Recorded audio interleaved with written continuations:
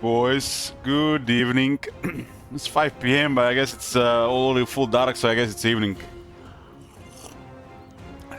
Vampire Elich reporting in. I literally got out of bed an hour ago. So is this game finally good? One Steinberg asks. Yes, when you play the Empire. Empire is always good, especially if you're watching somebody who doesn't know how to play the Empire. Then it's just like, where are we at?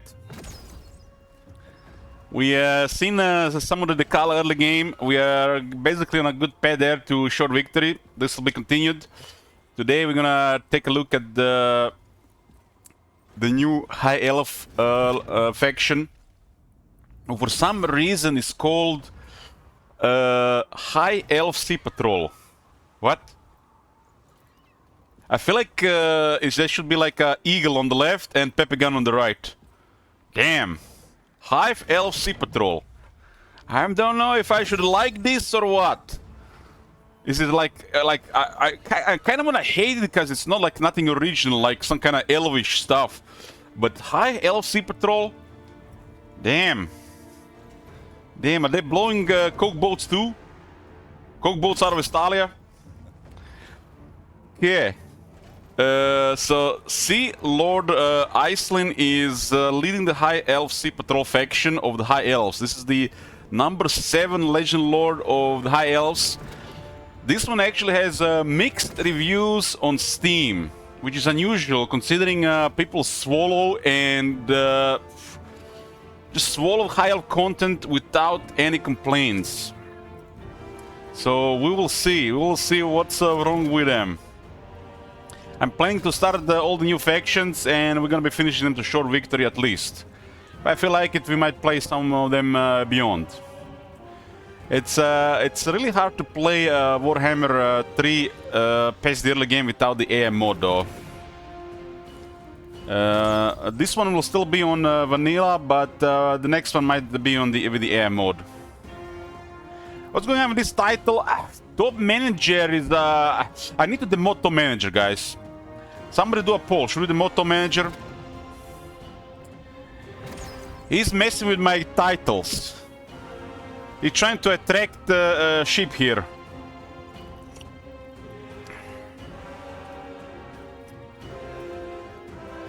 Okay, so I'm not even sure how to pronounce this guy's name. Iceland, Aslin. Sea Lord Aslin. He'll say his name. He is a known voice actor for the video games. We've seen him in Alien Isolation, heard him in Alien Isolation, Witcher, even Elden Ring. The Asa Navy stands ever vigilant. So he probably will say his name in the game. So what is this faction about? We will see. To me, I feel like it's gonna be like a legendary admiral of the Vampire Coast, except it's not gonna suck because Vampire Coast sucks and the High Elves are, glorious. Who's in Elden Ring? I think it was Margit. I heard Margit so many times, he killed him like 40 or 50 times. So, okay, faction effects, Asur domination. Has access to powerful dragon ships. I guess that's the legendary admiral alert. Can establish colonies and gift conquered regions to other High Elf factions. Has access to Asur domination advancements. Now this is like, what are these symbols here? Is it like a sun you can mouse over?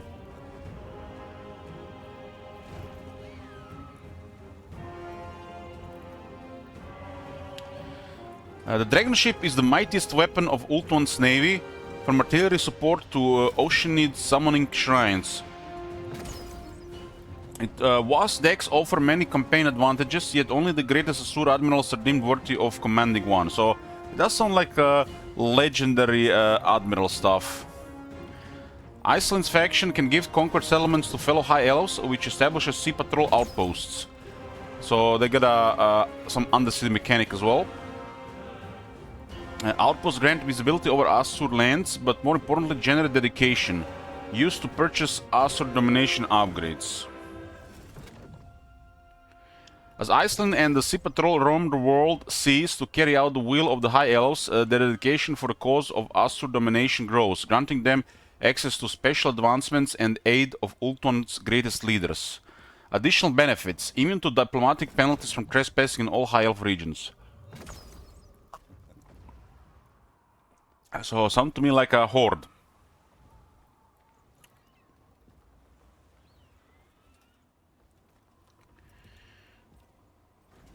Can issue provincial commandments. Where's the camera at? I thought I turned it off. I might as well as today is a Sunday, right? Don't have to do it for the rest of the month. I have to do it around Christmas. I got a sweater to show off. So Lord effects. What was this? Improved sea navigation. Can issue provincial commandments without owning his entire provinces. Additional benefits.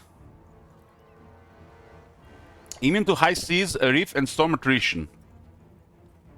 There are no reefs in the game, CA. There are no reefs. No reefs. Reefs have been non-existent in Warhammer 3. You're gonna figure it out.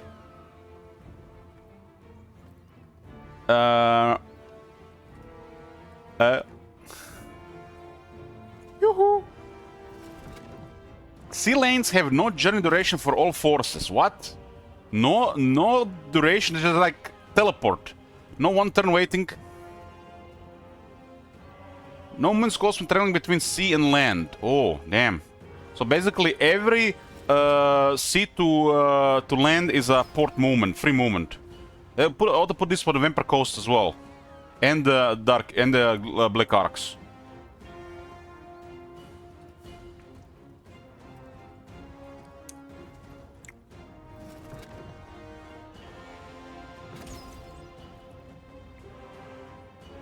Mist landing stands instantly move from the sea to land, ignoring impassable coastlines. I feel like they give a little bit too much here. Local recruitment duration -1 turns for Oceanids, CM Elementals, and Mervim units, minimum 1. Oceanids. We already saw the tier 5 monster. Like what? This is the Oceanids? Monsters infantry. Not particularly impressive stats, but they got very high defense and anti-infantry. They got 30 physical resistance and 20 missile resistance. Perfect vigor, what? 30 physical resistance and 20 missile resistance. You know how much demons get? 20 and 0. They've done demons dirty, like really dirty. Dirty. Especially the greater demons. The great demons are shit.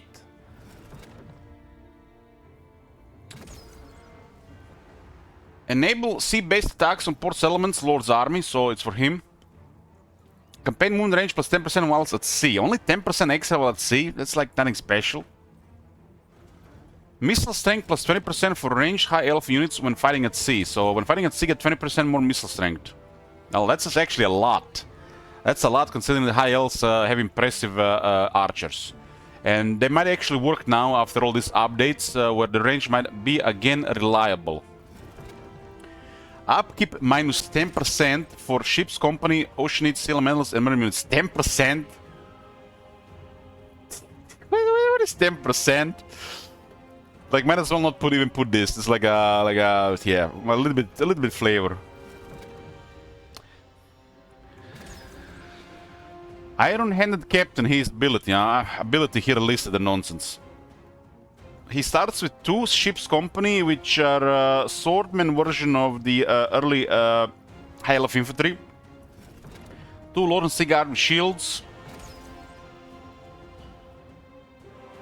2 Lothern Skycutters. Flying missile chariot.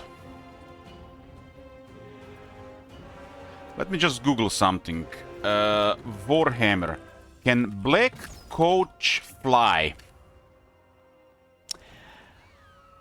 So CA, what the fuck? When is Black Coach gonna be flying? Huh? Can't believe Lot and Sky Cutters are in the game before the Black Coach is flying. If the Black Coach was flying, I would probably consider using that unit in the army.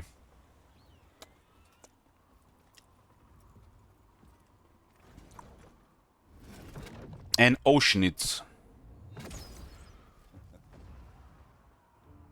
Why this unit has 9400 health?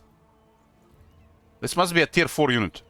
It's a sign of tier 3, but it must be tier 4 on the recruitment. Hey, Cheng. Speaking of howdy, we got Fallout New Vegas next week. I think it's next week. And I'm a caravan boss for the Happy Trails Caravan Company. If you're hearing this, I have a job offer for you. Happy Trails is organizing an expedition north into Utah, off the Long 15, and we need people. We're looking for caravan guards, prospectors, couriers. If you're used Oh, it's all next week. It's 10 days. straight toward trouble. 10 days. If you got a pit boy, we definitely want you. On the other hand, if you're a greenhorn or a city slicker spinning tales about your skills, you can kindly go hang. If we like your gumption, we'll pay you square and treat you fair. Find me, Jed Masterson, at the Northern Passage. Northern Passage if you're interested.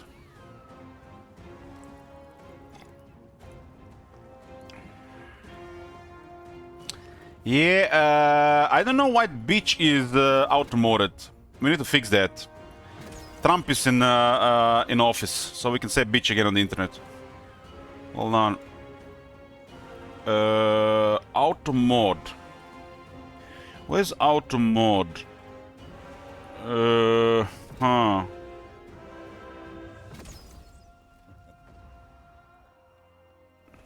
Settings. Stream. I'll find it. I'll find it. So I'll find it. Moderation. Settings.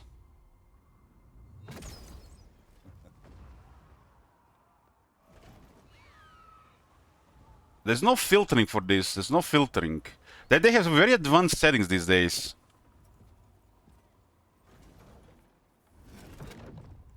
I mean, why is the beach getting modded? I mean, I can't even find this setting. Advanced setting. Mod management.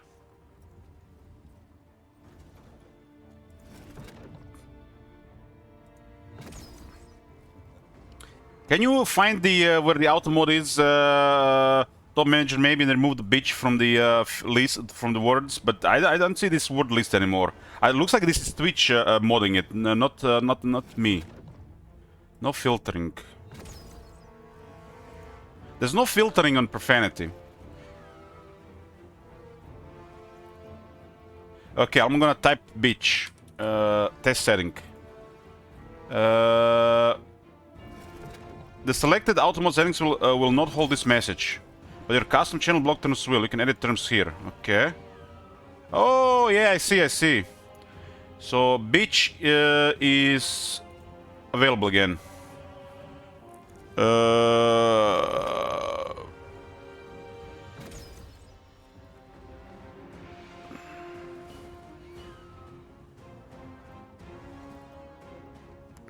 Okay, the rest should stay. The rest should stay.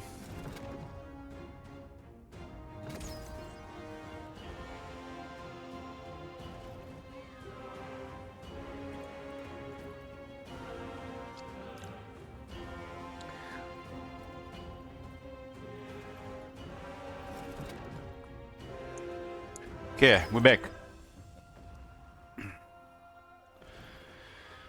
Okay, where do we start? We start in Eastern Colonies. Okay, settings.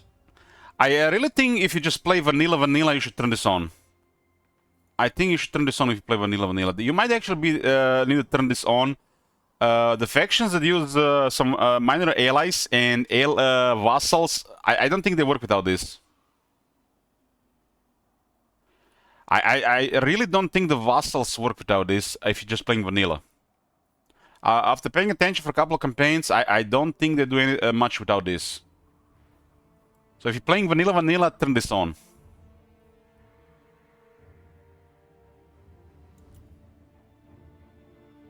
Okay, let's go. Sea Lord Iceland numero uno. Let's go. Let's see what this guy has to offer. We'll go check the units first.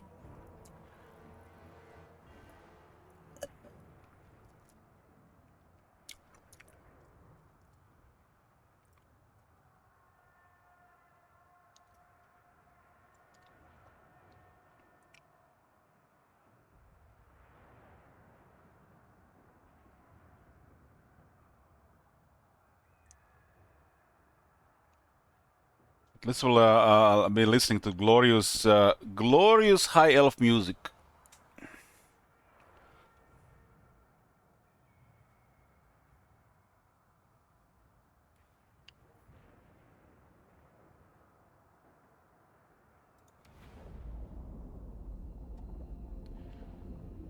This is Vikings intro. The waters take what they will, and yield to no one,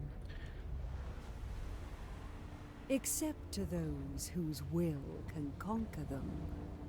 We start high elf campaign, right? Veiled in mists, a sword that cuts the roiling waters. This is like the Spanish traveling that Pirates of the Caribbean movie next to the English. Seaborn servant of the Phoenix King of Ulthuan,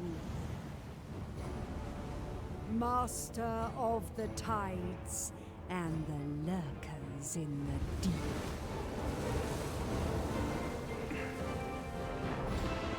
For those who dare oppose him, he'll leave them ruined in his wake.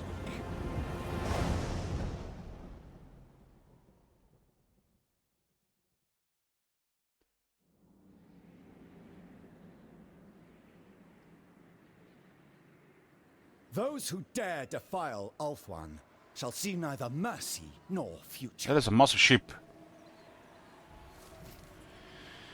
Okay. Aislinn, Aislinn. So there's a A. Aislinn. for the good of Ulthuan, commander of the Sea Patrol. In agreement. Ah, a summons. Leader of Assyrian's navy.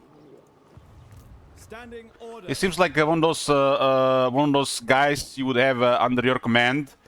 You know, if you're a king or an emperor, that you're glad to have because you're gonna get shit done. Well, this guy's been replaced by who? New faction? Dreadrock Privateers. Yoo-hoo! This is the Eastern Colonies, or we call it the Fup Islands. This is east of Southlands, south of Dragon Isles. So this is pretty much the end of the world here. The end of the world. So the Tor Elasor is no more. Looks like they've been captured, destroyed by the Vampire Coast. That is not warranted. We made a prediction how long will turn one last. We're starting at 29 minutes, huh?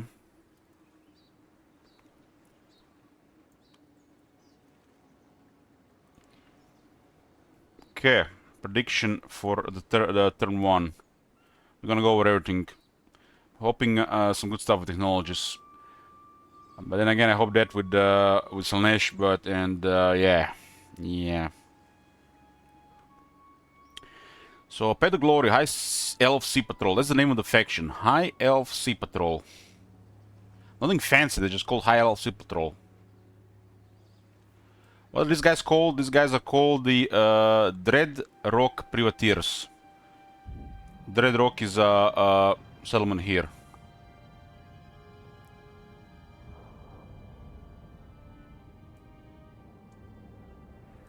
Definitely need to update the potential mode.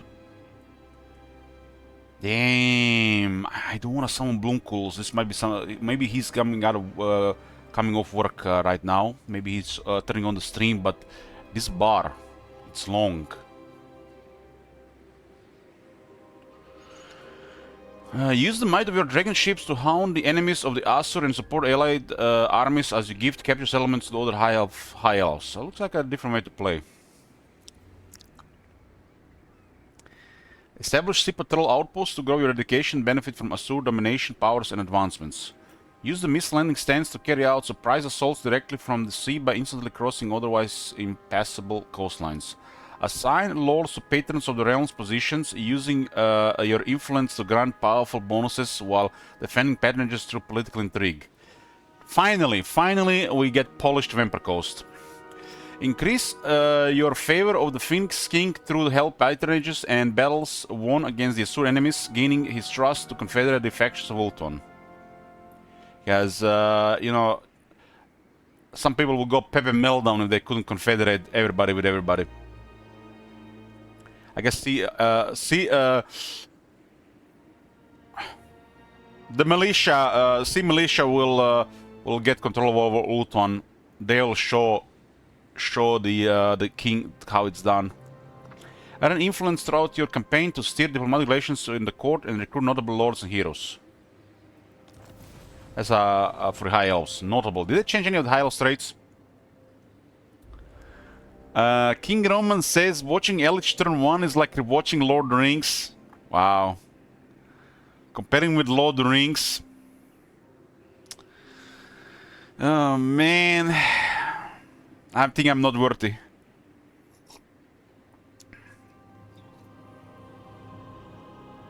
Establish an outpost on Tor Elisor. What does it say here? The Eastern Isles are the most remote of the Asur colonies.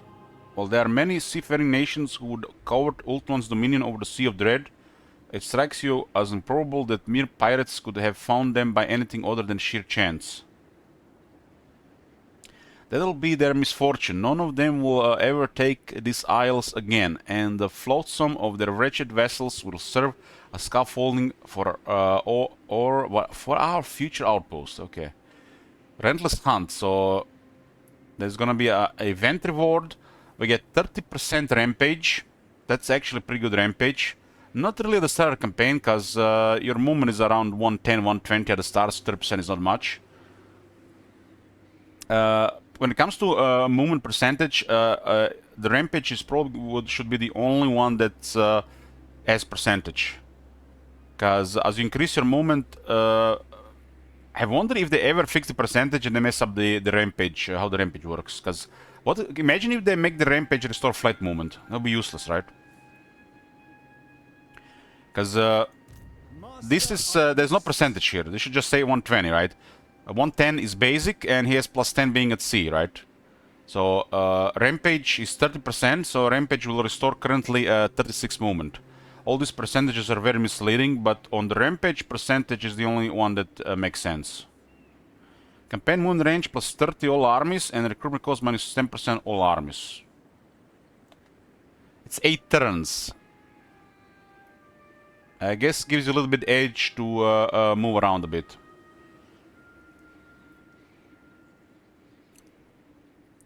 Elven colony availability plus 1 and Elven trade plus 100. Elven trade, huh? Okay. Surfing proud and tall. Damn, I do like me this position here. Guardian by day, navigator by night. They both the Kala and Aisling have a nice location. What news? Okay, let's see some of the new units. Is anybody else think that this on top looks off?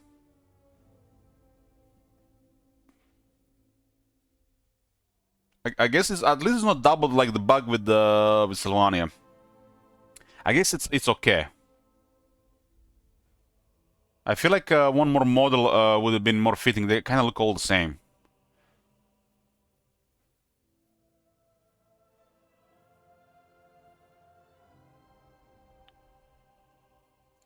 My favorite position is Reichland. Everybody knows that. At least there is stuff going on there.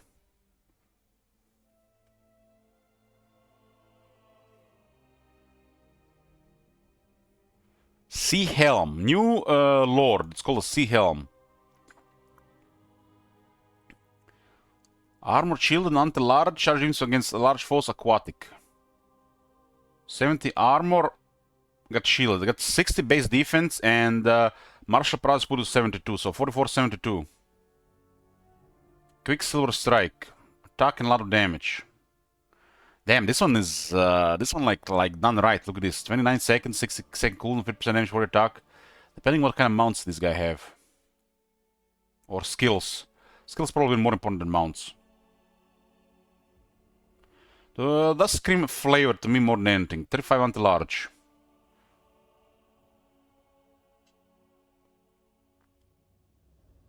From the looks of it, there's a spear and a shield.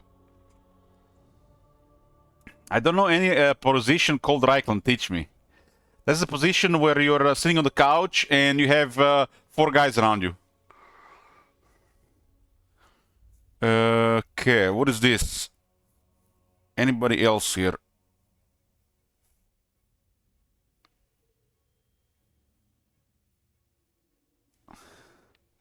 Ship's company. This is the we have spearmen and now we have ship company.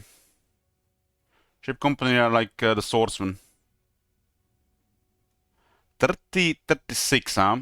It's like finely balanced for esports.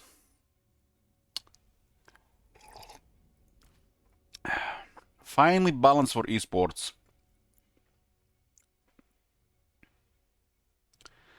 So might be their very basic units. Spearman is apparently tier 2. What? What? What? What? What is this? CA, come on, this is embarrassing, man. We have to take unit tiers with a grain of salt, but this is really embarrassing. Okay, so basic swordsman here. Maybe they look cool. There's a ship's company regiment of renown. Of course there is. They got great weapons. And a martial mastery. Okay, cool, cool, cool. They look like basically a weak version of the White Lions of Grace. There's an ability here called Naval Discipline. It's basically just a big area buff for leadership, defense, and anti-large charge. That's how we do it, 55-meter range. Most of this ability should be 55 meters.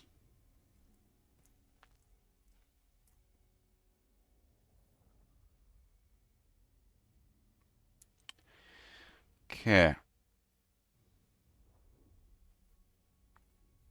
Everything else the same here. Ooh, we got Sword Masters of Hoyer. Because how else are we going to use Sword Master if there's another Regiment of Renown? Who recruits this thing anyways? 80... Okay.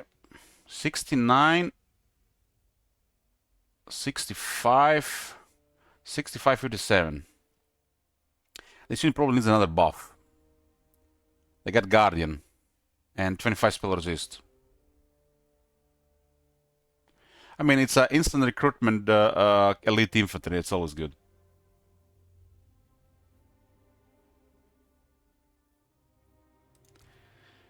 I think disgrace here is the bonus infantry at 14. Like, what the hell? 14? So these are the Swordmaster Horde of High Elves.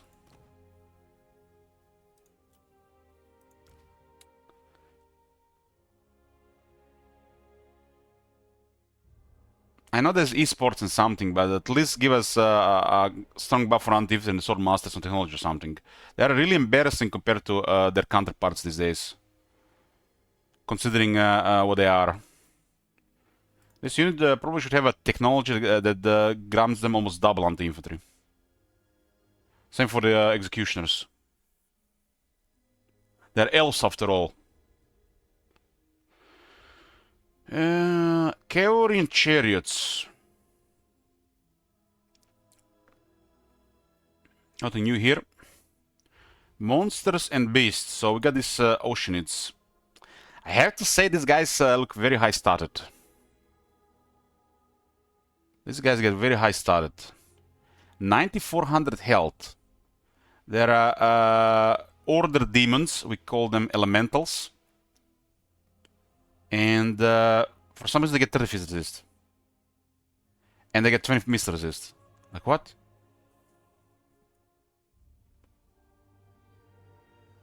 These guys are overstated. First glance overstated, but it all depends stuff under the hood, how they behave with their speed and their attack animations.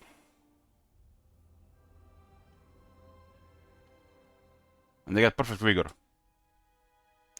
This first glance are really overstated.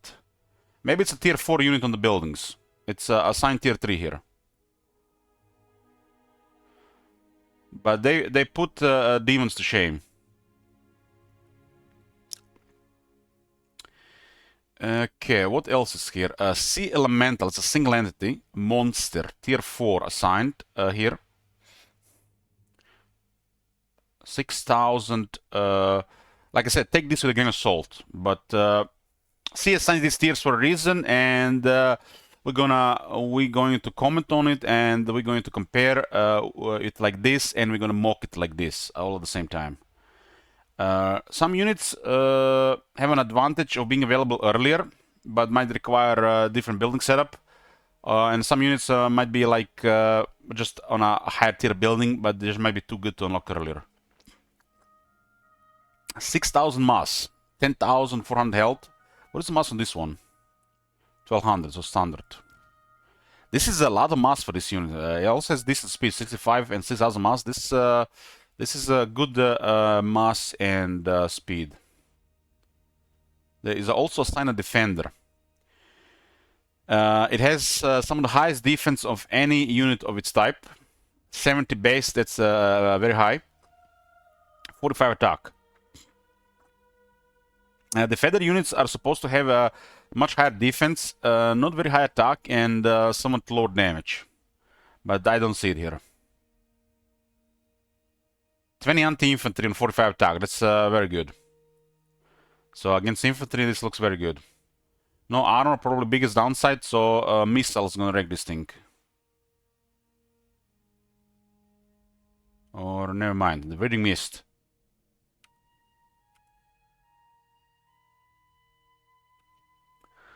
It's actually an ability for missile block chance, missile block, stock snipe. It's all over the place, huh? Split up. There's a summon, enters exploding there. Summons a weaker unit of the ocean. It's once dropped below 25%. Okay, so basically it gets a summon on low head. Also perfect vigor. I mean, I agree that there should be perfect vigor all over the place where it fits. You know, like a Hero Titan and Necrosphinx should have perfect vigor in my opinion. But if you're gonna be adding perfect vigor to stuff like this, put perfect vigor somewhere else as well.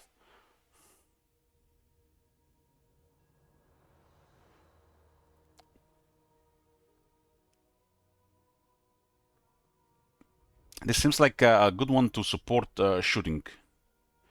They have immune to counter effects, Strider, 30 fizz resist. That's good against AP units. The units that have good AP, but doesn't really matter against regular damage. And the armor is still somewhat better than resistances on 0 armor. So even basic archers should be able to damage this properly. I really think they should add more perfect vigor in the game where it fits. And I already told you some of the examples. Perfect vigor has been a thing that's been added later on, and they haven't really properly thought about this. And I think more units should have perfect vigor. I mean, it does look overstated. It does look overstated. But there's another thing is the high elf roster is already strong, and if they add other units, they have to give an incentive to use them, right? Outside flavor. We do have Star Dragons now at 5,900 mass. They're above the mass on Star Dragons. Again. And this is strange. Merwyrm. Colossal monster. These are some of the largest units in the game.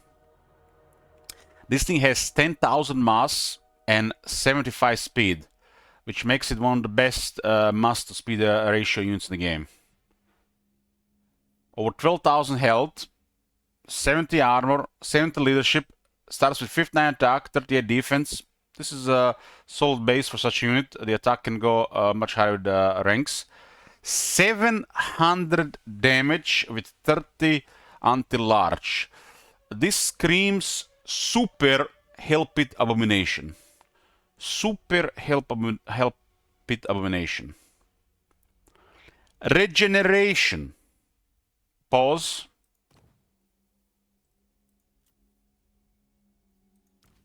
This is Hell Pit Abomination.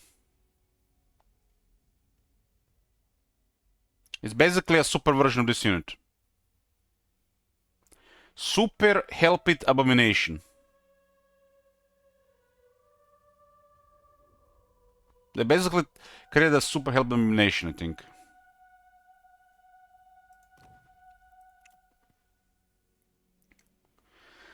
I was like, you know, mockingly joking that the high elves will get a tier 5 Regiment Renown, and look at this, there it is.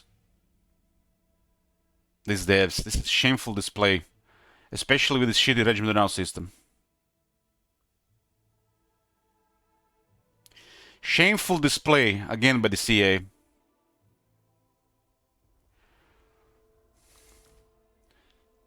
They really ought to rework the Regiment Renown system. Abyssal Cloak, passive ability augment.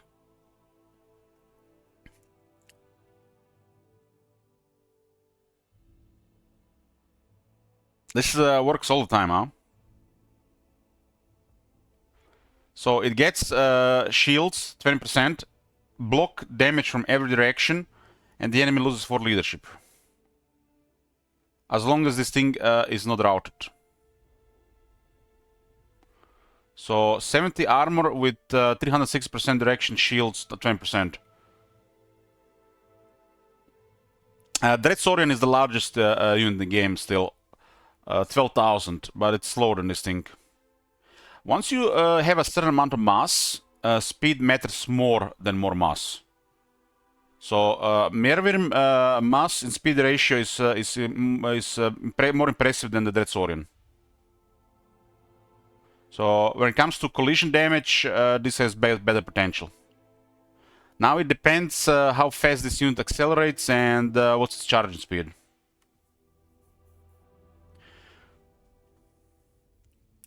Speed matters more than higher mass.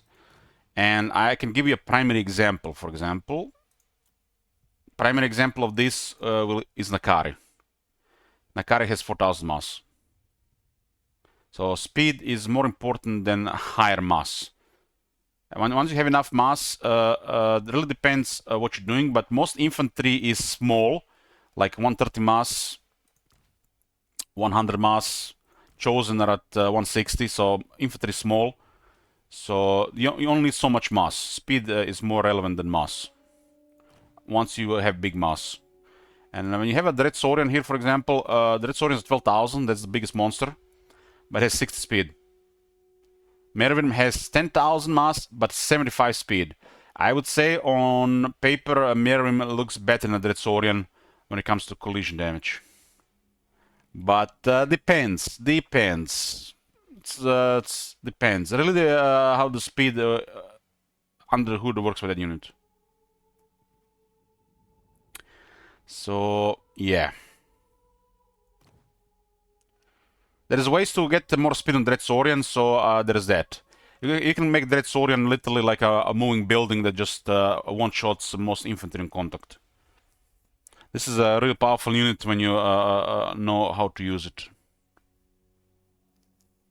There's, I think, there's a couple of factions of Lizardmen that increase this unit speed even further. And you don't even need Banner of Swiftness to make this thing crazy. So if you're ever gonna play Lizardmen, or if you're gonna be playing Lizardmen, make a Dread Saurian like your main weapon in the army. And don't use more than one, that's nonsense. Just put one in the army, that's more than enough. That one is basically, it's basically your army main weapon, Dread Saurian. You're gonna make it feel less special if you get 2 or 3, and you'll not be able to use it properly, because units that require collision attacks require a lot of micro.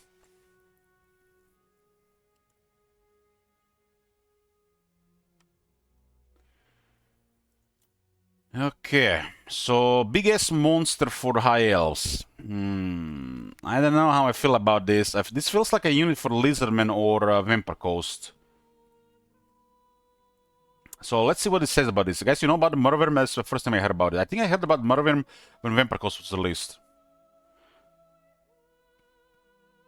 A Murderworm is one of the most ancient creatures found in the seas of the old world, being distant kin to the mighty winged dragons.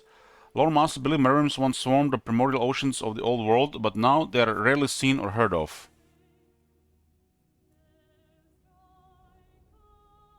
The upkeep on tier 5 units don't really matter unless it's really high. Like, this unit might even have a 2000 upkeep, it wouldn't matter. Once you get to this point of the game, the money is not gonna be a thing. All Murderworms possess long, almost serpentine bodies covered in scales and corded with muscle, with 4 stubby limbs, each tipped with sharp claws. They lash their bodies to propel themselves through the deeps at great speed and possess a frightening gait across dry ground, adults being known to grow as large as a warship in length.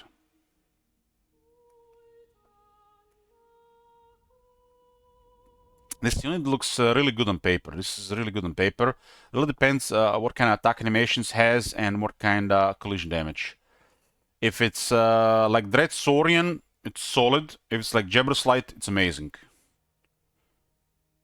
So there are stats under the hood and the unit behavior which further enhances the stats or makes the units pointless, really. Sometimes units can have very impressive stats, but not very good performance. 25 missile resistance, classic. Help Illumination has 15, right? This looks quite powerful. There's a Regiment Renown of it, of course there is. I really hate the Regiment Renown system.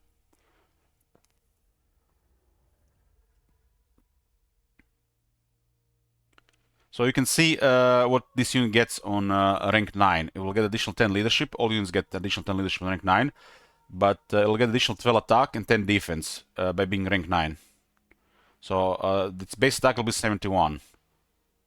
This does get really crippled by exhaustion. Massive units like this, they need as much attack as possible, even over 100.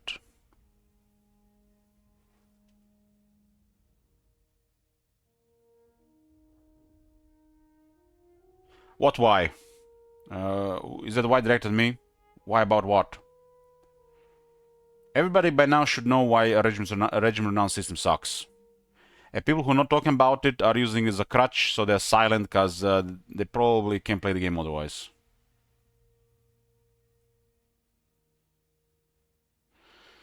Do units with higher mass lose vigor fast compared to lower mass units? We don't have information how the vigor works. Unfortunately, it's all under the hood. But every action you do consumes vigor. Mostly melee attacks, I would say.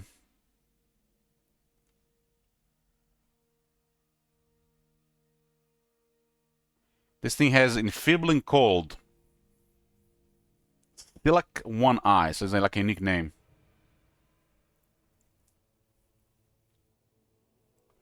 Those who find the foolish resolve to charge the Murderworms will find their approach hampered by the ocean's chill that hits them bones deep. So there's a penalty to charge speed, melee attack, and charge bonus. Nothing special, but already at -5 attack is okay, especially around other units. If the unit is slow and then try to disengage, they just get slaughtered. The AI sometimes try to disengage. Disengaging from melee when you're slowed is dead.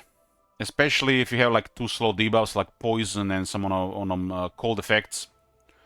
So if they try to get out, they'll just get killed.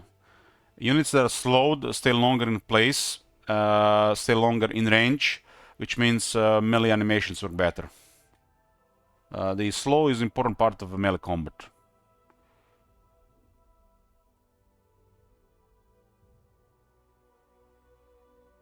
So, massive monster here, huh?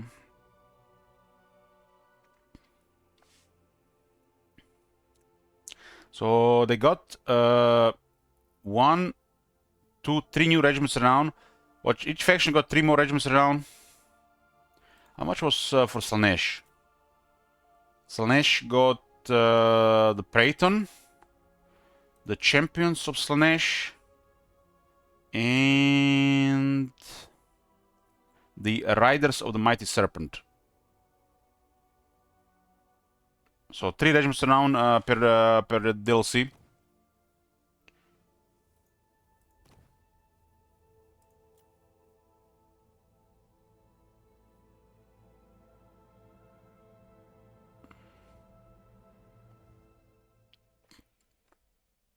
The Marauder Spears, they were already in the game before. Pretty sure.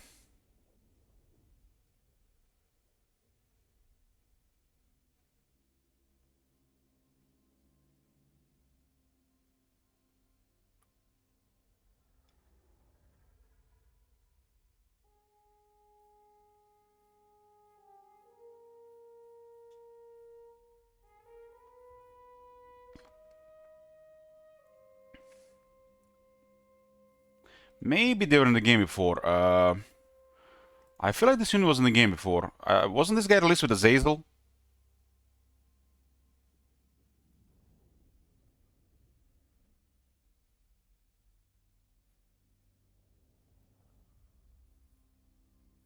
So many regiments around these days.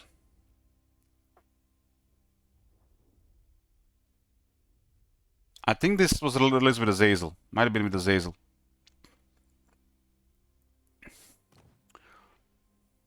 So 3 per DLC. Missile Infantry, anything new?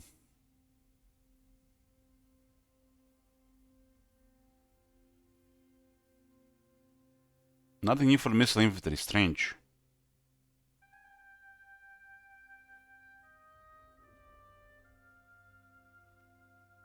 So, Ship Company is a new unit.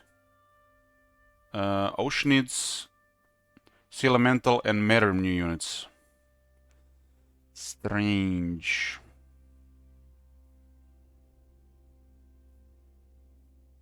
And the Lotan Skycutters. This cannot be a good unit because multiplayer exists. Multiplayer butchers. Butchers with a caps lock any skirmisher units. They can never be any good units.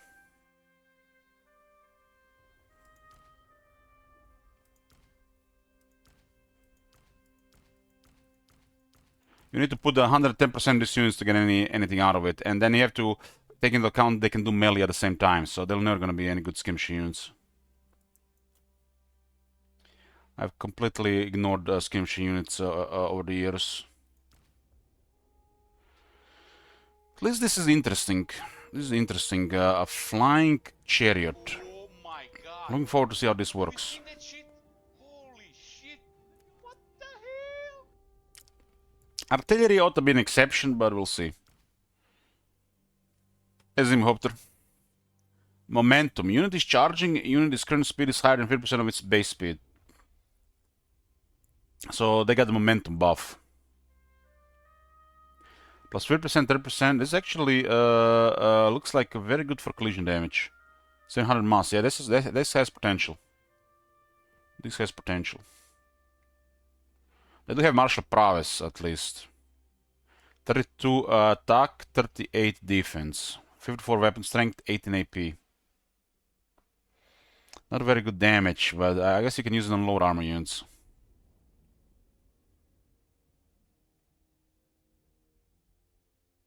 Only interesting about this, but these units require too much effort and time to deliver any results. They are always made around multiplayer. Lothern Skycutters Bolt Throwers. Who flies these things? Eagles? Skycutters are sleek airborne chariots held aloft by a cushion of magic, so magic keeps them there too. Drawn into battle by a swift feather rocks.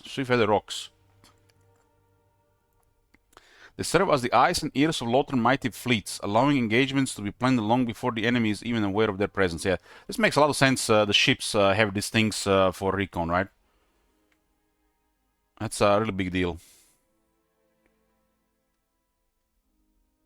Skycutters also use outriders for the Lothran's armies, for they can go where their grounded kin cannot. Should the Skycutter crew encounter a foe, the goal is to clear the skies, ensuring Lothran will dominate the heavens in the battle to come. This one has a bolt thrower weapon. Looks like identical melee stats. Range 250, and they got a 30 anti-large projectile. Damage looking good. A reload looking good as well. They can also use a single shot round and a multi-shot round. Siege attacker as well. This one looks good. This one looks good. 250 range makes it safe against everything, but it's in the air. Artillery in the air. Speak about high ground. Speak about high ground.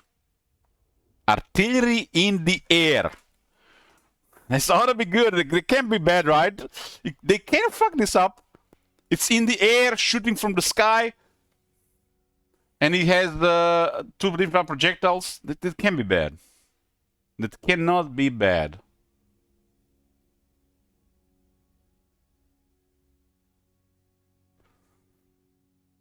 Okay, looking forward to try this one for sure. The rest is just like more of the same DLC stuff around the flavor.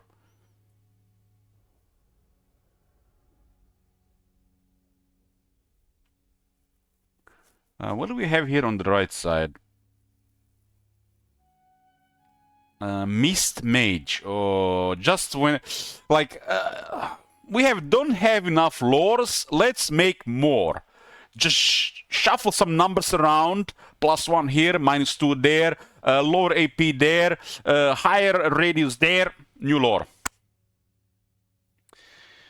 Okay, Caradrian. Caradrian is a legendary hero.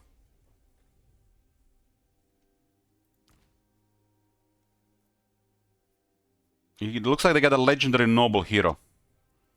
Caradrian was arrogant in his youth, rich, powerful, and considered he was the very archetype of a jaded high elf aristocrat, perpetrating rumors and intrigue at every sort, constantly indulged his petty nature. This all changed when Caradrian made this ritual pilgrimage to the China of Surian. There he went uninvited into the whole Chamber of Days. Caradrian emerged a changed man. A changed man. The rune of a Surian glowing on his forehead, leaving his old life behind. Caradrian then took the vows of the Phoenix Guard, and then not uttered a single word since. So there's a Phoenix Guard hero. Over long years spent in study and contemplation, Caradrian became ever closer to the thoughts of the Creator, until he was finally marked as a captain of the Phoenix Guard, to lead the devoted guardians of Surian in the times of peace and war. So I'm assuming he's not gonna have a voice actor. The bacon was too salty. I need some water. Be right back. Go back, boys. He's smiling so hard. Top manager, eyes on the game, not on the camera, man. I think this guy will have a voice. It's like legendary hero without a voice. That would be strange, right? But the Phoenix Guard are silent. You know, they don't speak. He's the captain of the Phoenix Guard.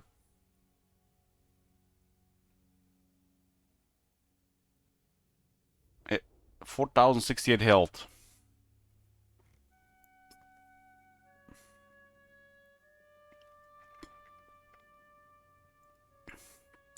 Valio says, I find this DLC the worst, but I think Sail is on par of being... I think Sail is on par of being that bad.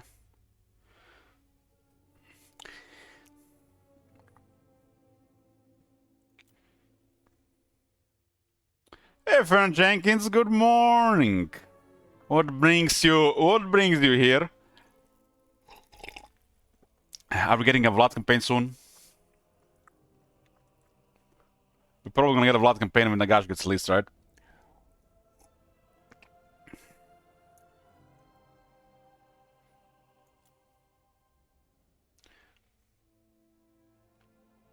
in like 6 months.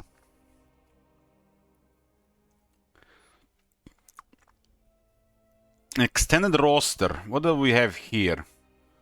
The Skyhawks. I don't remember that unit card on the Skyhawks.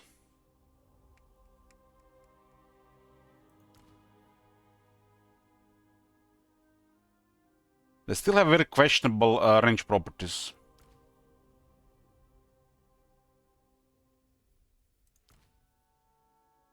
I mean, like, what is this? 22 seconds? Okay, so legendary hero for the High Elves.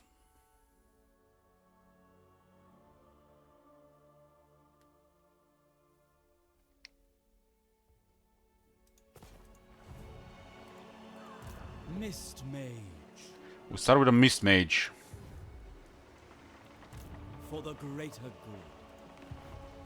Disciple of the White Tower. Ether Caster. Ready to aid. I just noticed he's male. Asa Mage. Who else? Lord of Depths. By Mathland's grace, the ether flows. Ready to aid, I shall arrange you. Master of Mists.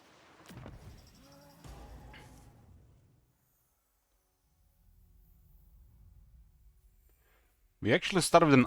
this guy started with the armor called the Shield of Merwin. I guess they couldn't help it. Okay, let's check the Lord. Ah, a summons. Kinda, it does look pretty generic. A little bit different face and helm. 4,288 health, 90 armor, 85 leadership. So the usual are very high leadership. 36 speed, 55 attack, 65 defense, 460 weapon strength, got 28 anti-infantry. Is dual wielding? Oh, dual wielding, huh?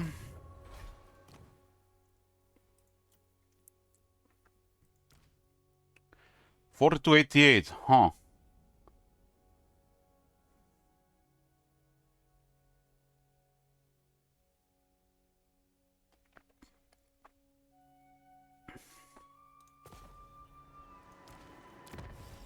So it looks like very similar to Locker stat-wise. So we can expect Locker's performance. So 58, 68, 65, and he can get another 8 attack to 63. So he has 63 attack and 78 defense on rank 1.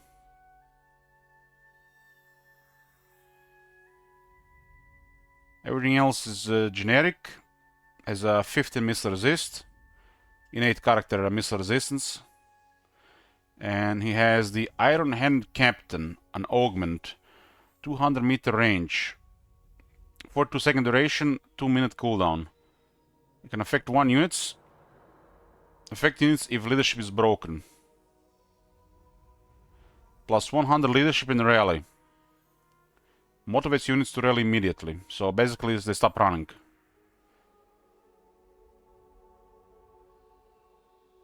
That's literally what rally was in the earlier versions of Total War.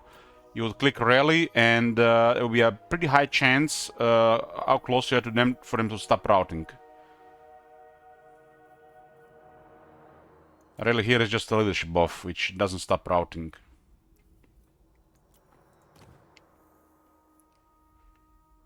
So this is looks like Locker stuff.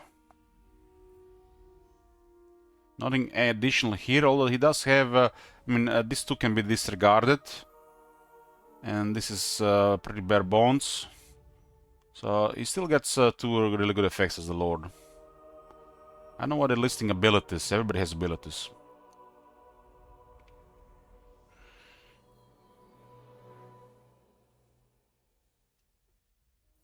He has 1 item, Mask of the Merlord, an enchanted item.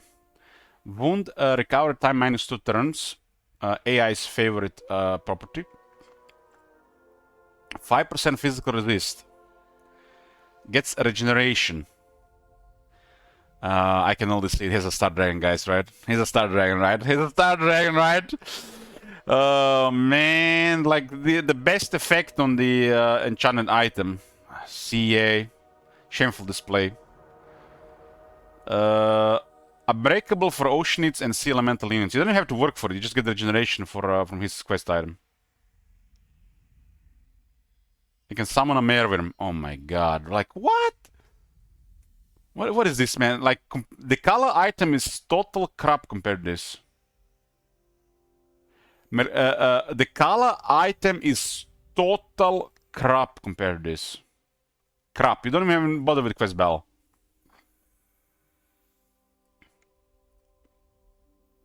This will make this guy a huge pain in the ass if he's gonna be a decent AI faction. He has a Skycutter Chariot on rank 10. And he has a Star Dragon on rank 18. Star Dragon, only one of the most powerful mounts in the game. Most powerful. And he gets regeneration.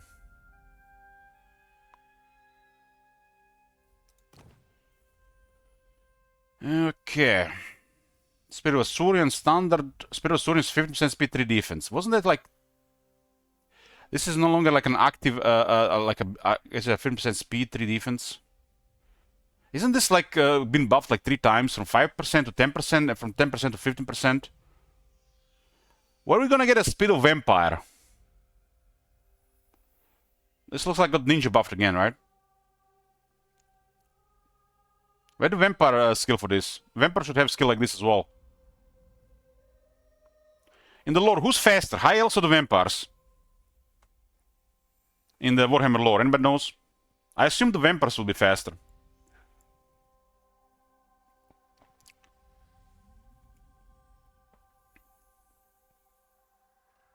So, where is the Vampire version of this skill? Every Vampire should have a skill like this.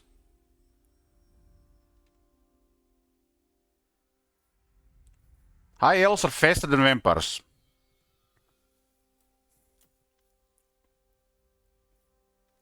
Pretty standard on the top. Let's see what else we have here. His legendary skills look a little bit strange. We'll see.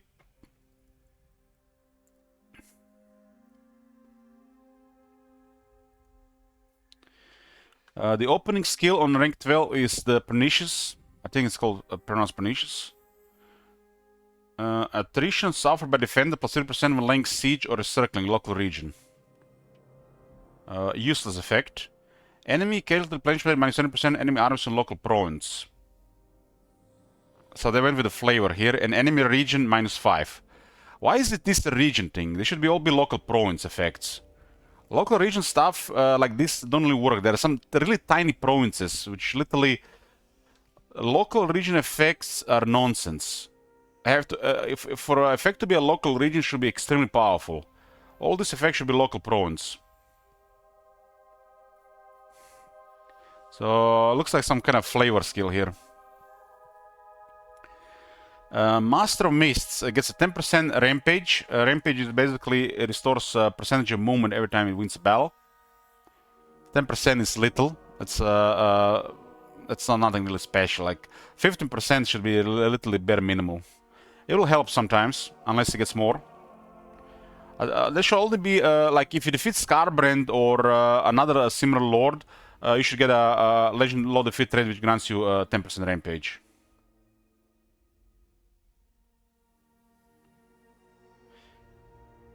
Ability Master of Mists. Basically, it's a big buff for range units. It's a really big buff for range units. Damn. That's a really big buff for range units. Damn. 25% damage when little 5th range.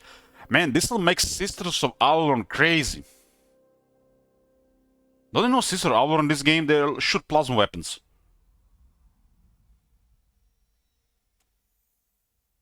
I mean, you turn this on around 3 or 4 Sisters of Avalon and you delete 4 units.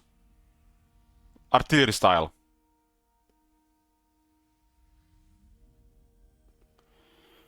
It's been a while since we had some fun with Sisters of Valor. Attribute stock for Loden Sea Guard. They do get wrecked by artillery, so stock for this is okay. Excessive measures. Ability number of users +1 for Dragon Ship army abilities. It says army abilities as well. Dragon ship supply construction cost -10% for all Dragon ship buildings own army. First strike. Vanguard for the entire army. So you don't even have to use range, you can just go monsters. Campaign range -30% for enemy armies starting their turn in this region. Enemies armies in the region. Region the effects are useless. Almost useless. And it does not work in the sea. The seas are not provinces of the world. Unless they fix that. Ambush success chance +20%. A little bit more flavor here. Vanguard deploying for entire army does add more options how you build your army. Give no quarter. Replenishes 10% companion range after winning a battle. So he has 20% rampage. That's decent. That's decent. So 2 rampage effects, 20%. That's decent. 15% should be a bare minimum for rampage, but he has access to 10s. So he can be rampaging with some uses. So if you can get over 160 movement range, it's pretty good.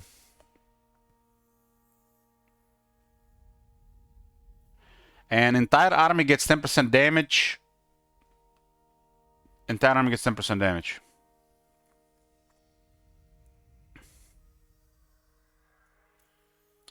There's dedications on the right, and it has to be Matlan. Dedication Matlan is defense, income from ports, leadership for Loden Seaguard and Ship Company, and lower API for these units. And there's a Herald one. Leadership for the Oceanids, Sea Elementals, Merworm, and the Ship's Company, and also attack for these units. 10 attack for these units. 10 attack for these units is actually a lot, especially for the Merworm. That's a big buff. 20% of ward save when fighting at sea for the entire army. What?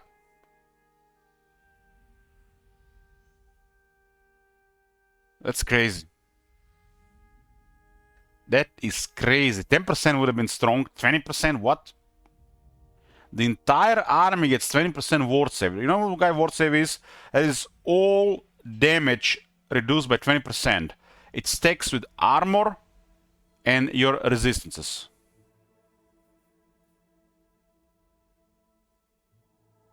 And there is a couple of stuff you can get also by winning battles at sea. And there, guys, sea is already crazy strong because you have those treasures. You know, 8 attack, 8 defense, armor, damage, 25 physical resist, regeneration, frenzy. The sea has already offers crazy buffs, but I went a step further.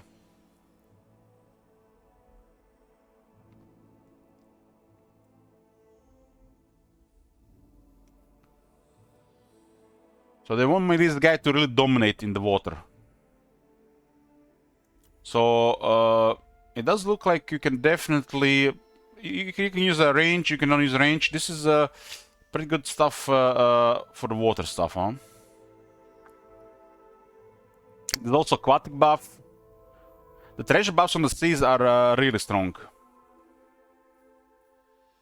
And this will stack like crazy. You get like Matlan buff and the Herald of Matlan, 20% ward save at sea. Your army will have 20% ward save and 25 physical resist on top of what they already have. A little better than Wraiths. Vicious Fighter grants him 12 attack and unyielding assault. Ooh, that's hot. That's crazy for the Star Dragon. Crazy.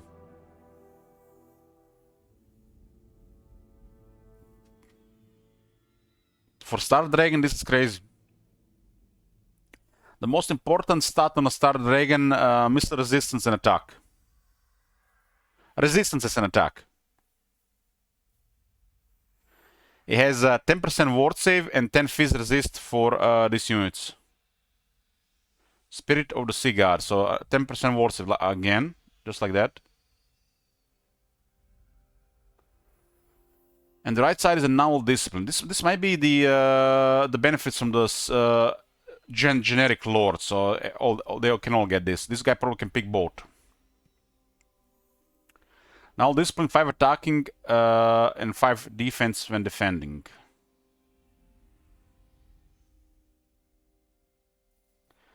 Approval of Finbar. 10 relations with high elves, cheap recruitment, and more sacking income.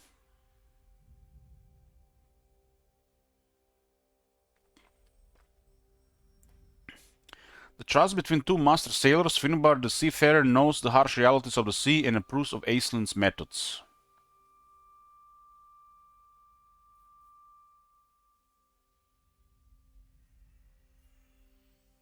This one is still kinda poor. As a scarred veteran on a Star Dragon. This guy has, guys, this guy has 65 defense. Base.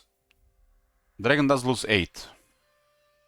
But it has to have 24 defense on the skills.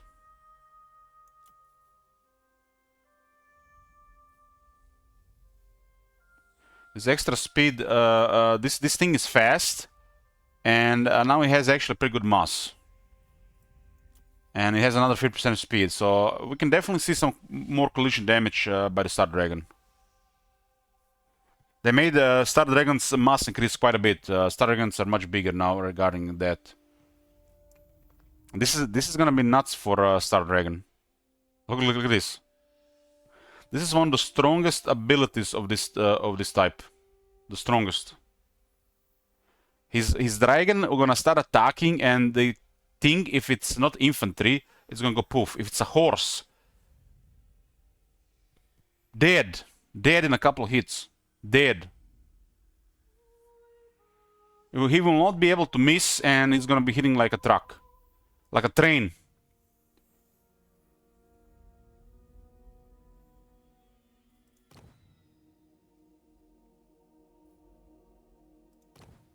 Star Dragon with this ability is a little bit absurd. This ability is very strong. This is also very inconsistent with every other ability in this game like this. This one is on steroids with a good duration and cooldown ratio. This is way too much. And for a Star Dragon, it's gonna be crazy. Star Dragon deletes stuff. It has an extremely strong base. Look at the Star Dragon. It has 580 weapon strength. It's some of the highest weapon strength in the game. Only Scarburn has higher, right? 580. So it's gonna be plus 50% damage on that 580. And that's just the first damage buff. Plus 20% here. More damage here. A little bit more damage here. Weapon. This Star Dragon gonna destroy stuff.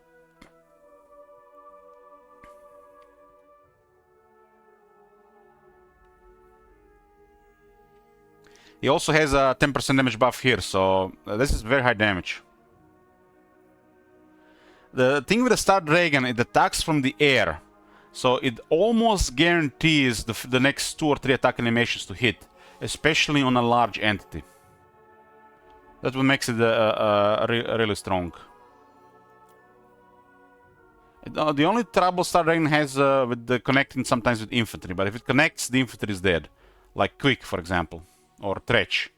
But if you're on a horse, you know, if you're on a horse like Archeon, no, Archeon has it's very tough to hit. But type entity on a horse, chariot, other thing in the air, it connects very consistently. And when you add the charge bonus, it will have 90% chance to hit in the next several attack animations. And this thing is just crazy. This thing's, I mean, his charge bonus is just like, you just remove charge, doesn't even do anything. Like this thing is just nuts for the dragon. Crazy. And you can have also a damage buff on the weapon and or enchanted item, but you're probably gonna be using this one. So you can probably kill some characters in even 3 hits. This ability is really too much. Just because of Star Dragon. This ability would be fine if he didn't have a Star Dragon, but Star Dragon and that ability is just too much. That's basically the Chaos Lord on steroids. And you guys seen Chaos Lords, what they do in the last long campaign. Okay, this is pretty straightforward, all the same as before. Where they put Sky Cutters? Sky Cutters are on the Bowmaster. Okay. No double dip. Ooh, Sky Cutters get a Vanguard Master and a Bowmaster. Double battle skill, nice.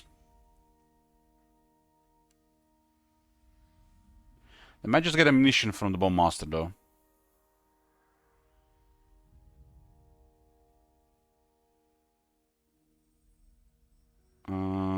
I guess they get 6 stack and 12 charge here.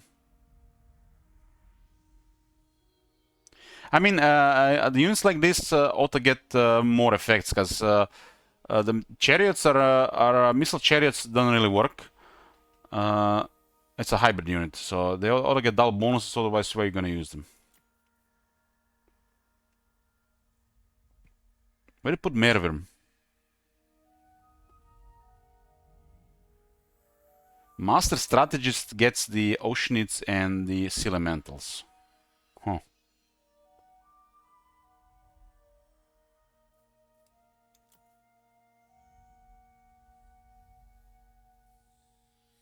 Mervim is an Vanguard Master. So 12 charge, wasted start.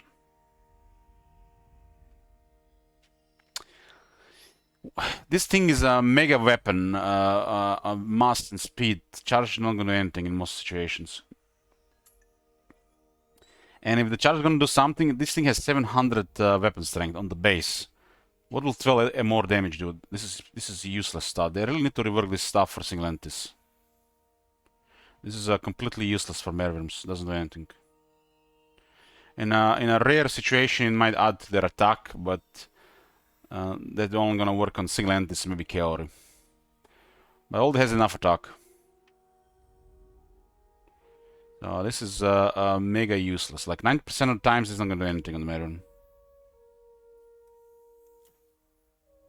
So Mervirm is on immovable force. 5 attack, 10%, 5 defense, 10% damage, and 15 spell resist. Spell resist for a mega unit with regeneration.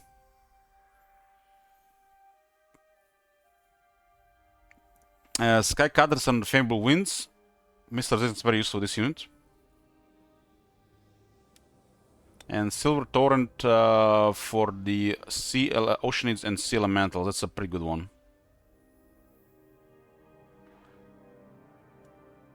You think the Mervin would be here though. Shame. No extra speed for Mervin from the Bell skill would have been amazing for his mouse. This is the strongest buff for Mervin, the speed.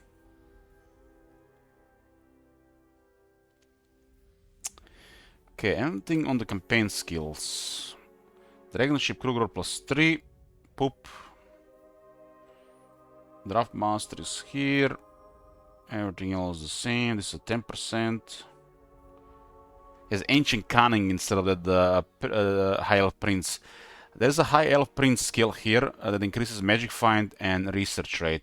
I would say it's one of the strongest campaign skills in the game, especially play a long campaign.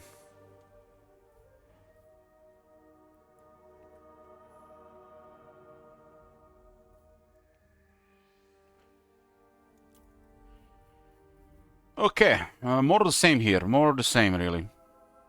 More of the same. Expected power creep. More of the same.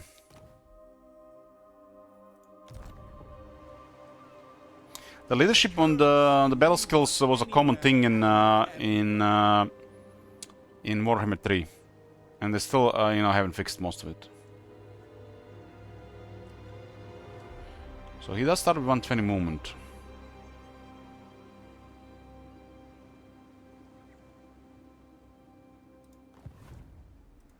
Ether Caster. Mist Mage. Oh.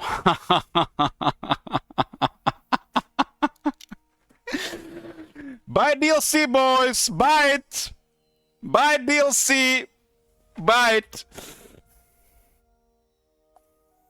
I mean, that was missing, right? That was missing. It was missing. In their defense, they didn't have it.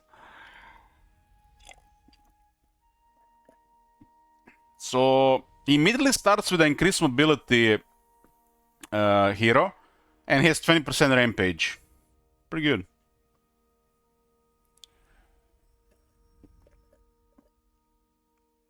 Increased mobility is a hero army ability. When hero is embedded in the army, it grants the army up to 25 movement. And campaign movement is one of the strongest stats in the game on the campaign map. You can do much more with your turns. So if you take 10 turns into account, depending on also stage of the world, you just do more. You just do more, and it's one of the most important things to increase in the army. How much movement does army need? The more is always better, but after like 160, you don't need much more. You don't really need much more. You can only do pretty effective turns over 10 turns.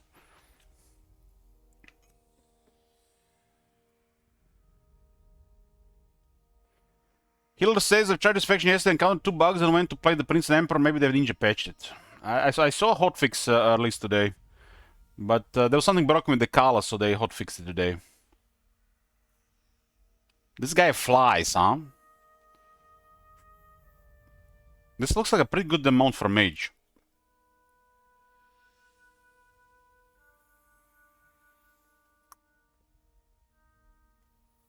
Why does the Great Eagle give the mage so much health? That's what the heck? Is it above this?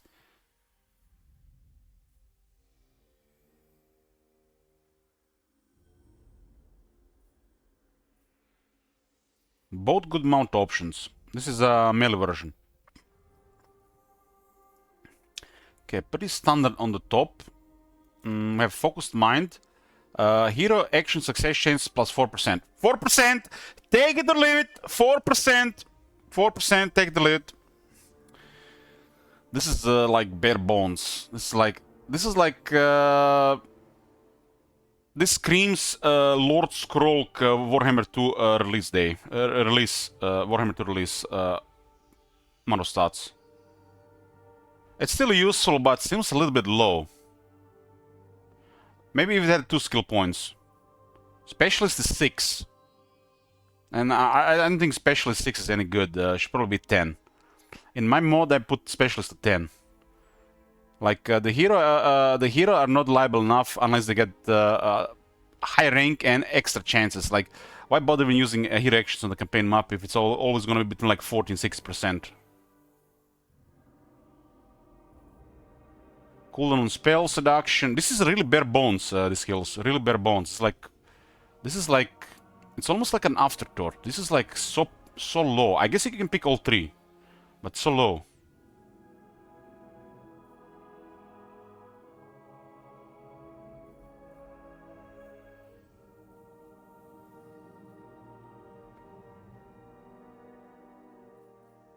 Envelop in mist. Speed plus 5% for our own army. Yeah, I thought the high elves were a little bit slow. I thought they were a little bit slow. They need to go a little bit faster.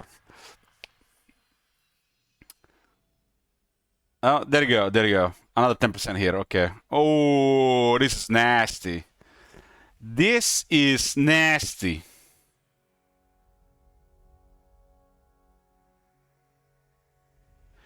Additional 15% block and additional 10% to succeed. If you play like a very long campaign and you wanna mess with some stuff, this one actually has an impressive block army.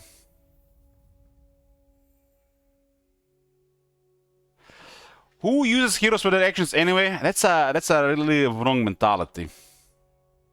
It's a wrong mentality. There's so many wrong with that statement. Melee defense plus 10, 10 physical resist, and a Wayfarer. Okay, pretty good buff for the Skycutter.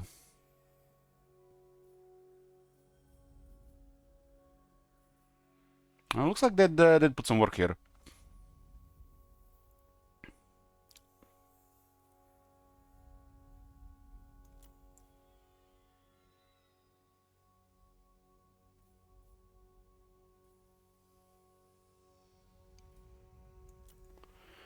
So what is this lore about? Just when I thought we had enough lores, they had another one. It's called Lore of Mists. What's the past? Please tell me it's map wide and not 55 range like the theme of the Warhammer 3 passives.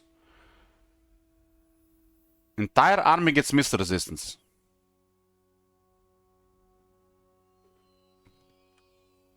Okay, okay. Okay, I'll take it. 12 seconds, not very long for that effect. Okay, I'll take it. 12 seconds is a little bit low, but I mean, we have Shield of Suffrage. It's 9% ward save. So you kind of want this guy with the reactive army. We'll have to see with the spells.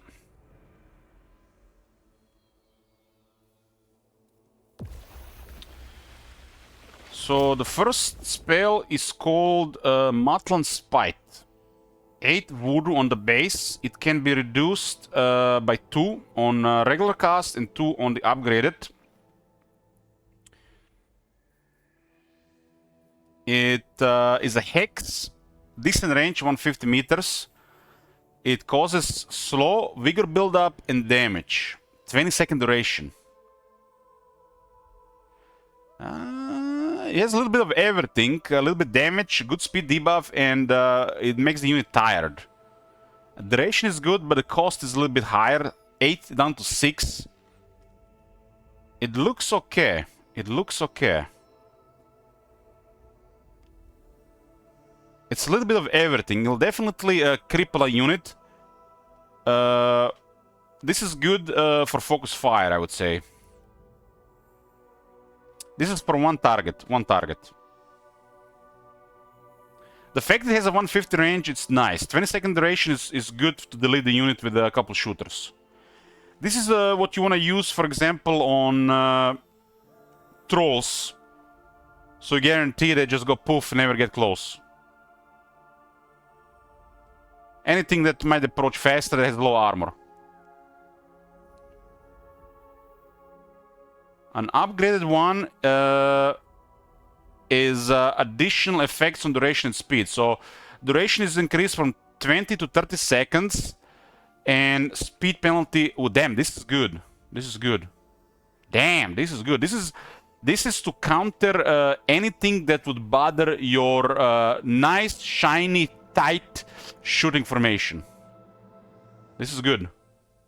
And yeah, this is good.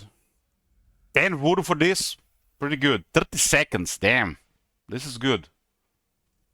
In 30 seconds, they're gonna build up quite a bit of vigor and they're gonna be full of holes.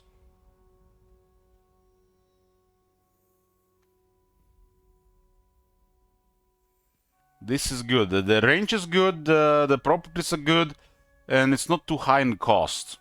And you can lower the cost by 10%. I believe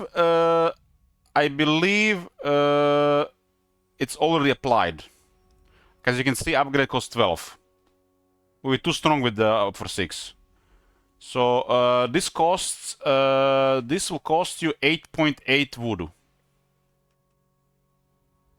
8.8 voodoo with excellent efficiency. That's pretty good. This is surprisingly good new spell. Warhammer 3 added more of the same magic-wise, and some spells were over the top, some spells were underwhelming, and everything was expensive. They're still adjusting this stuff. Okay, so already screams reactive missile gameplay. Shroud is the next spell. Restores vigor, give you immunity to contact effects. For 4 voodoo, you can literally make a unit fresh.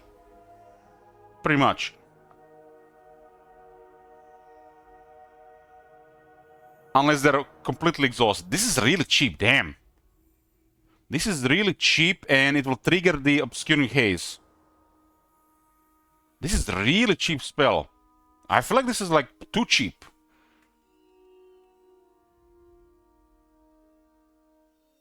Damn, who the hell was doing this voodoo, man? I already like the look of this. The Overcast heals. 0.5 regeneration. It's 5 times the regeneration. What?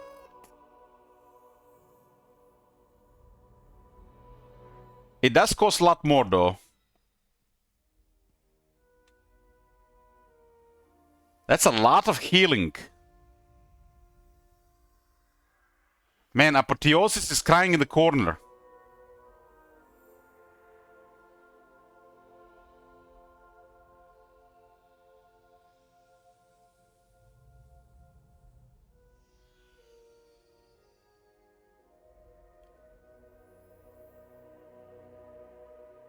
This costs 7. This is gonna cost 8.1. 7, 6.1. This is gonna cost 6 voodoo. This is gonna cost 6 voodoo. The only downside is the cooldown. You can lower it by 10%. Cooldown is a problem on upgraded spells, so you want to have more cooldown reductions. The downside of the upgraded spells in this game, it's not miscast, it's cooldown.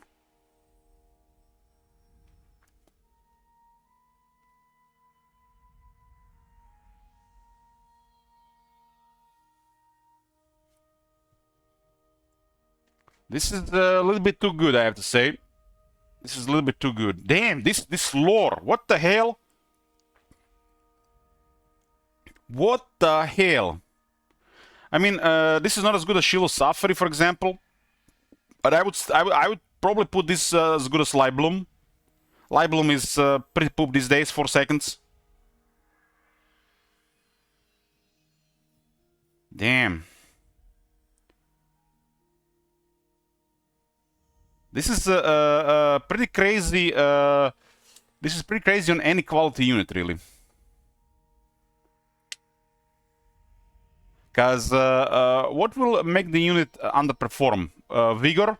And when they take that damage, they're going to get even killed faster. But if they don't get tired, they get healed. Like your start dragon can just keep smacking.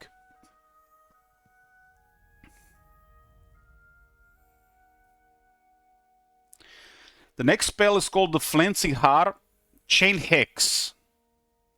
Minus 30 armor and minus 36 shields. Spread range 40 meters. You got shields? No, no you got. Nope, no shield for you. 24 seconds, no armor and shields. Even the Lothran Seaguard will murder them. Poor Saurus. This is actually a pretty big debuff. Even if it affects 2 units, like this can affect up to 5 units, but even if it affects 2 units, it's gonna be pretty good.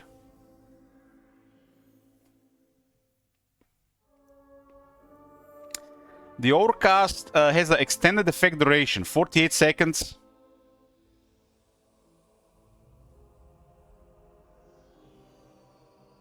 Damn. Who was making this lore? Somebody has brain cells still active.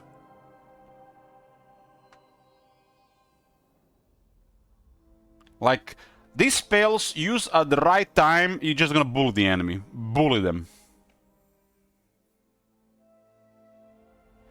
Walk between worlds. Single target buff for speed and physical resistance. You literally turn a unit into a wraith. 6 cost. 6 cost for 22 second, literally damage unit against non-magical attacks. You know when the units get pressured by like 3 units at the same time? Like sometimes you make a formation and a side gets hit by 3+ units, especially like large units, cavalry, monsters, and an infantry unit. Well, you put this on that unit and it's not gonna take any damage. And they wasted just 3 of their units. This is like Pip, the Pants in Impenetrable Pelt in the Lore of Beasts. This damage immunity on demand is excellent. And this makes to 44 seconds.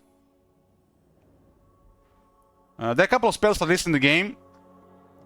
But anything gets pressure from multiple units, you just cast this on the unit. If they have no magical attacks, they won't be able to do any damage. All these costs are pretty fair. This makes it a little bit too good, even just 10%. Because, for example, this spell costs 12, right?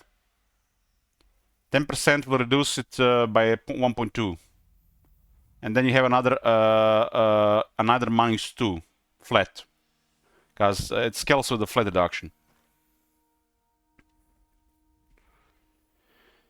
Damn, this is like, wow! I'm shocked. This is like good shit. And the fact this guy has increased mobility and speed for the entire army and good mounts.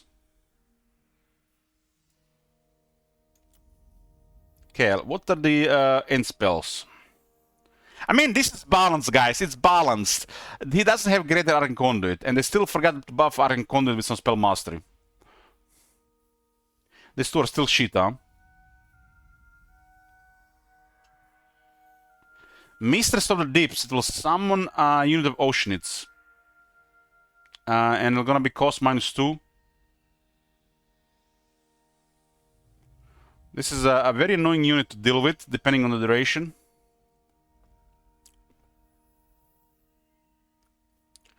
And Writhing Mist. It's the big spell to hide the army and debuff the enemy. So this is the crazy good support lore. Crazy good support lore. This is good stuff. This is what we want Magic to be like. If all you know about Magic is you know, casting Pit of Shades and the Wind of Death, you're hopeless. I mean, they have their moments, but you gotta learn to use support magic more. In some battles, it'll be more important than casting destructive magic, because what the fuck are your destructive magic gonna do against ogres or Norse mammoth spam? Hmm? The Aesir Navy needs my counsel.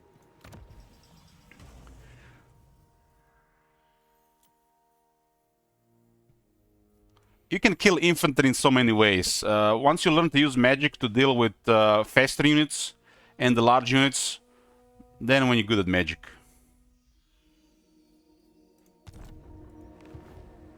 That's why you choose Lore Metal. Exactly. Lore Metal is good at everything. It will mess up large and it will mess up infantry. It's like Lore Metal is just... There's nothing bad about it. It's just like that armor buff, sure, ignore that, but Lore Metal is just chef's kiss. Deals with large and infantry.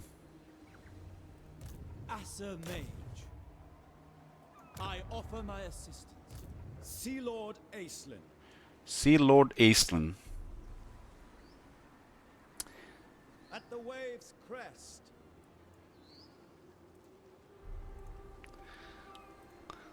Okay. This is still the same, huh? Intrigue of the Court. Anything with the rights? I did notice.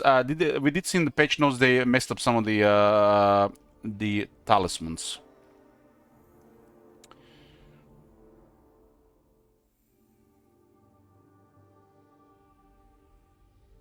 What three that here have Tinker? Higher chance for succeeding actions, a little bit of research. Nothing special. It's actually really poor nowadays since the trait rework. The high elves are been forgotten regarding that. Invocation of Matlan. 3 turn duration, 10 turn cooldown. This is how you do rights. This is realistic stuff. What the fuck is this nonsense? Lower this and lower this. Lower this and lower this. 20 turns in Warhammer 3. Past the early game, that's an eternity. Did I make a Lord tier list? No. Report. We'll go over technology, but damn, I need to get some water. I need to get a bigger glass of water. Be back. We are back.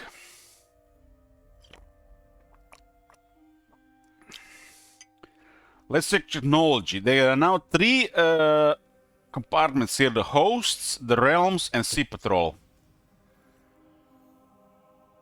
Sea Patrol might be special for this faction, right? Or this might be actually at This might be actually unique to this faction. We do have this elven trade. Oh my god. Have you seen that shit? Holy shit. What the? A well-protected economy of elven trade is overseen across the sea patrol outposts, capitalizing on the enterprise of elven colonies and critical to the bolstering of dragon ships. Elven trade is collected from various buildings within sea patrol outposts. Elven trade can be converted into dragon ship supplies and generate economic benefits within elven colonies. If you guys don't know, this faction is called High Elf Sea Patrol. Eagle Pepper Gun.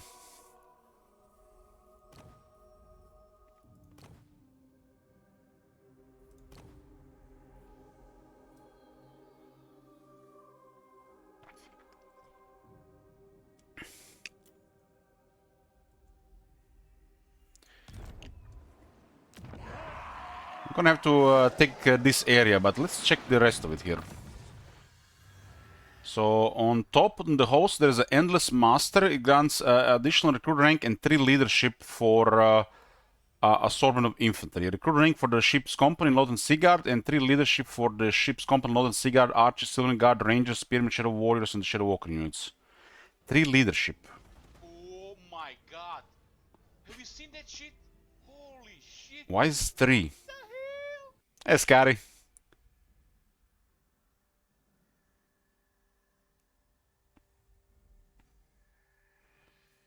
Light Eternal Armor. Ooh. An earlier Light Eternal Armor. 10 armor and 5% speed for these units. Looks like the same list of units. This is pretty good. Pretty good. Trumpeteers grant 5 attack to these units. Okay, I only like this more. Archery prowess has been nerfed. 5% ammunition, 5 reload times. This was always too good. Now we got a nerf version. Maybe there's another buff for the archers. Spear wall is 5 defense, so they lost 10% damage, spearmen.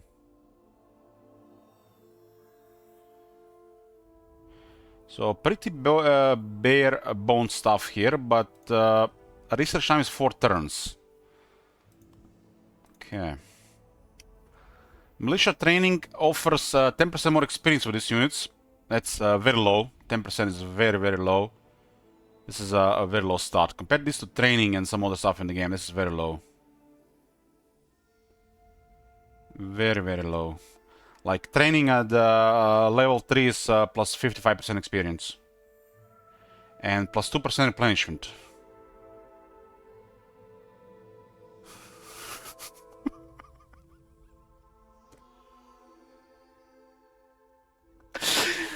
It's not even faction-wide, it's just for these units. Okay, Forge Masters of War. Minus 5% upkeep.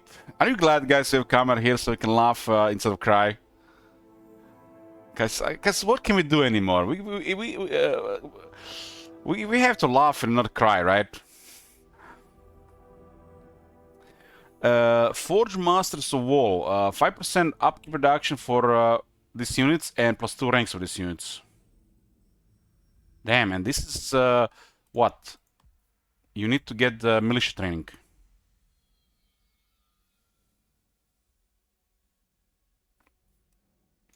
They always expand technology and they lower some of the values that make sense, and some of the stuff that nobody asked for get added. And some of the technology that used to be really good, like take example, dwarves and even some of the empire technology, but they got a wide variety of technology, are now worse. And they added more technology, but more of these worse level quality technologies instead of the good stuff. But every now and then, you can still find a very good technology, but not the one you want for the type of units or the type of thing you want.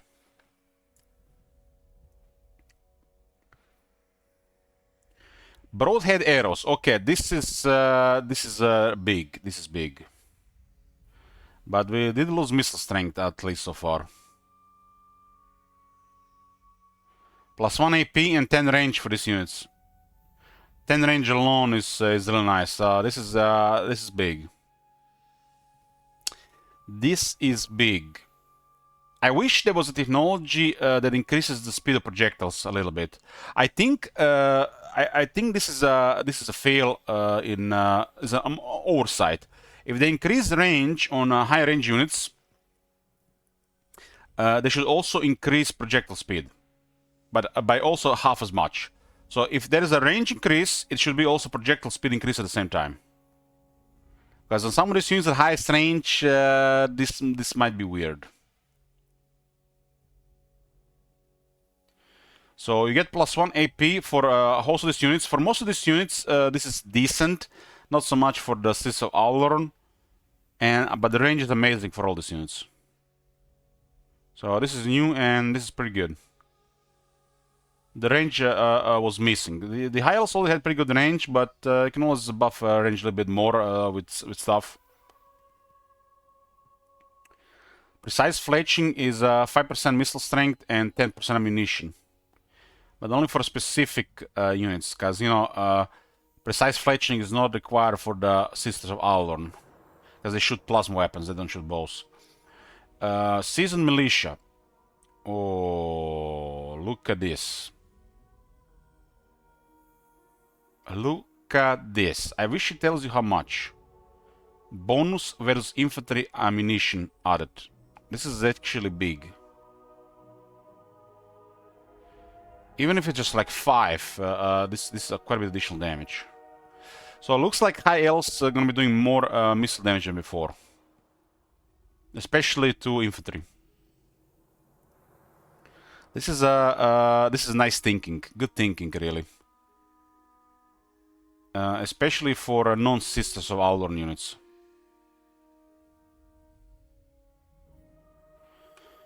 Martial law increases upkeep reduction by 2%. Increases control by 1. What the hell is 1? Why is there a technology 1 in 2025? Should be at least 2 or 3.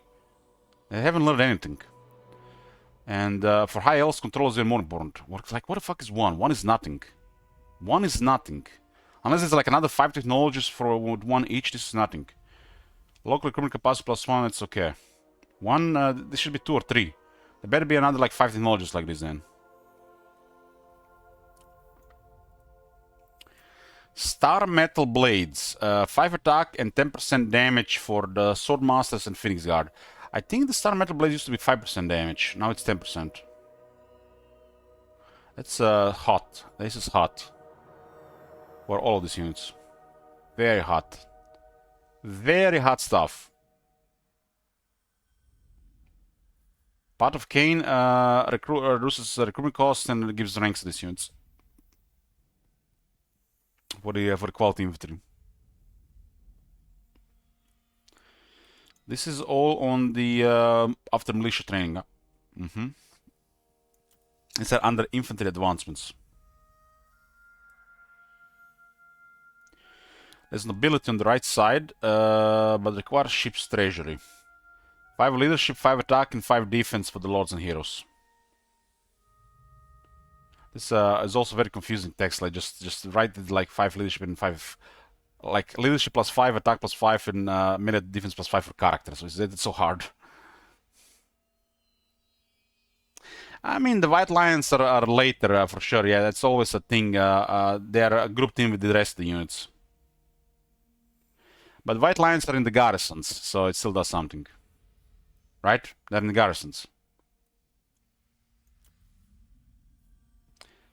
I mean, embedded heroes, like, why do they even use this term anymore? Like... Oh my god! Have you seen that Yoo-hoo. shit? Holy shit! What the hell? Hierarchical maneuver. -20% hero action cost chance, +5 hero action success chance, -10% enemy hero action success chance. This is nice in a longer campaign. In a longer campaign, stuff like this becomes important. But a short campaign or lower difficulty, this doesn't do anything. Low recruiting +2 all armies, high recruiting +3 all armies. Elite champions. Character experience gains +10% all characters. 10% this late. Armor piercing weapon damage +50 for non-spellcaster lords and heroes. Okay, that's okay. And would recover time -1 for all characters. Now this is a little bit different, huh? 10% will gonna be barely noticeable here.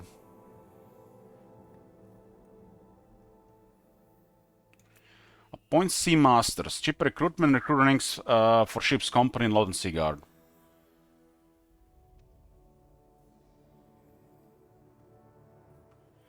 Recall colonists.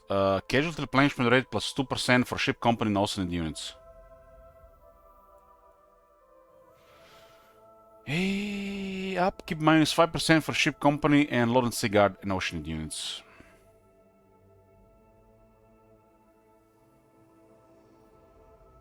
Seaborne creatures. Let me get this straight. This unit has 20 missile resist already with 30 physical resist, and they get another 10 missile resist. Meanwhile, missile resist for demons. Where? 5 attack for these units as well. Elemental main weakness is probably missiles. Behemoths of the Sea. 5 attack, 5 defense, and 5 physical resist for Mervim units. Pretty good.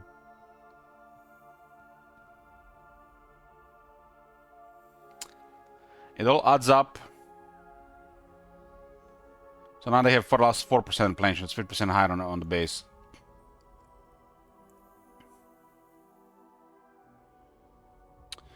Ammunition buff, a real time reduction buff for chariots, bolt throwers.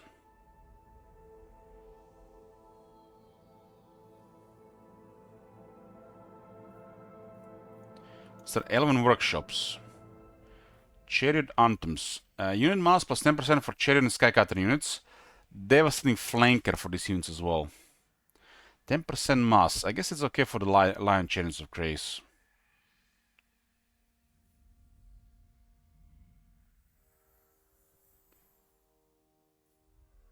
Enchanted projectiles. Shield breaker missiles for the skycutters and Ilkla bolt throwers. Basically remove shields. And 10% more damage. Weakened shields. I think on a single bolt throw, I guess it's more for the regular projectiles. Craft logistics, faster global recruitment and more global recruitment. This type of stuff is some of the best things you can get, really. Recovering armies out of nowhere. This is also one of the best boss for the AI as well. So they can spam units.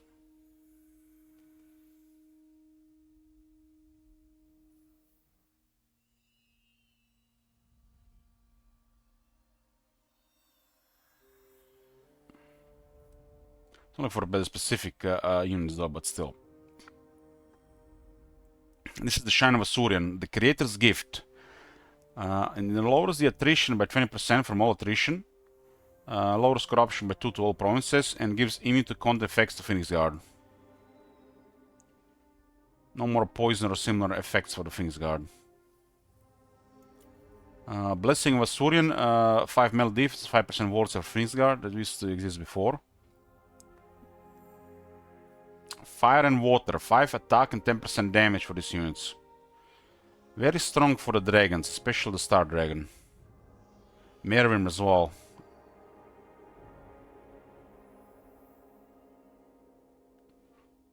This is very strong for Mervim and the Star Dragon.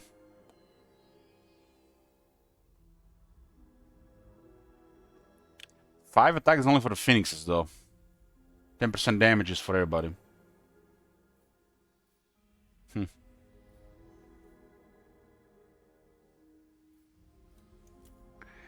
Magical Infusion, +2 ranks for Phoenix and Phoenix Guard, Unbreakable for Phoenix Guard, and 5 defense for Phoenix units. Unbreakable and Phoenix Guard, huh?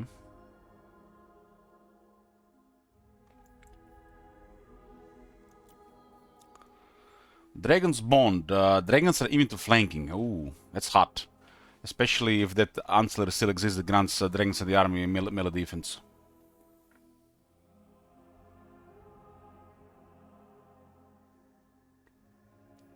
Basically, they're just gonna keep their defense always without any negatives.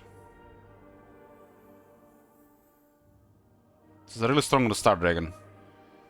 There's a 50 base defense and you can get a lot more. 10 armor, 10% speed for dragon units, and 50% mass for dragon and dragon princess units. Damn. Damn. Dragons got another mass buff, and they're pretty heavy now. This puts a Star Dragon easily over 100 speed with other stuffs and over 6500 mass. If you're landing a Star Dragon on a unit and there's a unit adjacent, get it closer to the adjacent unit above that other unit, and it'll land on the unit in front of the adjacent unit and just kill everything with collision damage if the mass ratio is in your favor. Or at least it'll kill at least 30 plus infantry. So the landing with the Star Dragon can get a lot of damage.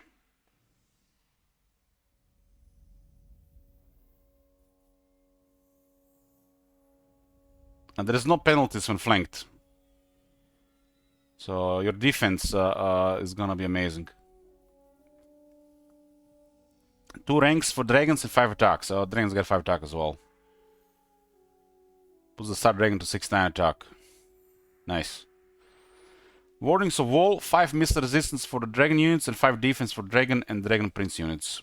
So looks like the dragon princes have lost some stuff and the Phoenix Guard have lost some stuff from the old technologies. Maybe they actually sorted the Dragon Prince damage. Dragon Princes need more damage. What news? No, still poop. Still poop.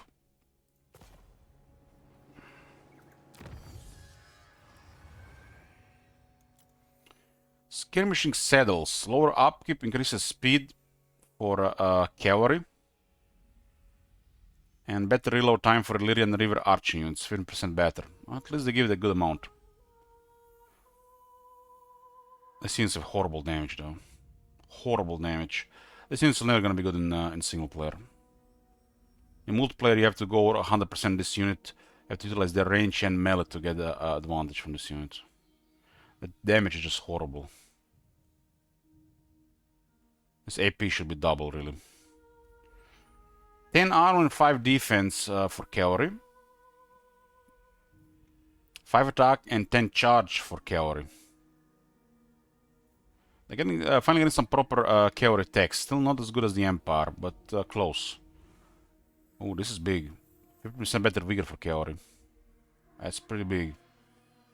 And 10 more missiles for cavalry. So the cavalry definitely got better stuff this time. Swift Sense. Leadership buff for Great Eagles and War Lions. Speed for Great Eagle, White Lions of Grace and War Lions. And 5 attack for Great Eagle and War Lion units. Okay, this is the something similar exists like this. But they didn't get speed to the White Lions of Grace.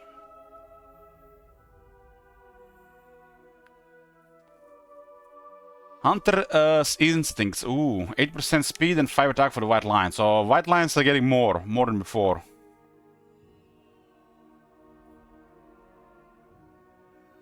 It'll be faster than vampires.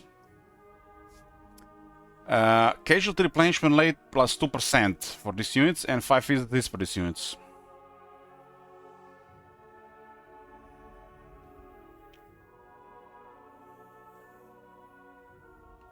Strength of Avalon. 10% more ammo for Sisters of Avalon and the Handmaiden of the Everqueen units. And 10% better reload for this unit. So this one is for heroes and the sisters. This is one of the strongest range units in the game. We don't even call them the arch. This guy shoots plasma weapons.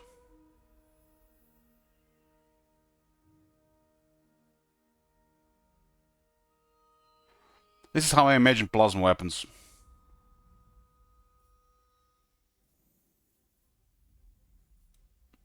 They're probably gonna have plasma weapons in a future Total War game, and it's not gonna be as good as Sister Valorn. Maybe, who knows? Maybe they do it overkill.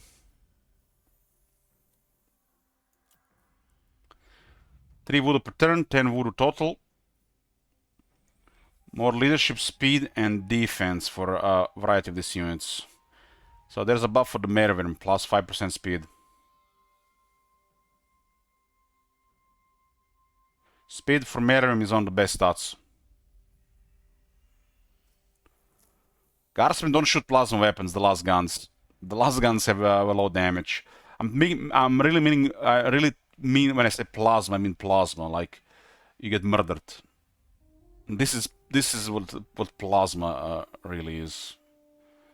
This is such a strong range damage. One volley is enough to cripple a unit, some units, and they can just keep shooting and just delete stuff. This is still one of the most disturbing units in the game. Well, you get hit by plasma, you're dead. And usually has some downside, unless it's like Elder Plasma. I guess, yeah, this is, guys, the Craft World Eldari first look, Sisters of Aulon. Because the Elder uses plasma weapon technology without downsides compared to the Imperium, right?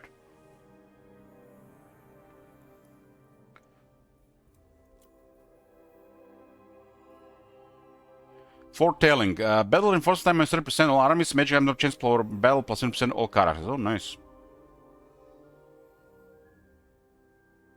Well, basically, when you fire a plasma weapon in Imperium, there's kind of downside. It overhits, or you won't be able to use it effectively. You just fire once or twice, and that's it. Unless it's like some really high-end stuff or a really massive weapon.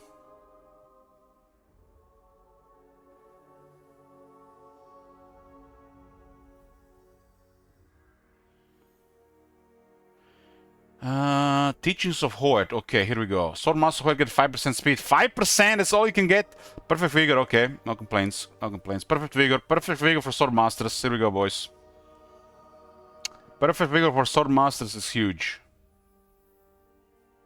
This is huge. They'll never get tired. Gotcha, boss. Possibility accomplished fighter for Lord Master Hoyt units.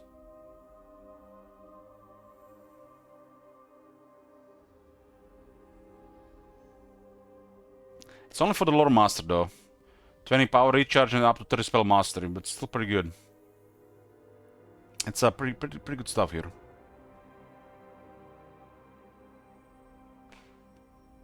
I don't get it.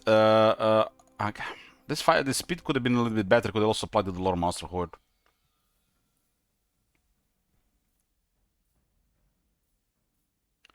%10 better ambush success chance and defense chance. Okay.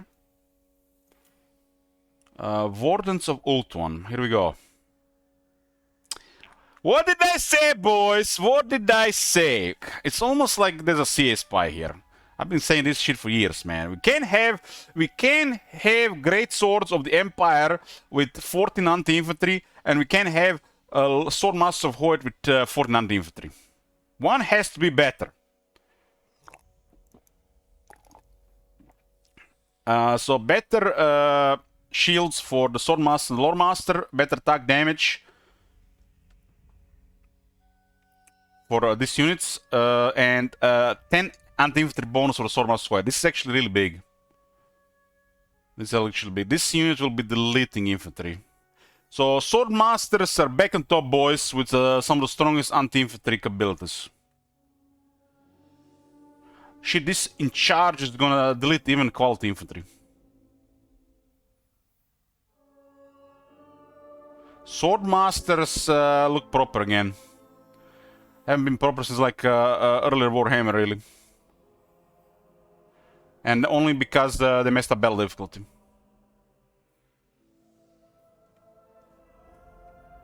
Disciples of Hoyt. Cooldown minus 10% for all spells, all characters, and cost reduction for all spells, all characters. I mean, classic, the high elves have to have something like this, right?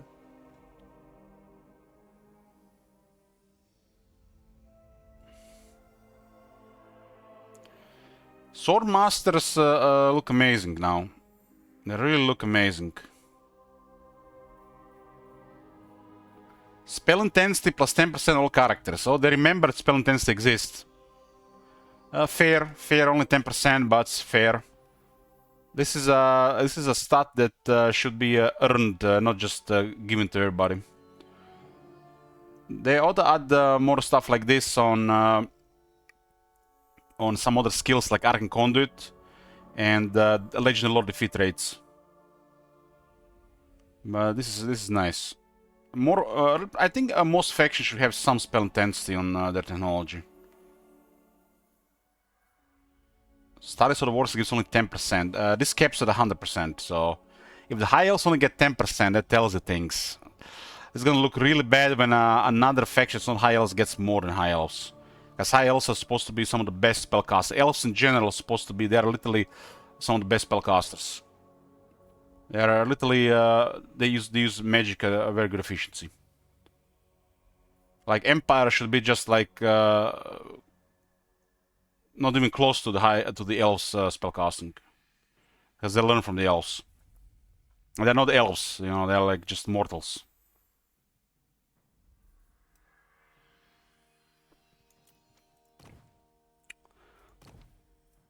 High elves and the lizardmen should probably get a little bit more spell intensity available on their technology and stuff, and then the chaos. But the chaos should have downsides, and dark elves should be probably even more with even more downside. And the vampire counts same as the dark elves, I would say.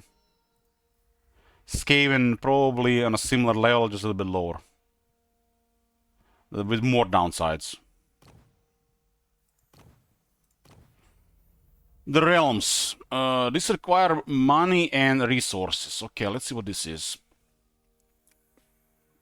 On the top we got trade advancements. It buffs diplomacy with all factions, buffs tariffs and production of resources. A little bit of everything, nothing special. The higher your diplomatic relations with all factions are, the lower the chance anybody's gonna bother you, even the hostile factions. So if the AI is passive, this property makes them more passive. So this is not a very rewarding stat to use anymore in vanilla. If the AI is aggressive and unpredictable, this stat is desirable and feels more rewarding to pile up.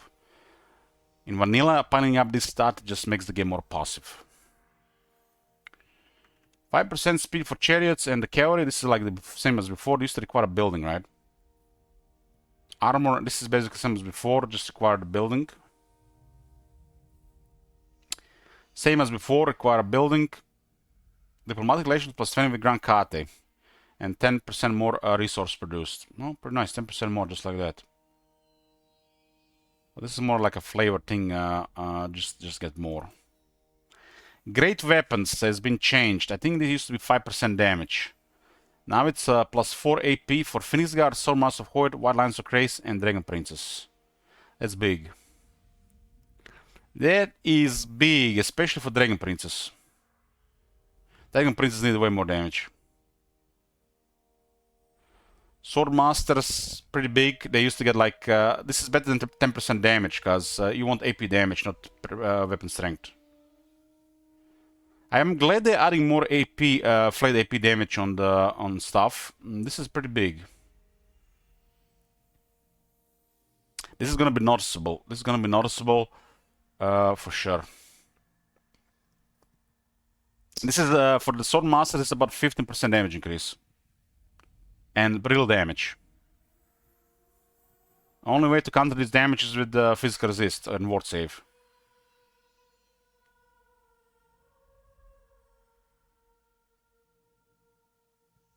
Aggression is it's more the same, Jarks. More the same. More the same. They haven't done anything regarding aggressiveness. They have trying to patch the stuff that their lower aggressiveness is causing. So they're not trying to patch the main issue. They are patching the symptoms. You know, like the doctors. They are giving you medicine for the symptoms instead of telling you what to do to get rid of the symptoms. So they've been just working on the symptoms, not on the main issue. 10% more damage here. Here we go. 10% damage for all the missed missiles. There's no Scissor of Honor here. And Sorcered Arrows. So one more confirmation, the Scissor of Honor is losing plasma weapons.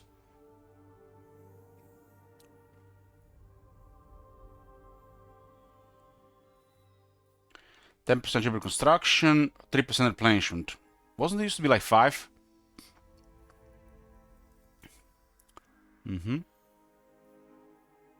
Blessed Seawater. Replenishes 10% campaign moon range when exiting a sea lane. And it's instant for our faction. 2 recruit ranks for these units as well. Dragon Ship Grandeur.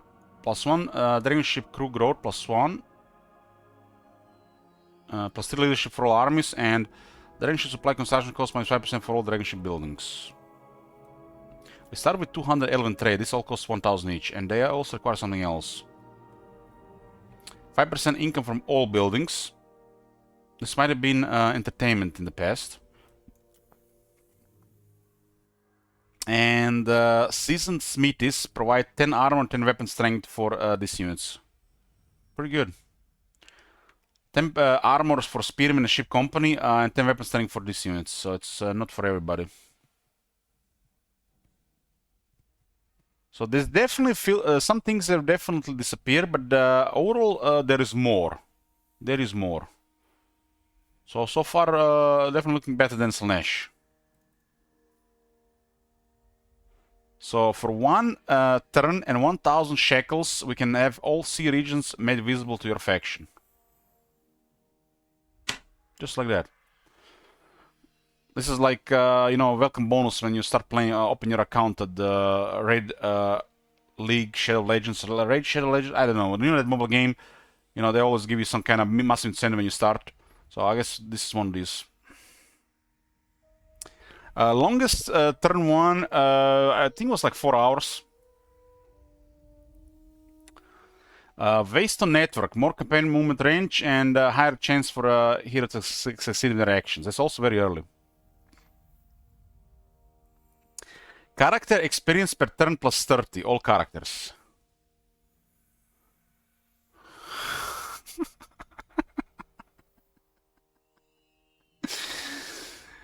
Oh my god.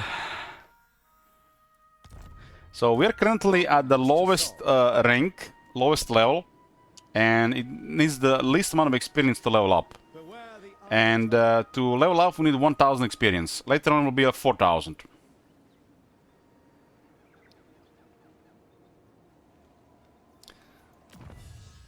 Whoever is doing character experience per turn and the unit experience per turn stuff has never played this game.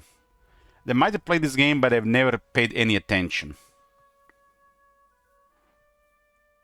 Upholders of Order, +10 relations with a variety of factions, and another +1 control with all provinces. That's the second one for control. +1 control on technology should not exist. Should be at least +2 or +3. +1 is next to nothing. Should be 2 or 3. Foreign goods appraisal. It increases the income for post-battle loot and income from second looting settlements to all characters.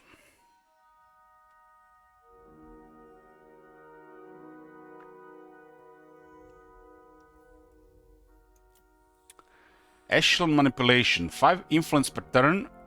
5% cheaper influence costs for intrigue and court actions, and income from all buildings +5%. This looks pretty good. I haven't had stuff like this before.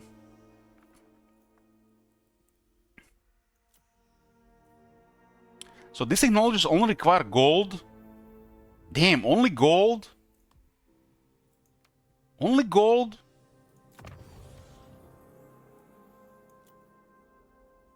And they're probably gonna surplus the research rates because they take a long turn only. So we have over 100, they'll add up. It doesn't even look like a lot of gold.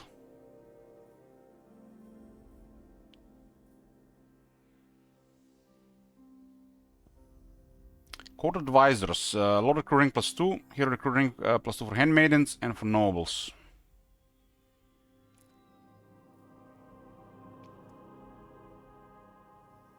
4,000. This one is allegiance gained plus 20%. Allied recruitment cost minus 25%. Plus 1 allied recruitment units capacity per army. Well, that's something. You can get 5 allied units in the army. Faster construction for colonies, cheaper construction for sea patrol outpost buildings, and cheaper. Global recruitment duration minus 1 turn for all units and plus 1 recruitment capacity. This is a very powerful effect, in especially for longer campaigns, especially for the AI. Spy networks. All regions owned by factions that you have trade agreements are visible, and another 10 relations with all factions. Damn, this is hot stuff. The Fog of War is literally the only dangerous thing left in the game. And the only way you're gonna get surprised if you use heroes like an idiot. All in the army. But everybody does it. And at the bottom, we have the Sea Patrol. I'm guessing some of this stuff is only available to this faction. I don't know. Quarterdeck drills. Melee attack plus 1 per rank for ship company unit. So they get up to additional 9 attack. Okay. That's okay. But this is a very early game unit. It's gonna get outdated pretty fast. It's gonna have really big buffs to keep using other than just cannon fodder. Ladder Grace is the same but with defense. Man, 2,000 this for this. You can completely ignore these units as well. Just use Spearmen. Years at sea. Dragon ship main building gain additional plus 1 recruit rank per tier for ships company units. Okay.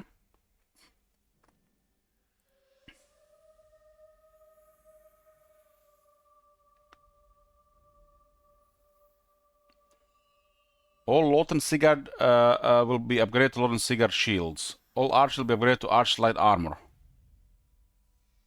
What? What the fuck is this shit? Ward save 1% per rank for ship company units. So getting up to 9% ward save.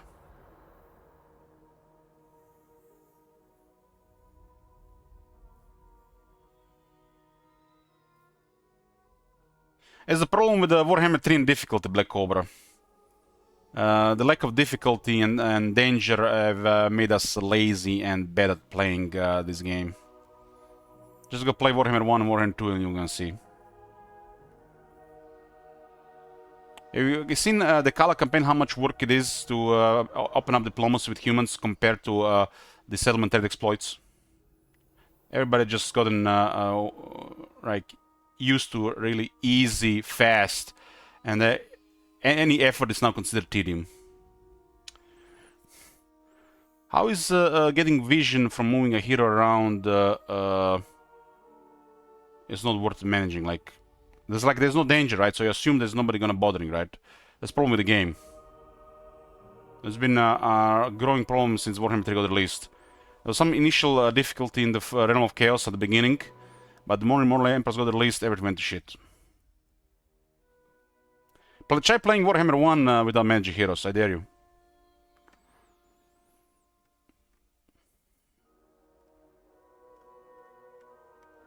Favor of the Phoenix King plus 1 per turn. Diplomatic relations plus 20 with high elves. Income from trade towers plus 20%. Hero recruit rank plus 3 for mist mages. Winds of magic cost minus 10% for lore of mist spells.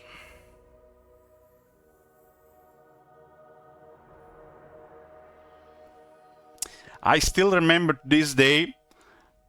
My guy just got a mammoth, I think. My Norscan general. That was towards the end of Warhammer 1. And was assassinated. Lord, killed. Yeah, just ignore assassins. We'll see what happens. There's no immortality. Armor piercing weapon damage plus 1 per rank for ship's company in Lothern Seaguard. So basically, they'll get AP damage going on weapon strength. This is just the melee stuff.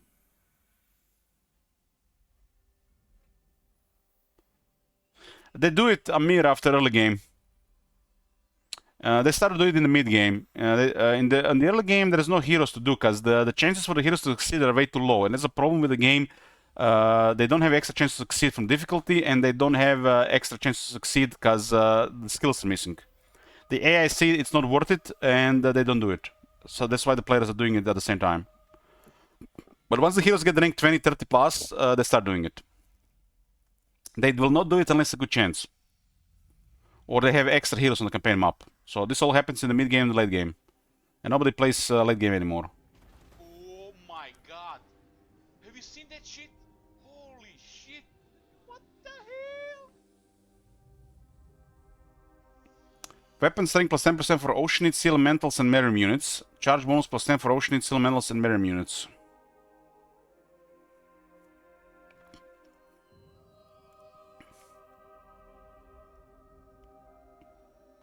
I think the main problem with the heroes in Warhammer 3 is everybody's gotten lazy and just put heroes in the armies for abilities. The armies don't need all these abilities, and the army definitely does not need 4 heroes. But everybody started doing this shit, and they completely ignored the campaign map. And the CA sees this, Stathor see this, and they went with it. And slowly agents are disappeared from Warhammer 3 outside the late game.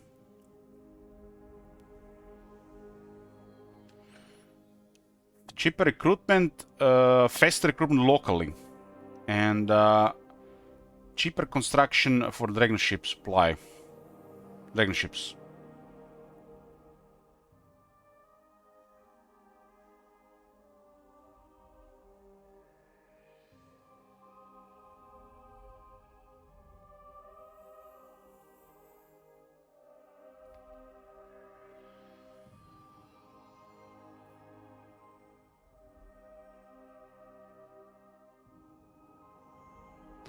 Yeah, this is the problem with Warhammer 3 value.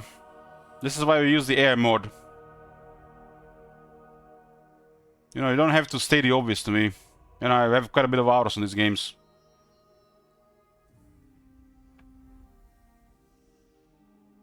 With vanilla, it is what it is. It is what it is.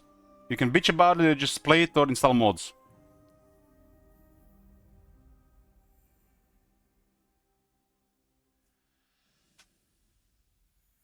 Elven calling ability +1, income for post-battle loot plus 10% all characters. This is 2000 Elven trade cost. I guess you can pick any of these.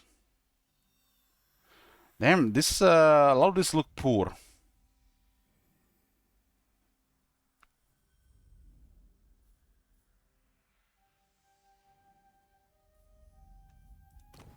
You need to use an AI mod and some house rules, and you can get a pretty good experience. The moment you just accept all this, you know, game mechanics as part of the game, as in exploiting the game with the settlement trade. Like somebody told me yesterday that most guides on YouTube include settlement trade. Settlement trade is literally breaking the AI behavior. And you can create such buffers where there's nothing even happens anymore. And this combined with the AI aggressiveness, there's like no game anymore. Imagine making a guide and the part of your guide is an exploit that has been broken and never patched. And they do this in the vanilla game that has no aggressiveness, which makes things even worse.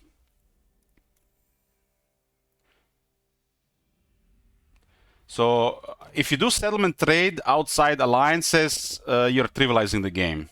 That's my high horse opinion.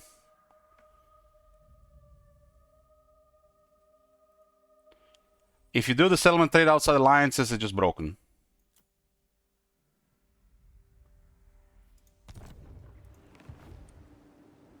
At least when you do it with allies, you do it on purpose to cripple your ally treasury, potentially starting them taking attrition.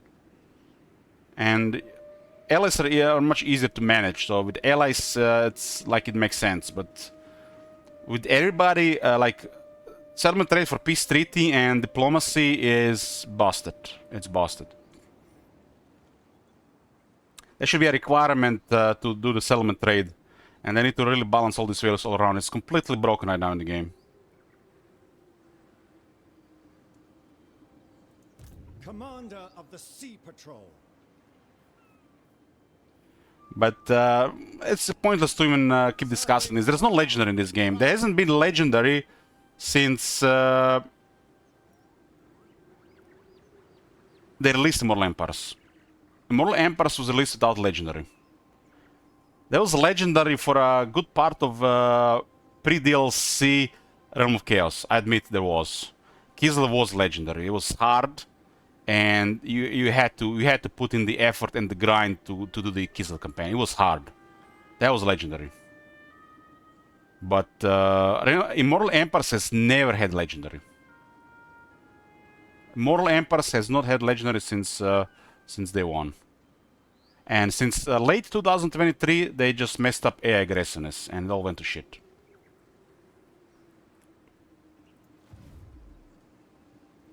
Standing orders. Yeah, we're gonna do turn 1 and then we're gonna go play Korean dating sim. Guardian by day, navigator by night. Seamaster forever.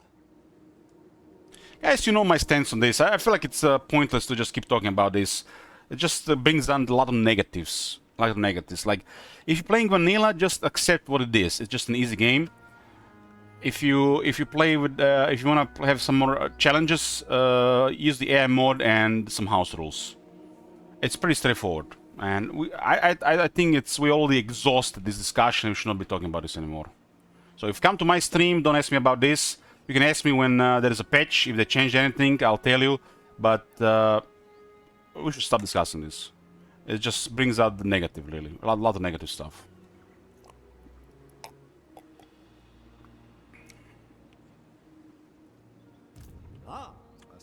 What is else here? Was there something else here? There's something on the top here. There's Elven Trade, Elven Colony available 0, and Dragon Ships. Damn, look at the interface. Holy shit, that interface. This is actually an icon, and it says how many Elven Colonies we have available. Elven Colonies under the Sea Patrol ownership benefit not only from increased protection, but also the economic boons of Elven Trade flowing through their outposts. These islands are Elven Colonies. It's Elven Trade, Dragon Ship Supplies. This is required for Dragon Ship buildings. And this is the amount of Dragon Ships we can have. A Dragon Ship is the mightiest weapon. Oh, we actually read through that. So, Dragon Ships unlocked in a Sword nomination. Activate 4 Outpost Dedication Initiatives, 0 out of 4. Activate 4 Colony Dedication Initiatives, 0 out of 4. So, we can have 5 of these. So, this seems like the legendary admirals of the Vampire Coast. I obey the sea, the rest obeys. What is this command? What is this command? I don't even want to click on this clip, Top Manager. I'm scared to click on this clip. Elich's Wild Night. I'm not clicking that. I'm not clicking that. I might have been drunk and said some things.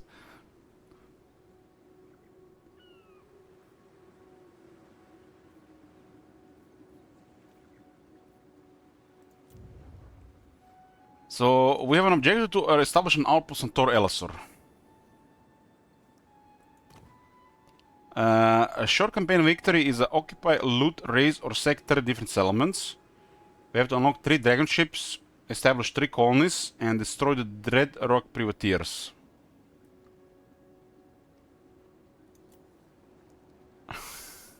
What? Restore all of the following 3 ancient elven colonies either by direct ownership or ensure high elves control over them. Tower of the Sun, Tower of the Stars, Tor Elisor. Damn, this looks very short. I guess you need 30 of this so it's not as short. You get capacity for heroes. I don't know. Top Manager has been definitely sus lately. Definitely sus. He's just here. He's probably looking more at the camera than at the game. He's uninstalled this game and he's probably waiting for other content than Total War on this stream because he's already sick of this shit.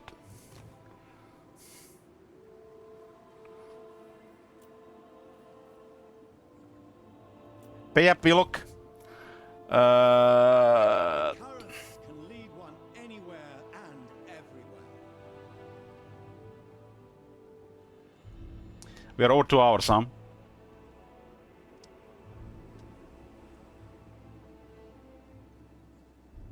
And it's still like another 5 minutes, huh?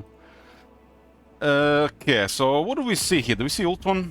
We see Teclis. And we see Imrik. So we have contact with Teclis and Imrik, the other guys on expedition here. And we're at war with the Dreadhawk privateers, Charlie Hodgesworth.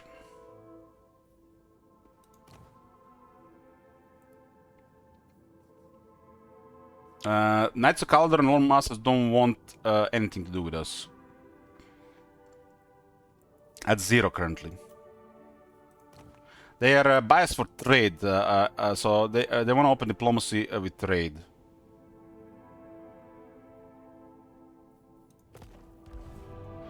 We have this thing called the shipbuilding panel. Aha, it's the shipbuilding panel. What? 1, 2, 3, 4, 5, 6 times 2, 12 slots. 12 slots.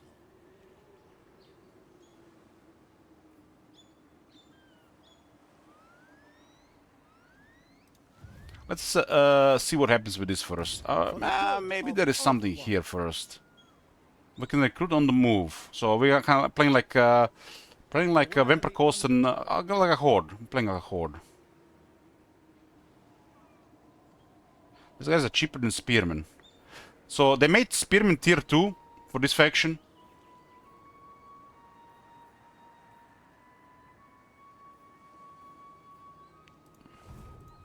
Leader of Assyrian's navy.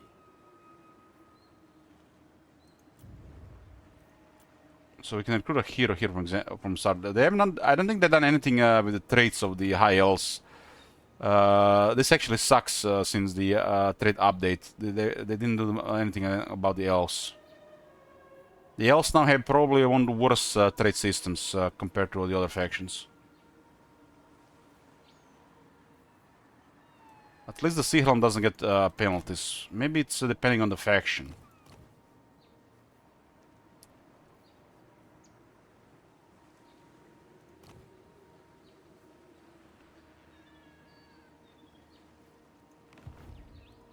Master of Mists. Building browser. Let's count. 1, 2, 3, 4, 5, 6, 7, 8, 9, 10, 11, 12. 12 buildings, 12 slots. And we have to buy DLC to get proper slots. Why can't this be the game? Why can't this be with everybody? Vampire Coast, when, fix. 12, 12. Is that so hard? It's not like we don't have to invest resources and time to build this.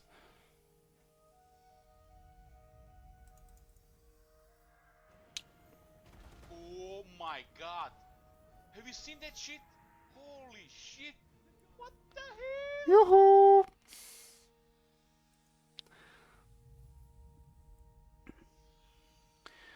Oh man, gifted a tier 1 sub to Lukiwa. Hey Lukiwa! Damn, Lukiwa is lurking, he's not even a sub! Lukiwa, come on man, come on. You didn't even say hi, I haven't heard of you in months. Yoo-hoo! Bridge of Calendarian. I guess Calendarian is the name of the dragon ship.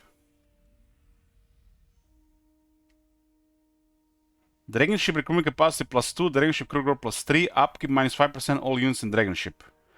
Immunity to chaos corruption effects. Oh no. Chaos corruption, it's very dangerous stuff. And unlocks the recruitment of the ship's company.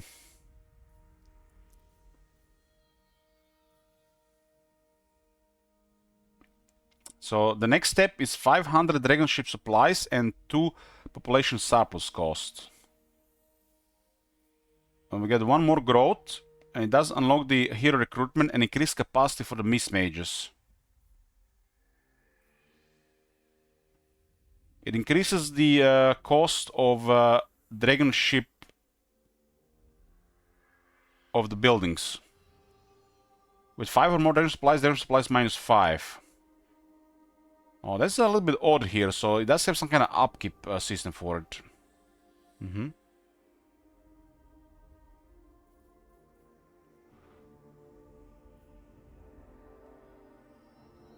Well, this guy is a horde, so I'm guessing he has one of those capsules like from the Dragon Ball. Just clicks a button on the ship and he goes into his pocket. So he carries the ship around and he gets him into corruption.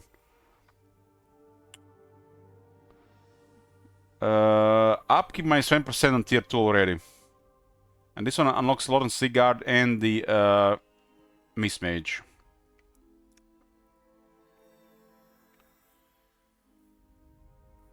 We get this for 3 and 5. This unlocks a regular mage and a capacity for the regular mage. And decreases the cost further and the upkeep, but the upkeep of the units is lower by 35%. There's the fortress. This one was called Tower Halls.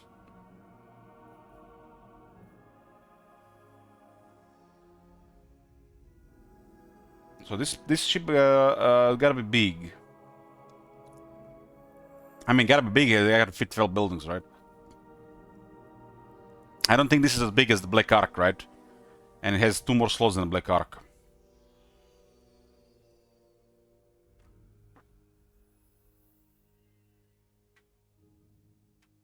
This one unlocks the Lore Master. And gives the Lord rank +1 for Sea Helms. Costs go again up for the other buildings on the ship, and supplies also go down a bit. And on lowers the upkeep of entire army by 50%.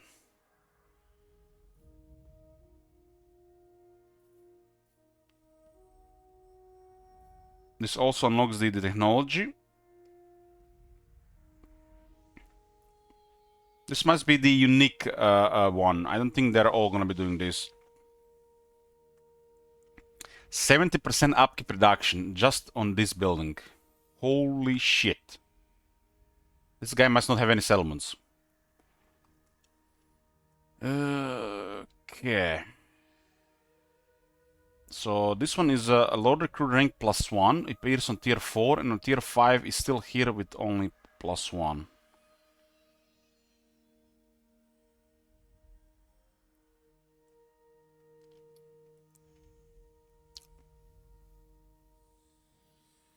I'm not sure how this resource required, but it doesn't look like it's a lot. Dragon Ship Recruitment has 5 different buildings.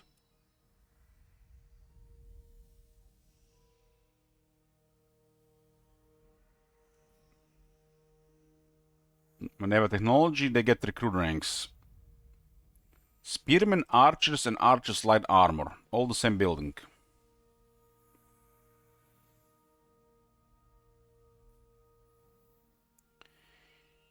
Rangers, Lone Cigar Shield on tier 2. And this also gives us access to Noble. We got... this also unlocks...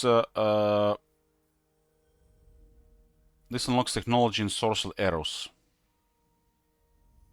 We also get a Noble rank here. Seven Guard and Shadow Warriors here.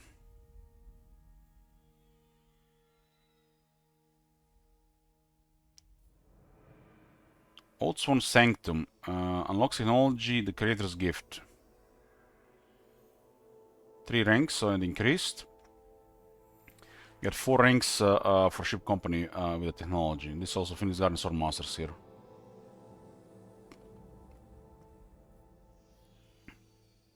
On tier 2, so technologies get unlocked by these things, Eagles are on tier 2.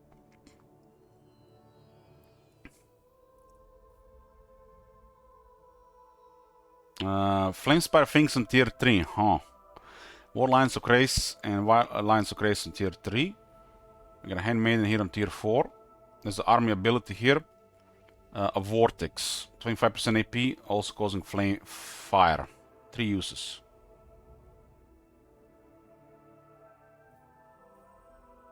Blue Phoenix and the Sisters are here. Handmaiden capacity. Arcan Eerie. No ranks for the Handmaiden. And you get the Azure Fire 3. This one is 1, 425, 2, 425, 3. So what's the difference between 1 and 2? 425, 15. It's hard duration. 3 has a high duration, higher AP damage. I assume there's gonna be some similar effect of the Arcane Phoenix.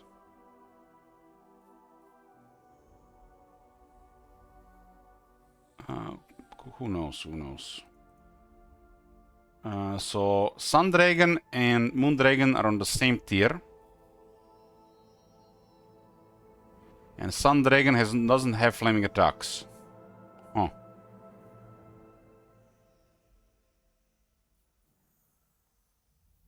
They remove flaming attacks on the Sun Dragon when they release Chaos Dwarfs. Because, you know, fuck sense.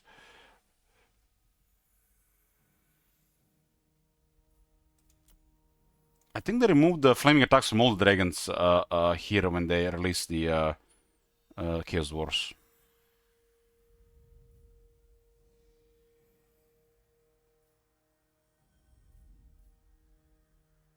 Perfect vigor for dragon units. This force and all force and circle of influence. Damn, perfect vigor for dragons. Okay, this is dragon building. Nature calls. In a bit. We are back, boys. So for the wait, I was also getting a coffee. Scotty asks, what technology am I going first on this? I'm gonna decide on technology after we see what happens with the settlement. I don't know what's gonna happen with the settlement. Also, guys, the plans really for the campaigns right now, we're gonna be doing all of these 4 new factions to short victory probably, and then I'm gonna be picking 2 campaigns myself. One that I have not played before in Warhammer 3, and one whatever I want to play the most before we get back to requests. There's also some mixed stuff in between, some Dark Souls 3 and the Fallout New Vegas planned in 10 days, but there'll be also a lot of Warhammer 3.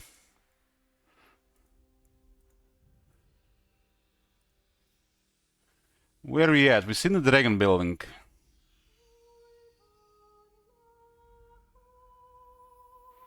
This gives a low recurring +2 and there's this force in the circle of influence. I haven't played a lot before. You can see an official list of campaigns. There's a list of all campaigns on Pastabin.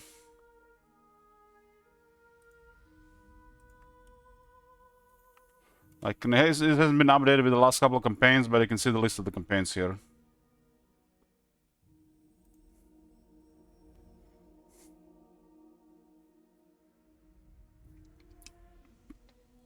We've since started some of the campaigns with back and forth, but we haven't had like an official campaign.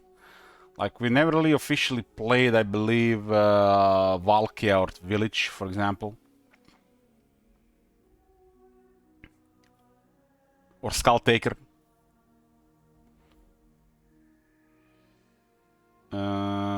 This is a tier 2 building, and this ocean is a tier 2 unit.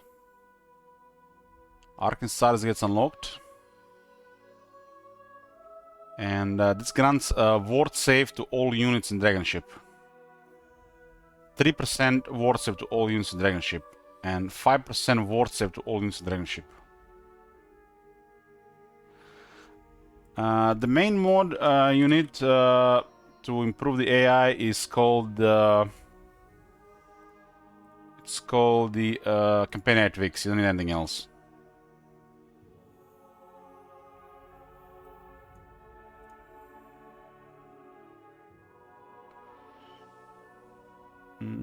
This collection is not up to date because the regiments are now no longer. This was for the last thing, huh? I think the initial selection hasn't been updated properly. They might actually have some issues in the future.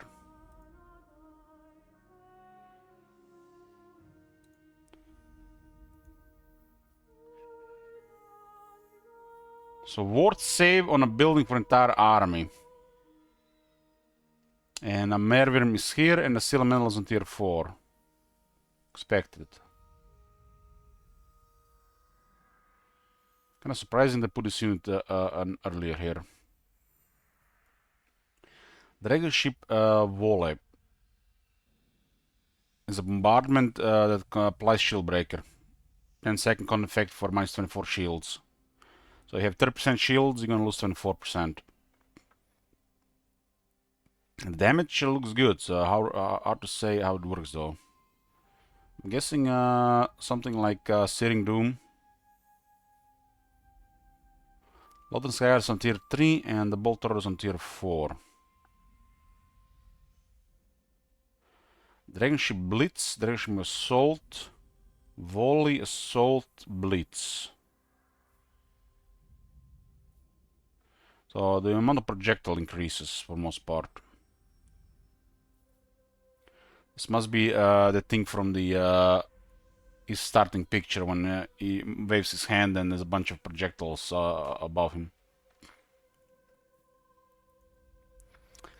We got the Hawk Ship Auxiliaries, auxiliary ships. Dragon Ship recruitment capacity +1. Enemy hero action size chance -10. Server movement size +20%. Dragon Ship supply in construction cost -2%. This Dragon Ship. -3%. So it also increases here. And an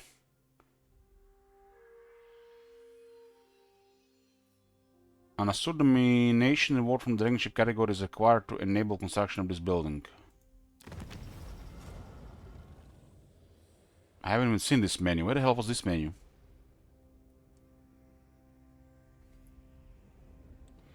The Sea Patrol has access to unique benefits in the form of assured domination initiatives. You can spend dedication received from Sea Patrol outposts on 3 categories of initiatives. Colon dedication improves the element colon settlement under your faction capital. Outpost dedication allows you to have more developed Sea Patrol outposts. Dragon Ship dedication focuses on empowering your Dragon Ships and their admirals.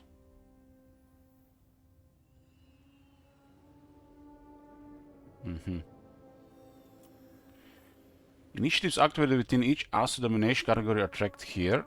Tooltips will display various additional effects applied after certain numbers of initiatives are complete. First at 2, then at 4, and finally at 6 complete initiatives. The active effects tab show a list of effects being gained from initiatives in Assured Domination.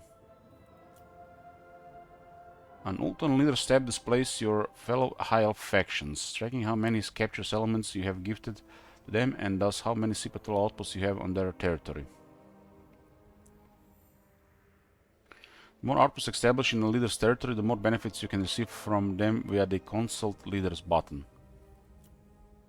When you have enough outposts on the territory of any one High Elf Legendary Lord, use the Consult Leaders button to convene with them and select the benefit to receive their aid. And when was this Wind of...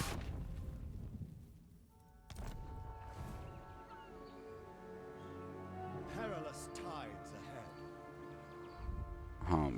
we can activate this one until we have this thing here. 500 dedication or 2 settlements under... or gifted 2 settlements under High Elf faction. An opportune moment.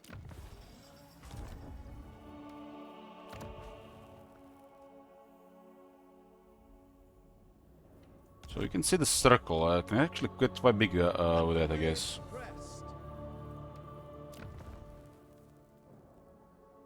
Season Smithies.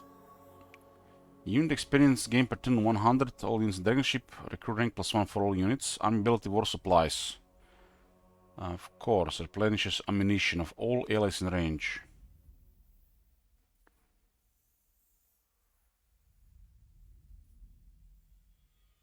And everybody in the Circle of Influence also gets this ability. 200 experience, all units in Dragon Ship. Unit experience gain per turn +500, all units in Dragon Ship. Huh. And finally some proper values for unit experience.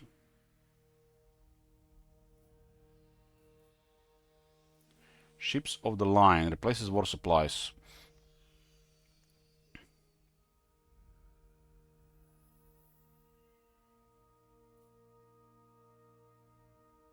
Doesn't say what is different. Maybe then replenishes more ammunition.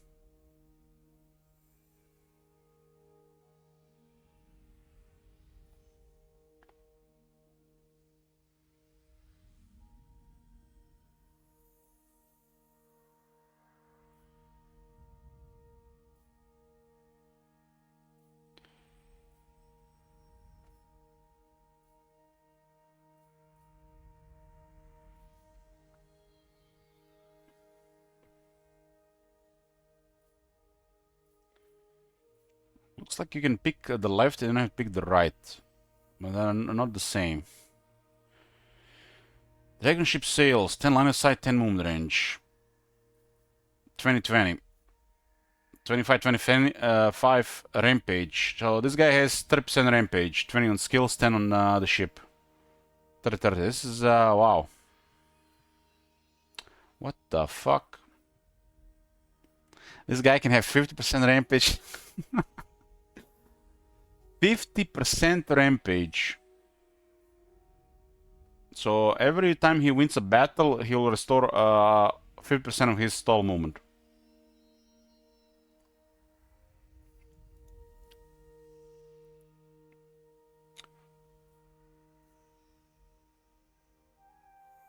So you can lower recruitment costs and upkeep costs again on the dragon ship. It's 30% here and there's 70% there. A reload time reduction plus 20% all units in dragon ship. 20.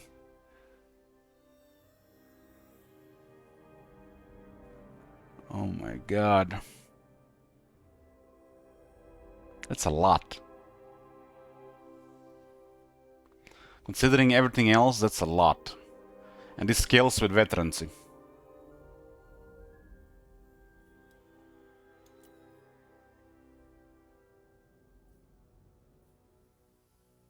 Replenishment, growth building. Who's my favorite caster legend lord?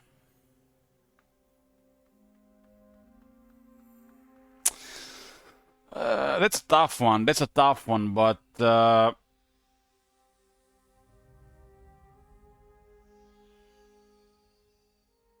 tough one.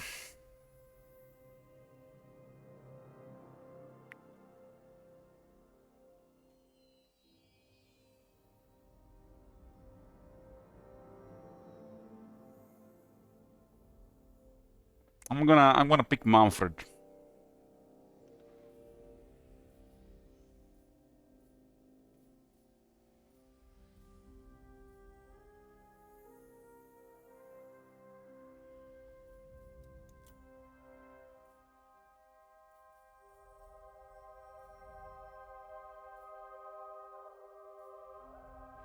This is an extra thing you can build. You can build both. Because these two make no sense. This is basically circle. Okay, it's a little bit different. I guess you can pick one then. The right one is, I guess, a little bit different.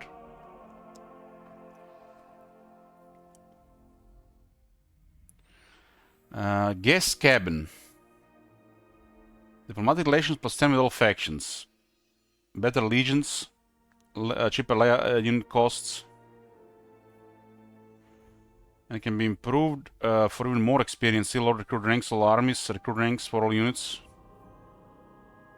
Even better relations with all factions. Even more allied units and even cheaper this. And there's a good technology for this already.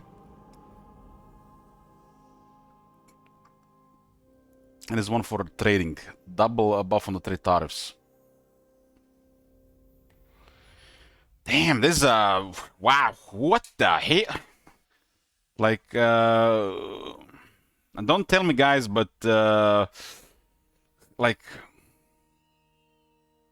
why is, I mean, DLC ratings don't really matter that much, but this guy is mixed. Must be some bugs or some shit.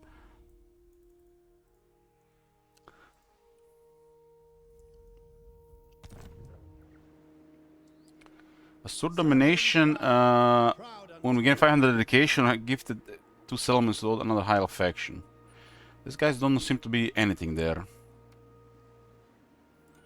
Our first move is to attack this, but we have actually different stances. Flanking speed.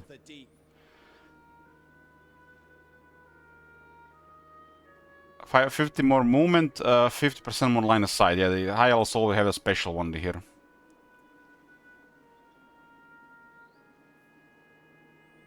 Stance, Dragon Ship expansion.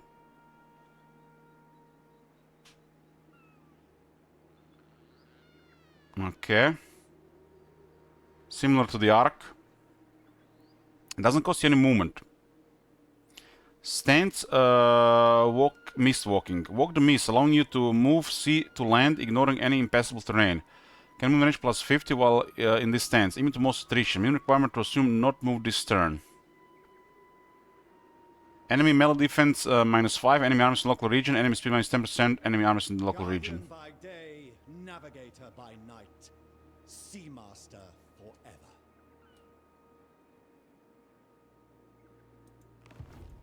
Report.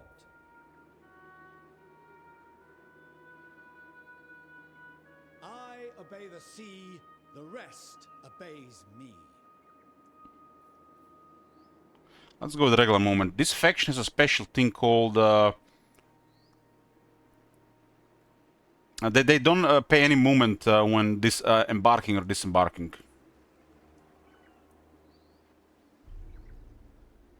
Drown them. But he can also attack the port like the Vampire Coast.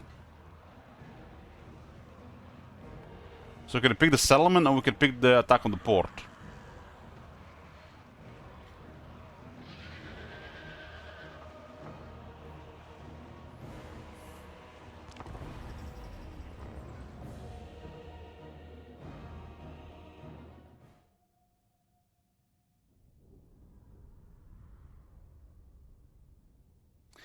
Well, I was watching Tommy earlier play Cal France, Tommy K Live, I think it's the call like that full name.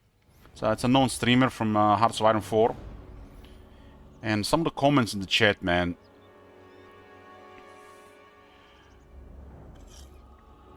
I have to resist. My favorite one was when I would recommend him the Legend of Total War Empire stack. That apparently had 23 units somehow. Air patrol. I mean, kind of looks like from this side. It kind of looks like the what do you call it? The those Altarian units.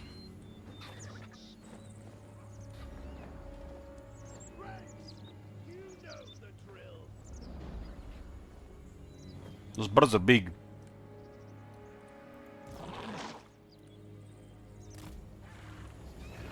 Damn, for some reason this reminds me of Heroes and Might and Magic. I'm really looking forward to Heroes Olden Era next year, early access. I'm gonna play a lot of it. This unit has very high stats on the paper. I wonder what's wrong with it. It's like that 0 armor doesn't look like a downside considering the rest of the stats. And it's also available on tier 2 and it's a tier 3 unit. We have to see how they behave. Here to serve. 150 mass on the ship's company. Without fail. Are they sending mass of the spearmen? All 150. This is our chance to shine. Damn, they all look like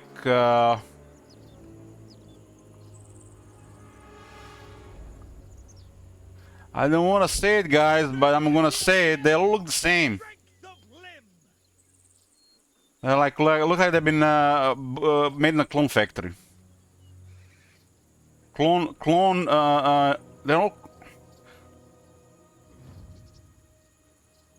It is them.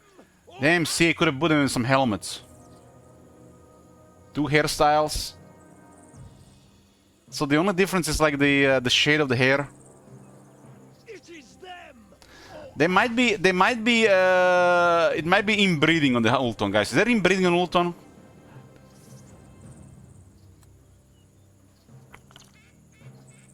We will do our best, Captain. Ship's Clown Company.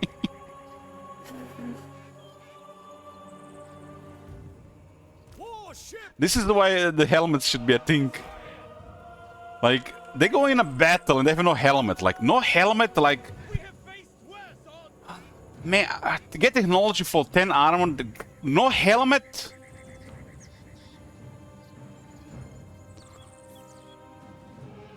Ship's company. We control the skies. Why is there no helmet? Any scouting intelligence on the enemy? Naval cover. Head is a very vulnerable part of the body. Especially on the battlefield, the projectiles flying all over the place. No helmet. It will be done. Zombies are really weak to shoot us. As all seafarers, Sword infantry, no anti-infantry bonus, huh? guardian of the seas, Mist Mage, commander of the Assa's navy, I have to tell you guys that this guy looks more like a legend lord than this guy. Aislinn.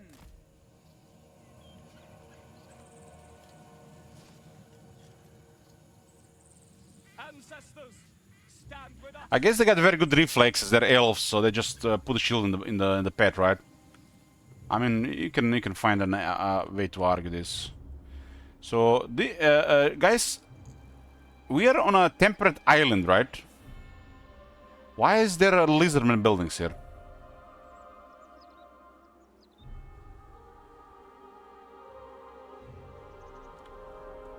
Oh my god.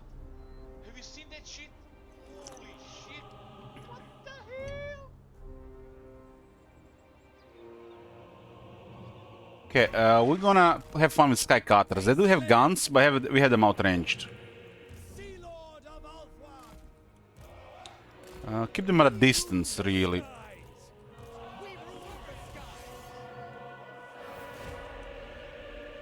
The Assa navy shall always protect Ulthuan. I got a partial shot.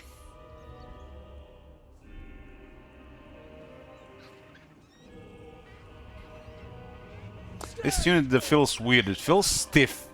It looks stiff. Glide on.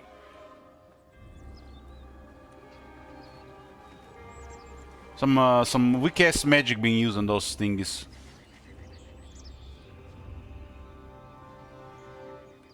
How tough can they be?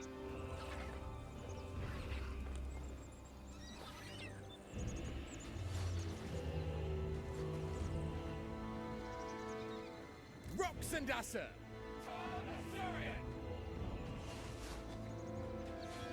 On the wing. Approaching position. I don't like this. Stand them down. Eyes and ears. It's a skirmisher unit, so it's gonna suck as a multiplayer. So it's always how it is.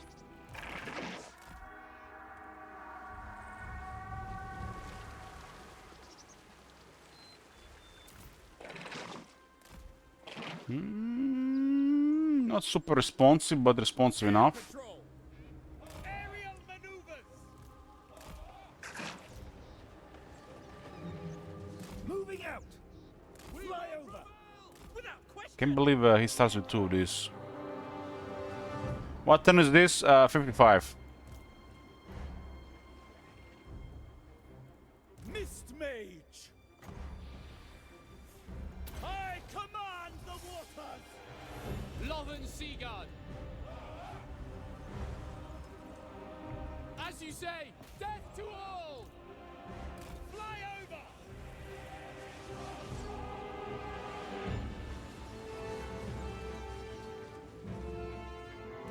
We rule the skies.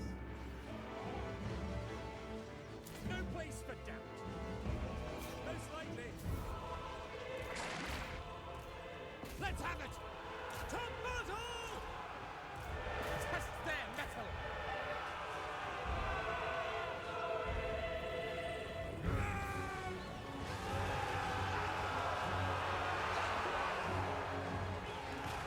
Naval camaraderie. Aislinn.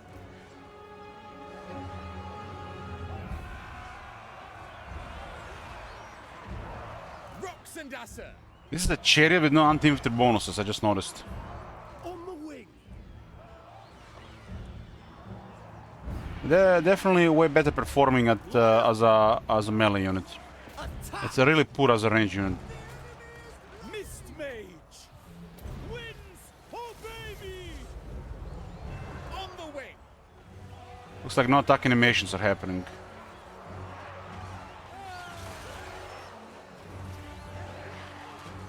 Get it done. Maybe the moss is the weapon here. Sky Scout! Glide on!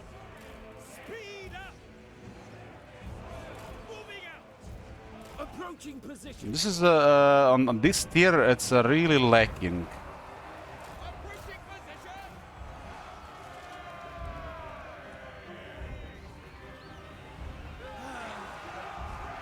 The range projectile is not good enough, and the melee abilities are weaker than the other chariots. I think a Tyrannok chariot is better than this. It also looks pretty poor. This unit is solid. It's is overstated. It's really overstated.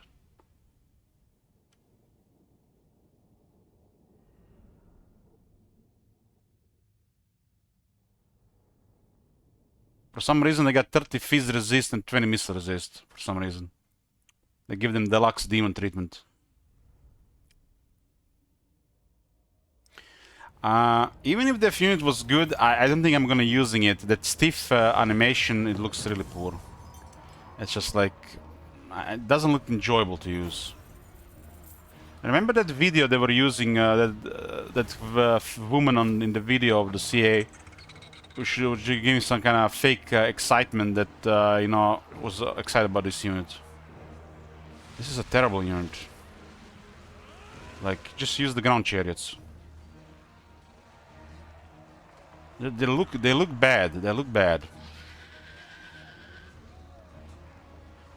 I get really more triggered by this than I get triggered by the that stiff chain on the Great Unclean One. This unit should be more fluid. It looks like it's literally like somebody picked up the model and it's just like moving around the air on the battlefield. That's how it looks like. Doesn't even look like it's a unit in the game. There's like it's not fluid at all. I like how the hell did they even get through like quality control?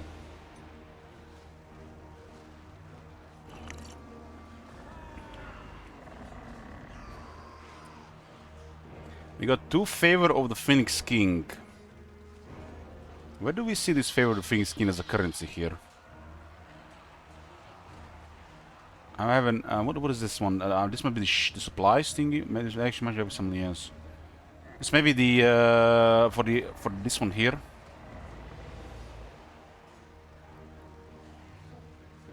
Phoenix King's sacred authorities act as a binding word between Ultan realms. His courtly favor bestows the gravitas needed to foster the most enduring accords in matters of inter-Asur relation. I guess when you're doing pro-Asur actions, you get favor. Favor of the Phoenix King must be raised to a sufficient level before court unity confederations are enabled in the patrons of the realms panel. Favor of the Phoenix King is increased by building pedantic positions, winning battles against foreign races, and maintaining a positive diplomatic relationship with other higher elves. Okay. Good performance by the swords, so there's nothing wrong with them. They probably just copy Oblique swords and the Emperor swords when these all units are the same. This unit is overstated really. This unit feels very good. This is an overstated unit for sure. What's the speed on that unit again? This why use chariots when you can use this unit, right? It's like a superior chariot.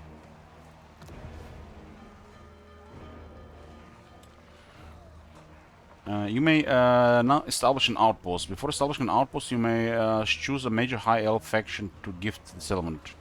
This settlement too. Aha, I see.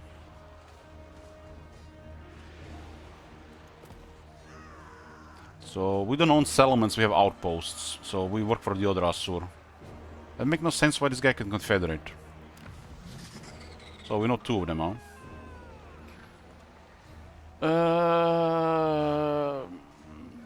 This is a list of high elf legend lords who may receive the conquest element based on their presence in the province and whether they are known to you in diplomacy.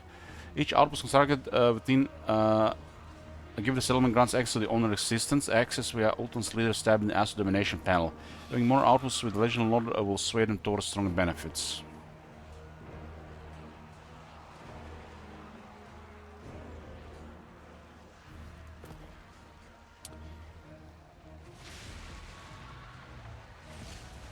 It's looks like the screen is dark. I can't even see this properly.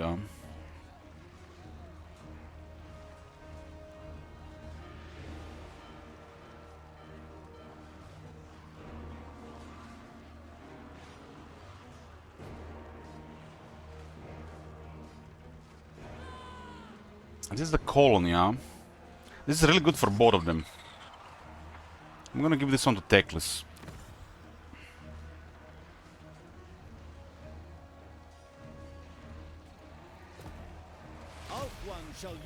So basically, Aislinn just makes the other high elf stronger as a player. That's cool.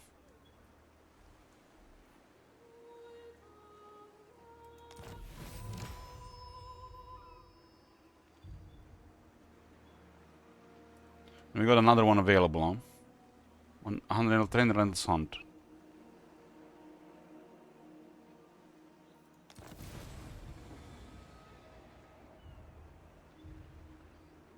Tower of the Sun is the next. Considering we know how the game works, and we want the high elves to do good. We're not gonna leave it to chance. So the most important technology to unlock is the Heralds of Civilization. We'll reveal all the sea regions to my faction. We'll see the entire world, but come and get me. We don't want to leave it to chance. High elves are a strong faction, and we don't leave it to chance that somebody high rolls them.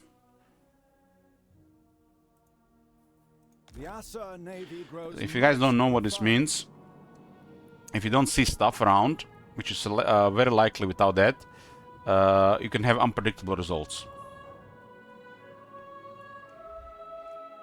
Ultuan does get wrecked more often than not by the Fog of War than the other way around. This is... damn, that's like... I'm like... this is almost like, you know, I'm making a coffee. It's almost like, instead of making like a proper dose of the coffee, I just put like 20%. And it's like, something is like... what is this shit, man? I don't know, maybe there's more.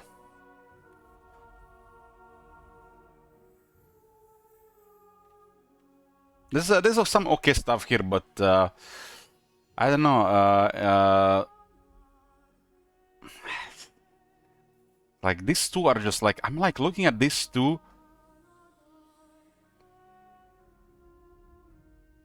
At least this guy give this way this unit a way to increase armor and damage a little bit more, if they want to give us an average unit to use. Aislinn. This unit is a little bit too good, really. Another deserved victory. And this is available on this, and it's a ward save line as well.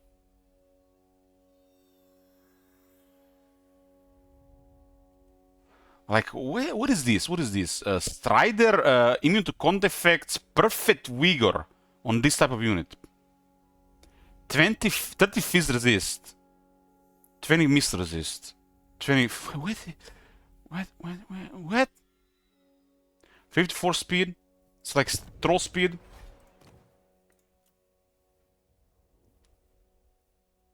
This is this unit in the strong in the lore? Like, what is that health? Perfect vigor?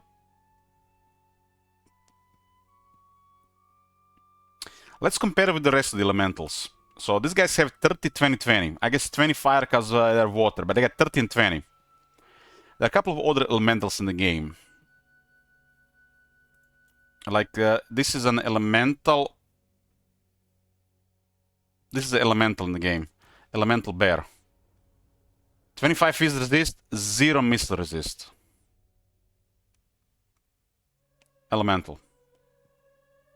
This is another elemental. 20 fizz resist, 0 missile resist. They get the demon treatment. Bear was buffed. Gran Kate has an elemental Onyx Chromen. 20 fizz resist, 0 missile resist. Elementals are basically they're like demons. They're like demons. And now this 30 fizz resist, 20 missile resist, and 25 resist. I'll ignore this one, like this two. And perfect vigor, and immune to confect, and strider. And they got 9400 health.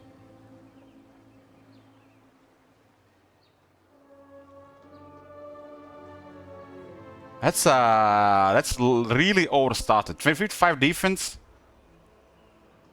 55 defense is no joke. So you know what's gonna happen? 55 defense, this unit will get rank 9 and it'll get like 67, 68, 69 defense.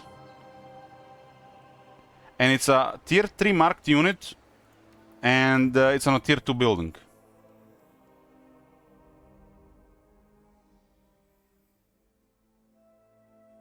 Please. More than one turn to recruit. More than one turn to recruit. More than one to recruit.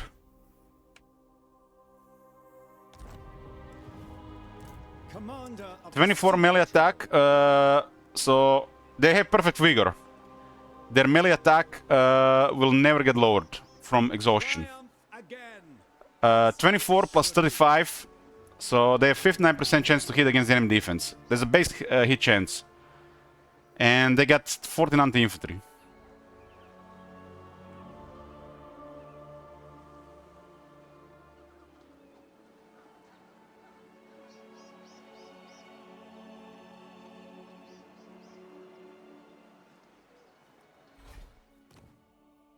Now, those things are, I think, classified as something else.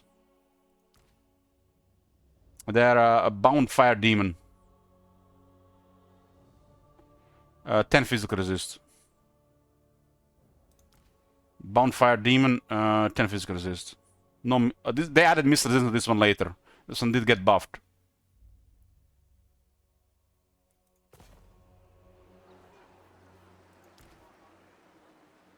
Another deserved Oh victory. my god. Have you seen that shit? Holy shit. What the hell? This is nice, although it feels strange with high elves. I have to say this one feels strange. Like, sell me this unit, guys. Why did high elves have this unit? It feels strange. Do they summon them with magic? So they like bound them to their like mages and something?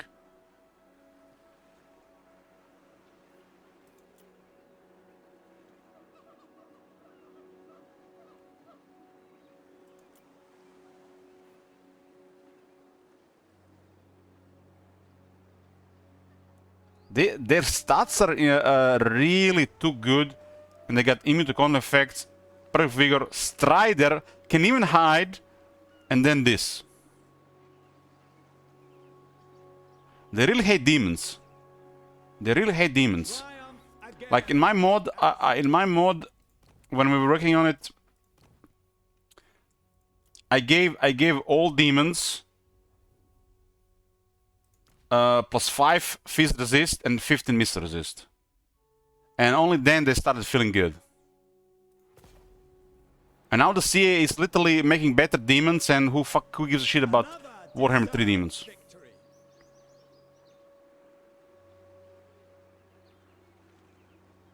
Zero armor. Have you seen that battle earlier?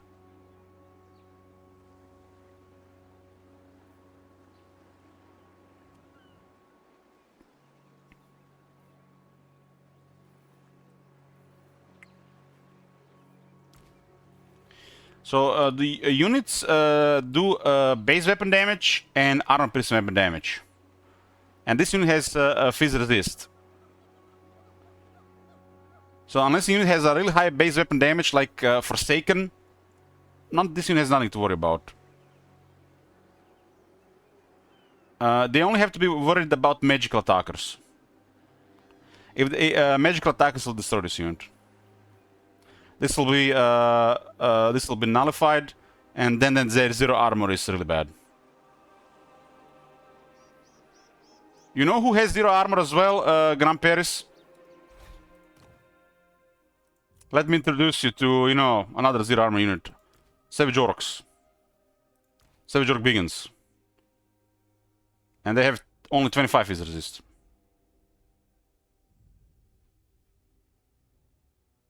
I don't think zero armor is a problem for this unit. It's over 9,000 health. Another deserved victory.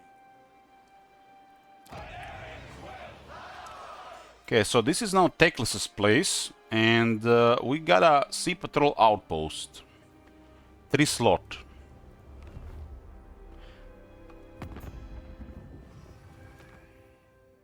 We got 6 points for this.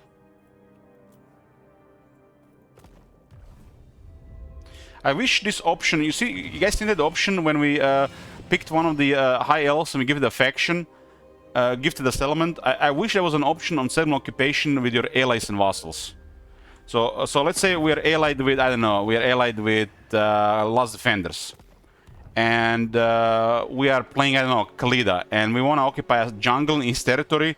I wish there was an option there. That's how we do gift settlements proper, and not the thing in diplomacy. For the good of Ulthuan. So this is the outpost. Let's see what we have here. 3 different buildings. There's a landmark. Rebuild Citadel. Sea Patrol Outpost. We get dedication 5 per turn. This is dedication. It's used for the Asur domination. We can open this window, but we'll wait until this is available. It'll be a few turns. Sea Lord Aislinn.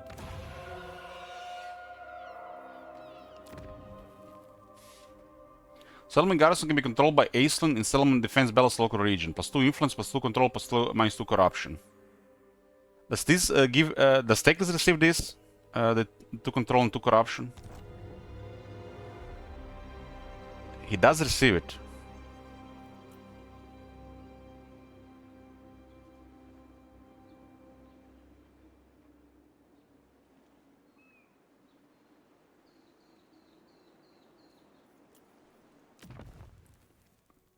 And this can be upgraded to Dragon Ship Supply Cache. More dedication, more influence. When not built in a coastal settlement, it lowers element trade, but increases post-battle loot, faction-wide. When built in a coastal settlement, it lowers element trade by 20 per turn, but it boosts the local province Dragon Ship crew growth. What?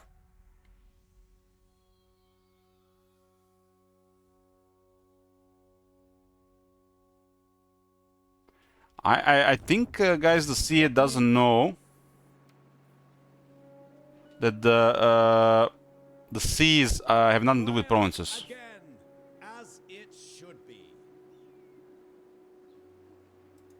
When you're in the sea, it's nobody has this. It's not a province, not a region. There's no territories. They don't exist. These territories. Yes. And it's only 1 growth if we are in the province. That's strange.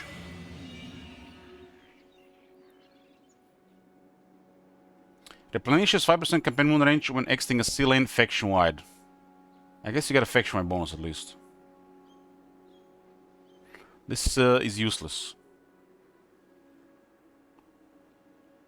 Almost like they're supposed to make this one faction-wide. This doesn't do anything. Seat of the Sea Lord. When control is positive to influence to research, it buffs the influence, control, and corruption here, huh? And more dedication. Leader of Assyrian's navy. We can't enter the city now. It's not our city. We only have under city. Another deserved victory.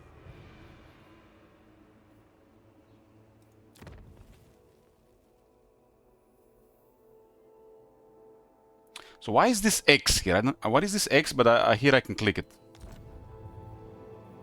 Is there a bug with the interface? This one actually buffs element trade and increases income from ports.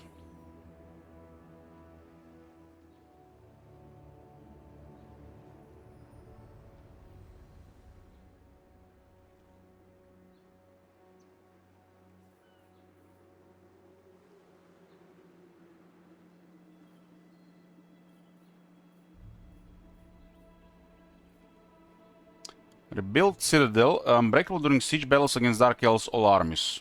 That's a landmark. When built in a colony, Elven trade plus 30 per turn. When built in a sea patrol outpost, Elven colony availability plus 1.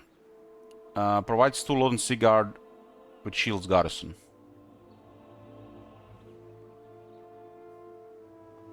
It's a sign on tier 3, but yeah. Sea Helm Quarters. When control is positive, Elven trade plus 3 per turn. 3 ship company and 1 Sea Helm garrison.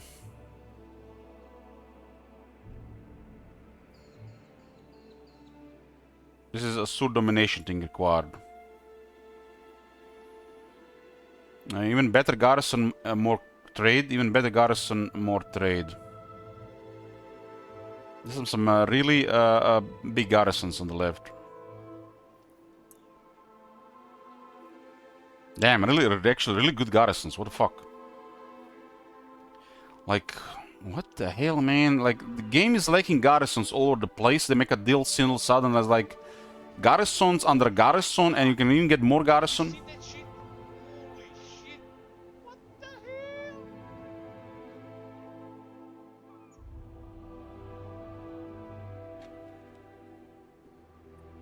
That's quite a bit of stuff here under this building. There is the Diplomat Sanctum, Elven Trade. This one is just for a lot of Elven Trade. In a province capital, it gives even more trade and influence. I guess you want to definitely get this in a province capital. The province is fully controlled by the region owner.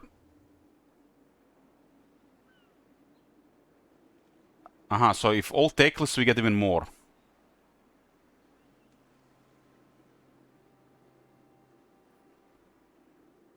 This is for more income. And this is for more Elven trade.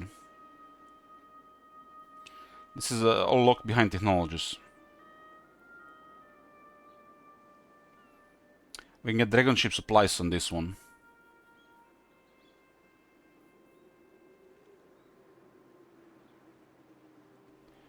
Dragon ship supplies. Commander of the Sea Patrol. This is required 500, we have 400, and doesn't look like we have any income from it right now. I expected nothing less. I guess the mission gave us some. Problems to solve. Damn, these are very generous buildings, so maybe because it's an Elven outpost. And we can build 3 of them. This one requires 6,000. All this excess, I think it's just bugged interface.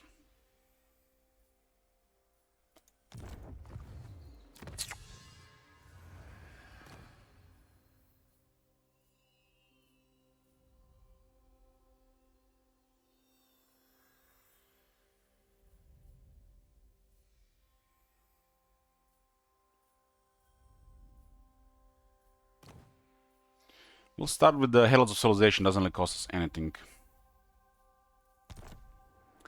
X will still to be unlocked. Oh, really? Another deserved victory.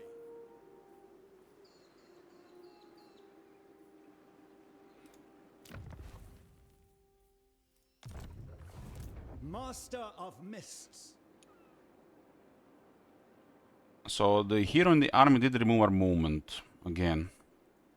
Triumph again, as it should be.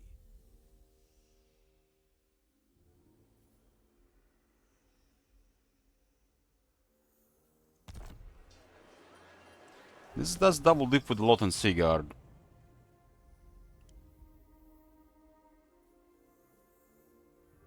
Dragon ship crew growth. Dragon ship crew growth.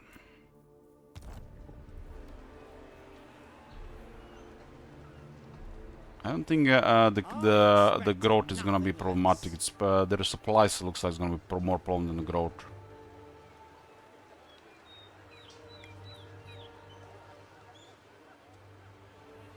Elven trade. Using the Elven trade resource. It says Dragonship supplies can be earned within Elven colonies by using the Elven trade resource.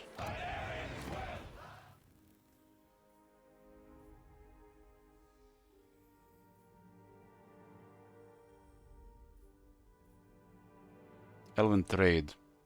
So this is the one for the supplies.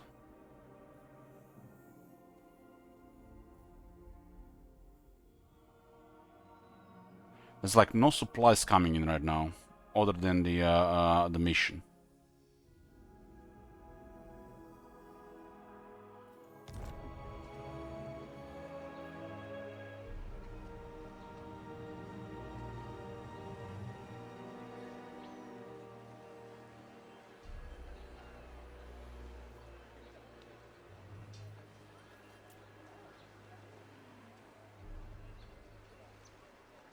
Each one of these has a landmark.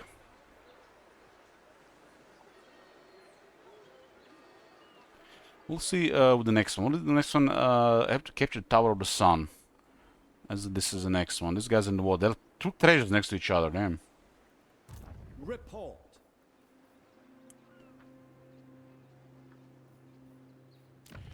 Two treasures next to each other.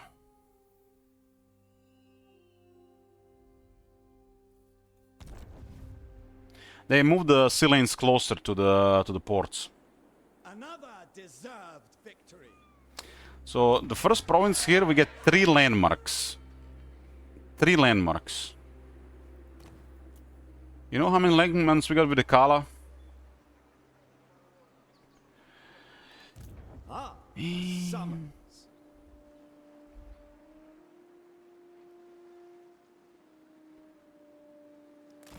I expected nothing less. Nothing less. Who can We brave can the recruit hostile through units, but we walls? can recruit battle initiation.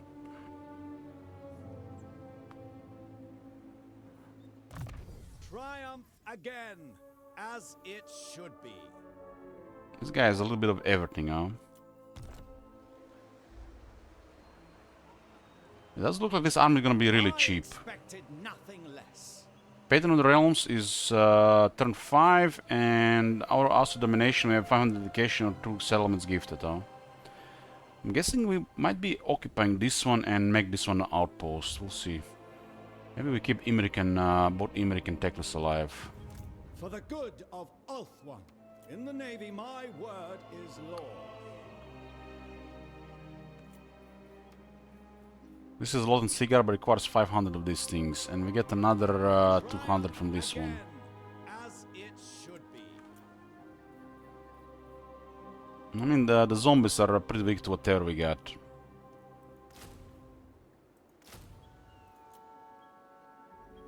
Whatever we got.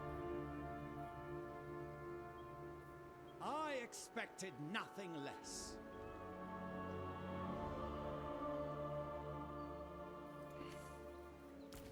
We can move with the flank A speed. reasonable request.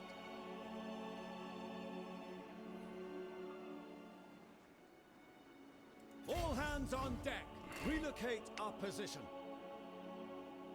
I shall tolerate no More benefits for the high elves, huh? But there's no downside of using this one. And you can just switch back the stance. That is then bizarre. Why is this not the default stance? Right? Why is this not the default stance then?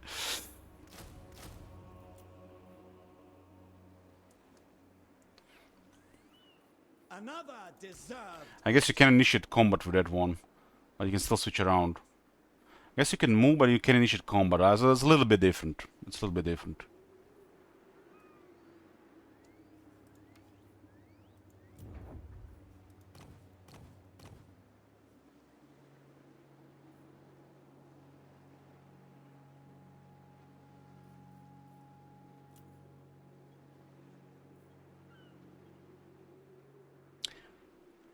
Man, this some of these traits are so poor. I mean, look at 13 influence for this. Have you guys seen the trait rework, man? The high elves look horrible with their traits since the trait rework.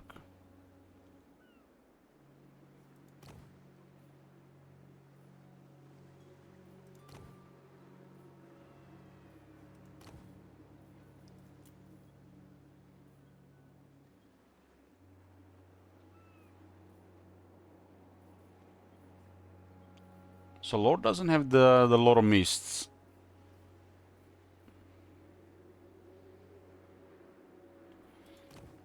Yeah, the high elf traits look really bad since the rework. Yoo-hoo. Oh my god. Have you seen that shit? Holy shit. What the hell? Well, they patched the traits to be more proper, but now the high elf traits look really bad. They haven't done anything with high elf traits, it's just all crap now. Compared to the rework. Let's get Leander, he has 25% better income, so we don't have to pay extra for this guy. They're still, what do you call the... we don't have to actually get him. How's new lore looking? For me, it looks pretty good. Good support lore. If I get the lore, I may not have enough money. Let's get the Elven trade here. 20 delegation per turn.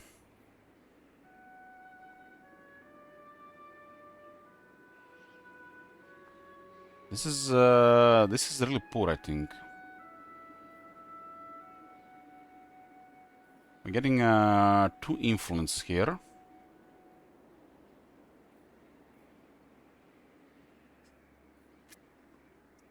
This gives us a little bit more influence, a little bit more research.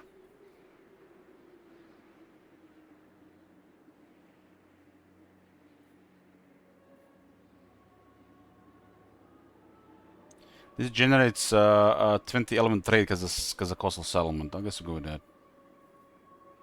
This costs 300 element trade.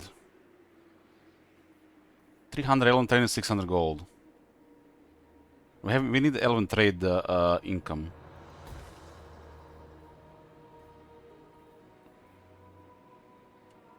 When built in a colony, element trade plus 3 per turn. This is not a colony, it's an outpost.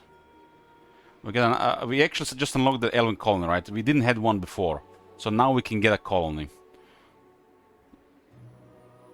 So we couldn't even get a colony here. We can get it in Tower of the Sun, I guess. Because we couldn't do it before. And this is a no-brainer because of the slot here. This might make sense a little bit later. Just get this for now.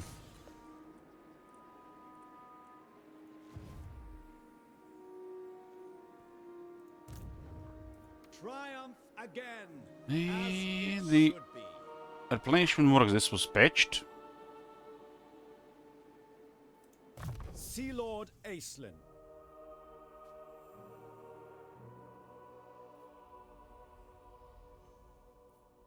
I mean, the relying on the units makes a lot of sense. This brooks action. Relying on the units makes a lot of sense. We'll open battle skills. This is a valuable If we get hit, advantage. if we get engaged, we want to always have a favorable engagement. Leader of Assyrian's navy. 200 supplies.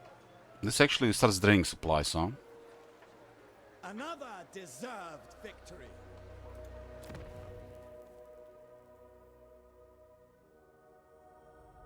%2 cheaper costs on here.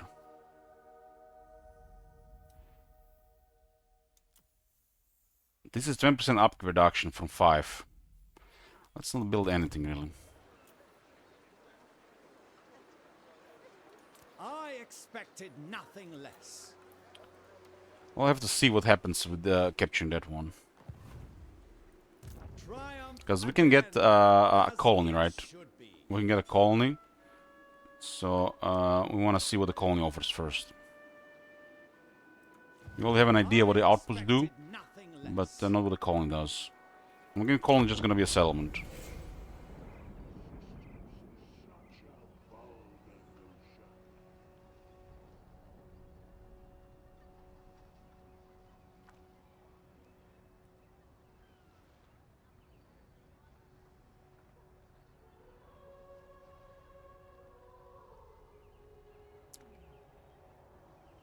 So they added, what? At at least 5 new factions. We've seen 5 new factions so far. Maybe there's more. These pirates are new. Torellos is gone, I guess. Why is selling right? Why don't back into the city?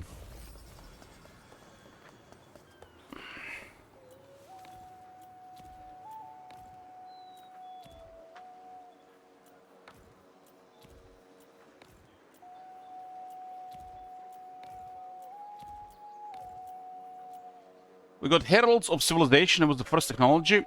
The first technology reveals all sea regions visible. Lower crew rank +1 for Sea Helms, and lower crew rank +1 for Dragon Ship Admirals. So now, on turn 1, we can see every sea in the world and everybody adjacent there. You know why I love this technology? Sail the skies. You guys remember when I was checking the corners just to see if I imagined this one time somebody being here? You remember when I was checking the edge here, and we couldn't see this edge here, so we couldn't see this. I actually seen the Lord here before in the past. United Maritime Patrol High Elves. I've seen this before. I've seen this before. Just a glimpse. Just a glimpse. I couldn't see further than this. But I've seen a glimpse of this. That's why the camera moves here. It was not this guy, it was another faction.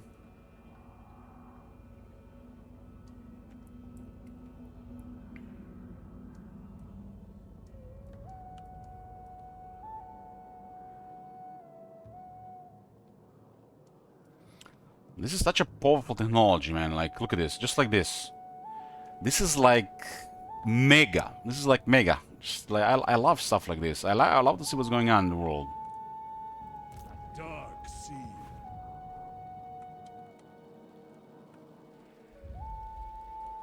I have no time for trivial amusements.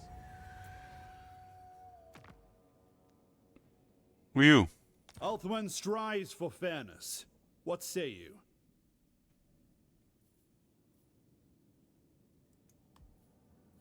Mind your manners in court. Okay.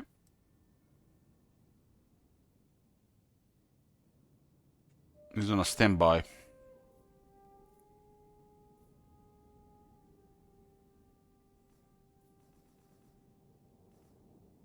On turn 2, we can see pretty much everything close to the coast. I wonder how many of them are going to randomly declare war. This tells you about the aggressiveness of the AI. There should be quite a bit of wars, right?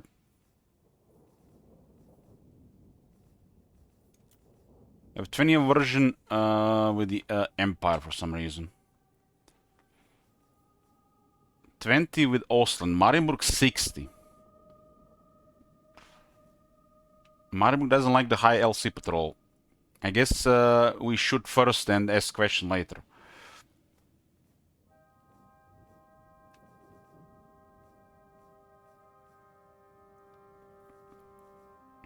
$100 of the Zinch. Oh man, we see all the Zinch factions. Oh no. I mean, they've been lobotomized. Only 25 aversion with the undead. Iceland burned down Marienburg in the lore once in the past.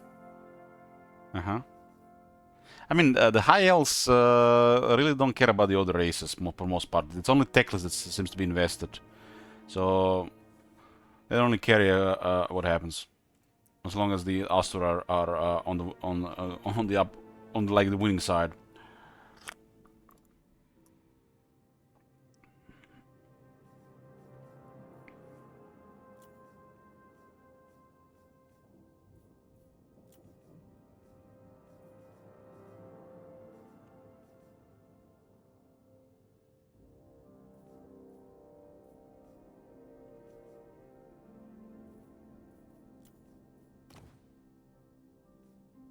We can get some money here the first turn, huh? Having access to diplomacy gives you access to a lot of money, because you can join wars. Most of these factions are going to be dead. Mind your manners. You stand in chivalrous company now. This guy's probably gonna be dead. We're gonna piss off Grom, but who cares? Bretonians consider our oaths sacred. These guys are, I guess, one of the weaker factions. That's why I wanted to open deals.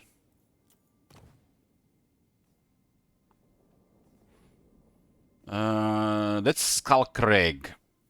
State your case quickly, for countless Asur lives depend upon me. 600. Who's the other enemy on Skullcrag? Let's see how much money we can get. We gain what, 1400 there? I mean, there's a reason why we opened the world map, right? Duty is What is it? I am a warden, not a low-born traitor. for the fallen. This is also points here. So a lot of this faction is gonna be dead in a few turns, but we can get money out of it. The Brazen Throne. These guys are actually at war with the Brazen Throne. Interesting.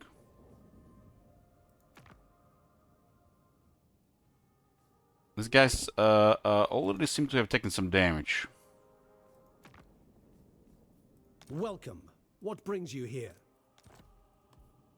This will please the king. 2.3 thousand.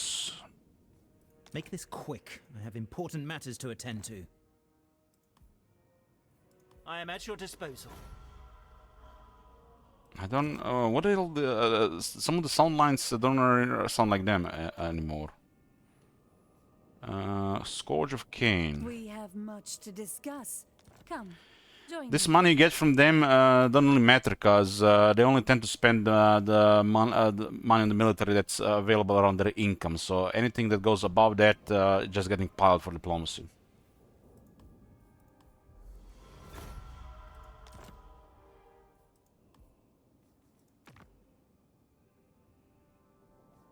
Come in peace. Perhaps you may even leave Nagaroth that way.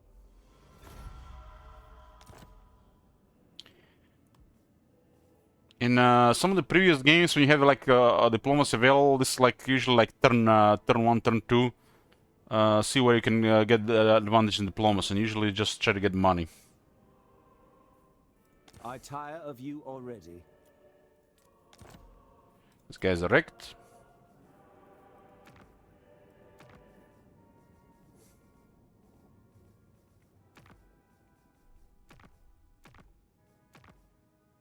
Skull Smasher is probably gonna get killed, right? You tread upon Bretonian land. I'll have your will. Agreed.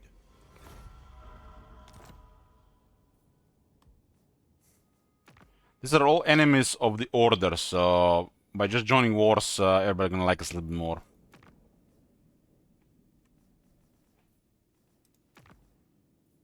You are welcome here, friend. What business do you have? With passion! With passion.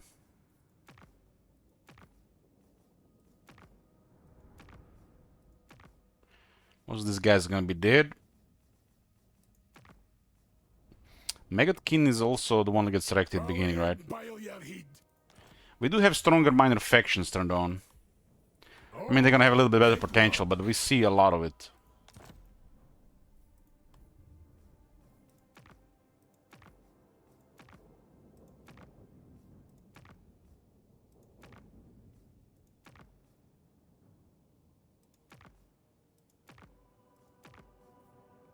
He's on the river, so his city's on the river, so you can actually see him as well. Who? Who? Ah, it's you. My mind was... The Iron Dragon consents. Oh my god. Have you seen that shit? Holy shit. What the hell? The guys at war with blue vipers. In the name of harmony, enter.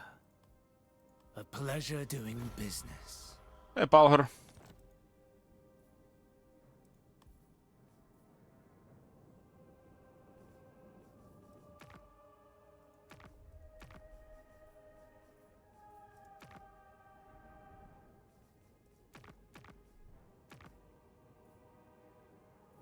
Are you the new one? Most of this faction are gonna be dead anyways. Agreement for Kislev.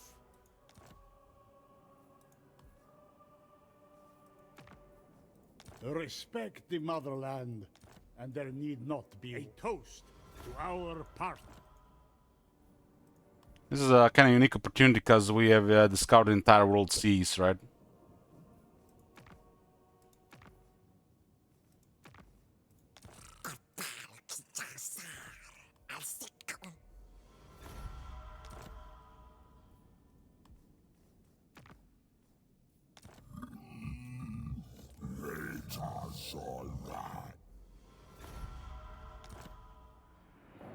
We can get probably about 10,000 gold. It's chunks. Kiko pokes Zure Tarunkani.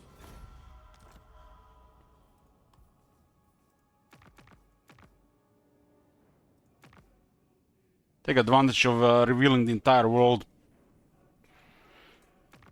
Nobody that matters though. Just all this faction gonna be dead. You here to pay me tribute or what? And before he gets confronted by the other one, huh? Croesus wins. Again.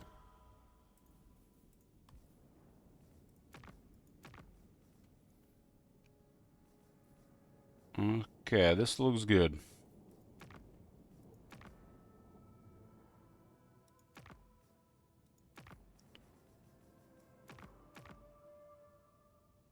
Middenheim. Hochland is in a little bit of trouble. Middenheim could actually pay more here. Do not waste my time with petty talk. Make your offer and be done.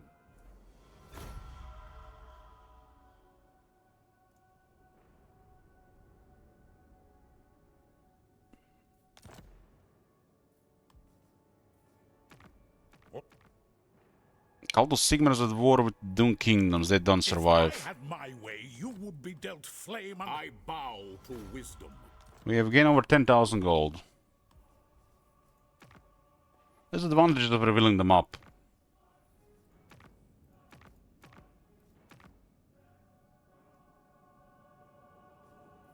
Tomb Kings don't really pay for stuff like this.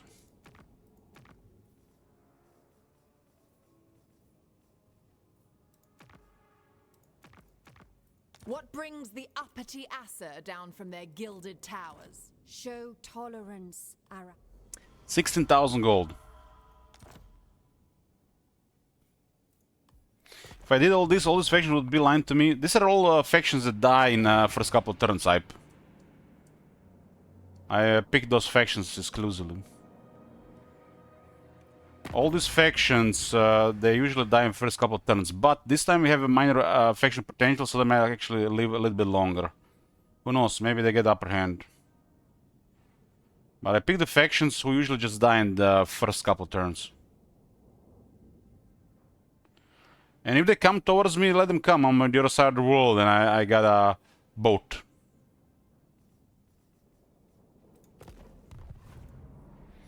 I mean, like I said, we get an opportunity on turn 1 to reveal the entire world. Like, this is like a unique situation. Might as well cash it in. Obey the sea, the rest obeys me. An opportune moment. So they had an army there as well, that's why they went right. At the waves' crest.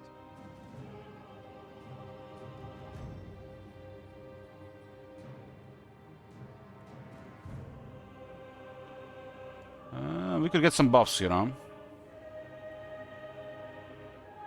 Cast off with the tide. 11 units. We get a battle. I was hoping for a buff. Getting that buff for the armor damage would be nice. 2 depth guards.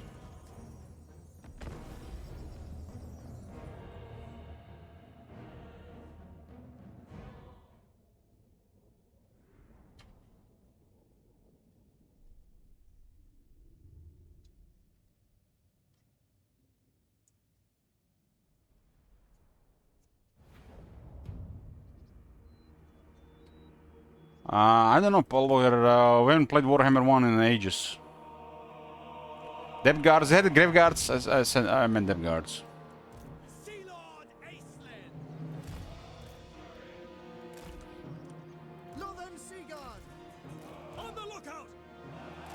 will be done. Northern Seagull. For the High Elf fleet. Coordinate maneuvers. Fly over. The Asa Navy shall always protect Dev guards are way stronger. Dev guards are vampires, so I can't really compare anything with that. Though this unit has to go down. Dev guards are elite vampire bodyguards. It's like one of the most elite units you can have. The unit is designed as a more elite version of even Chosen. Chosen like the old in design, so they never really got adjusted to that. Oh my god. Have you seen that shit? Holy shit. Light on. Show our might. Wow, they just stopped. Aerial maneuvers. With precision. Where's glitching damage? Why this unit has mass?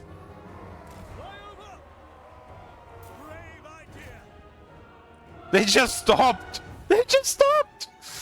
Moving on. Speed up. Sea Lord of Alpha. They have ability for this, man. Come on. We can get rid of us in melee though. We gotta deal with the dev guards. The rest is just zombies. Those guys can get this. These guys are hand cannons. They're actually really nasty at contact. We just mess up their shooting line because we're faster and engage in melee.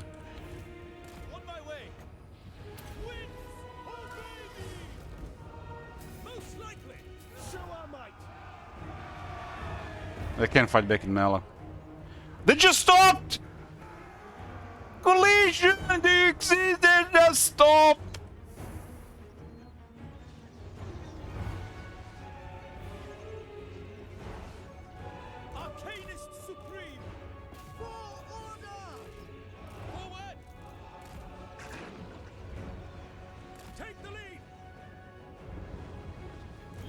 Oh, this is on a cooldown now. We gotta deal with some of these units a little bit differently. Dev guards can actually do harm here, pretty good harm. They're not easy to finish either.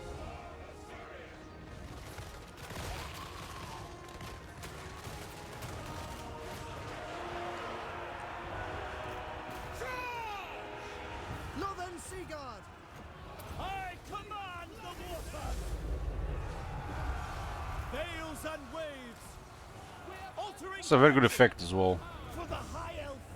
This unit's gonna get wrecked. Attack the enemy. It shall be done. Orders received. They ended contact. Ouch! I bring wisdom. Maybe harass a little bit more there. Defender, huh? Defender, huh? This unit, man. That one is gonna get wrecked there. We're gonna have to go with something there. The Lord, why is this unit getting killed here? That unit shooting with a pistol? No place for them. Archers. That guard is pretty good against us here. Move. Ships. Take the lead. Understood. We rule the skies. You rule shit. You might be you know, a flavor in the multiplayer until people forget about you. Archers. That guard was expected to wreck one of the units. The dev guard after all. We will obey.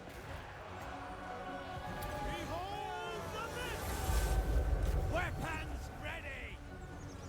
Asur seafarers.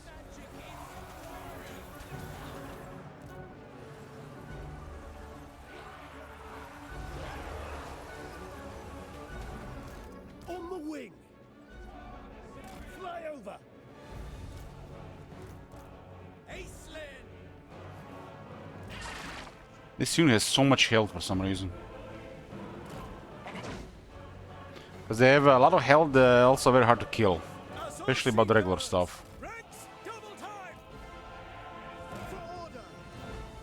We advance. The gods are with us. Swirling onward. These are Oceanids, new unit. They added Oceanids, like the monsters, infantry, elementals, and they added a big one, elemental. It does remind me of Heroes stuff, really, the sea elemental. They look too good, really, too good. The stats are very high for some reason. The tides are turning. As you command.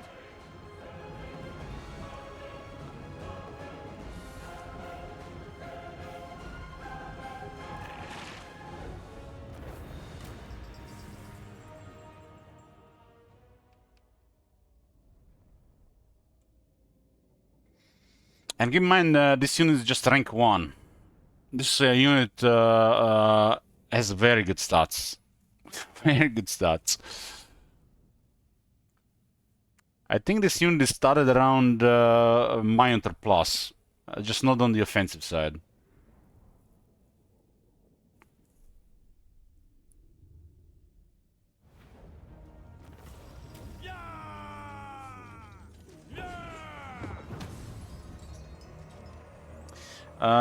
Two Skyguards kept 2 Rangers at bay and a Lord. Well, 2 Oceanids would have killed those 2 units in the Lord.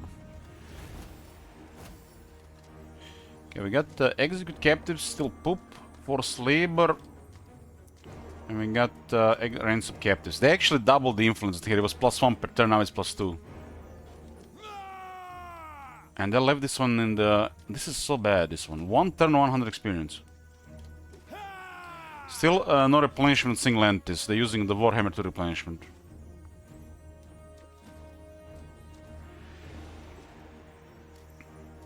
This is actually a nice influence. I don't think we say no to this, but the replenishment also kinda... Okay, this unit did 65 kills, damn. Should have pressured this unit more. Make them useful. As the Metal Lord, yes. Yes, he's gonna be a very strong Dragon Rider. 8,000 now. Aislinn. I should have gotten this guy, so it would have been good against Deep Guard. Leader of Assyrian's navy. Okay, this is kind of big deal for our stat lines here. 6 attack, 6 defense for all these units. He gets the Star Dragon here. And he has this ability. 40 attack, 50% damage. Just like that. Good duration, good cooldown. A useful asset for the good of Ulthuan. Okay, I want the lower cooldown on this. I don't even care, just give me lower cooldown on this. Master of Mists.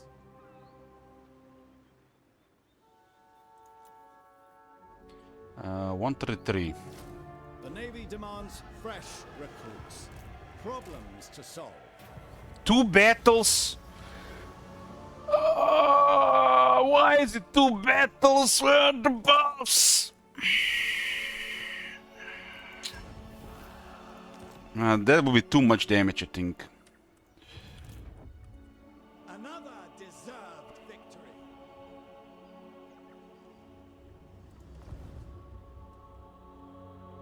You'd make a pauper blush. What news? I used the replenish Palher. I didn't pick influence. The fleet.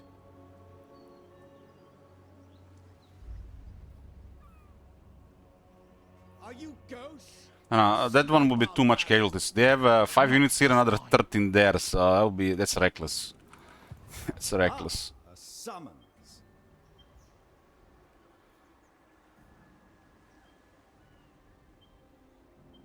They're not queuing recruitment, so they might be just doing some race dead.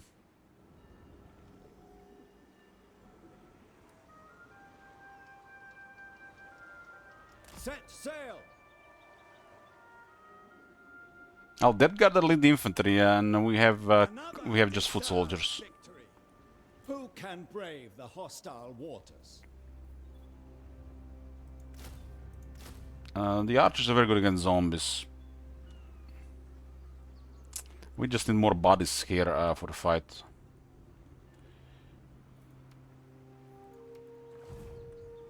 In agreement. I shall strike you personally. Don't be done.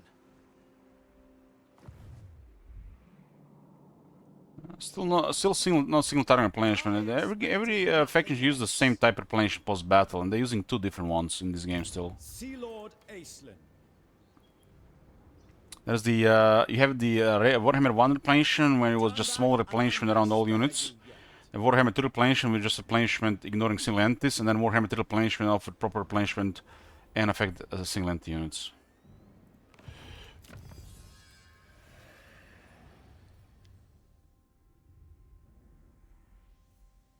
These technologies are pretty straightforward, it just costs gold. This is just nonsense because it takes multiple turns. We have a bunch of gold, not much to do with it, so go on with these technologies. Movement and X, here X success chance. These advances will be useful.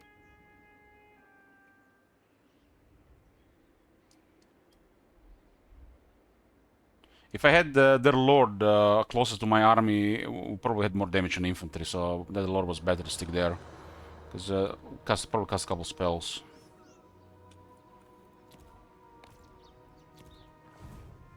How is XP per turn? That one's extremely trivial. Extremely trivial. Leader of Assyrian's navy.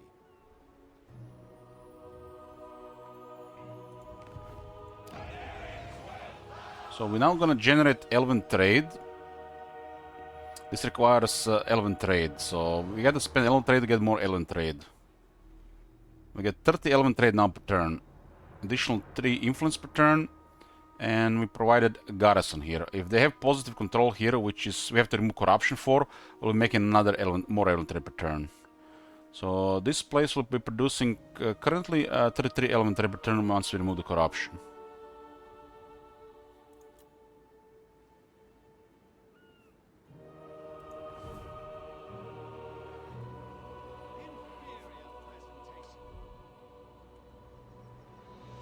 Commander of the Sea Patrol. This one was basically Marshal Mastery Great Weapons Ships Company. We could have had him in the battle against Death Guard, would have probably taken more or less casualties in this unit.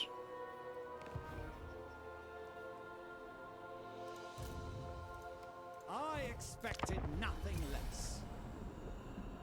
Tower of the Sun might be our capital. We have room for 1 colony. Getting that outpost gave us access to a colony.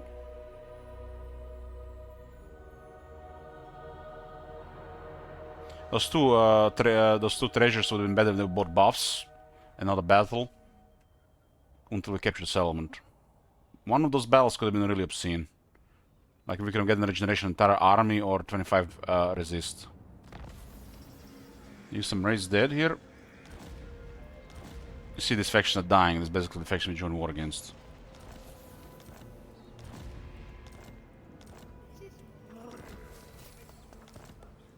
Not this, officer. Not this time.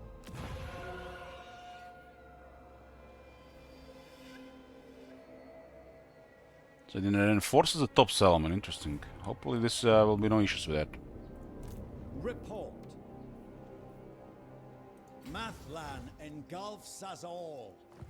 This one says enemy melee defense -5, enemy armies in local region, and speed -10% enemy armies in local region. Let's see if that works. For the good of Ulthuan. See. Okay. And if we lose the stance, we will still have the stance. Precisely. For Assyrian. I guess it doesn't work if you besiege place. Sea Guard. And we lost all the movement for nothing. Maybe it'll be adjacent. We get rank 2 Sea Helm now. Currently, we do have some voodoo. Slay them. This is okay. Commence combat.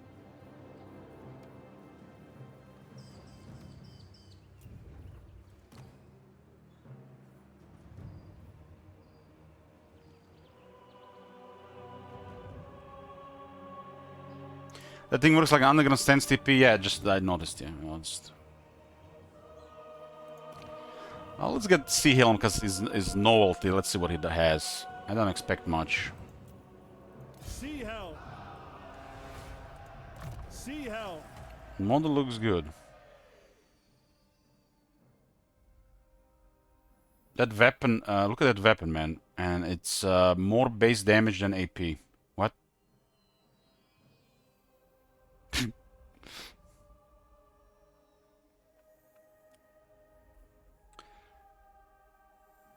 Looks tanky. This trait is good.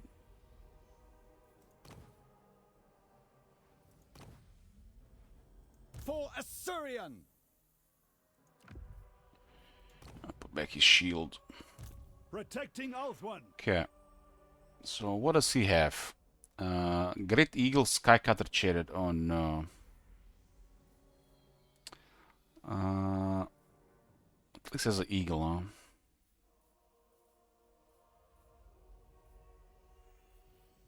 Maybe the mount will behave better. 10 fizz resist, 15 anti-large. He has already 35 anti-large. Leviathan Slayer. War by Wealth or Revered Tactician. You can pick only one of these. This increases boss battle loot and gives better vigor loss reduction in the army.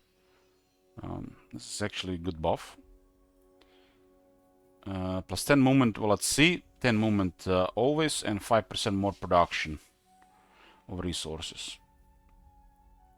5 attack and 10% weapon strength buff for the entire army. Ooh. That's already pretty good. Together with this, better vigor management. So for melee stuff, this guy is looking good. But the Order of Fingers score, the entire army gets 10% speed and 5 better replenishment. Damn, this is great stuff, really. Damn, this 4 skills. Wow. Wow. It's like, wow. You want to have crazy strong Merwyrms, melee in general, pick this guy. With Matlan, Isha, and Adayat. So this guy is pretty good buffs for melee army.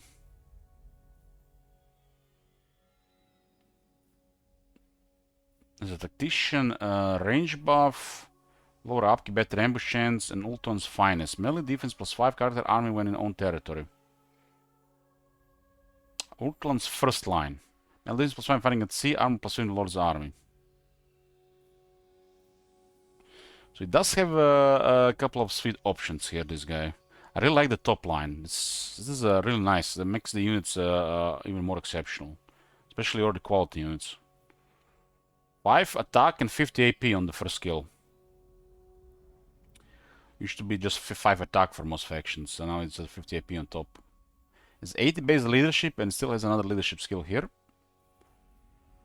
Pretty standard on this. Trident Mastery, attack and charge. There's a Force Seeker, 20% Woundmaker, 15 armor, 12 blade shield, speed, Quicksilver Strike as well. Everything as the same, almost the same skills on campaign skills as Aislinn. Except it's not a shifting. As a army leader slash general, this guy looks pretty good. We all listen this skill. 5 defense, 4 leadership, charge defense large for all allies in range of 55 meters. Like 10% speed for entire army, 5 attack for entire army, 10% damage for entire army, better vigor, more money, more movement.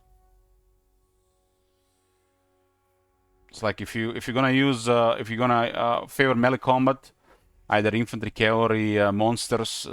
This guy looks very good. The Sea Helm.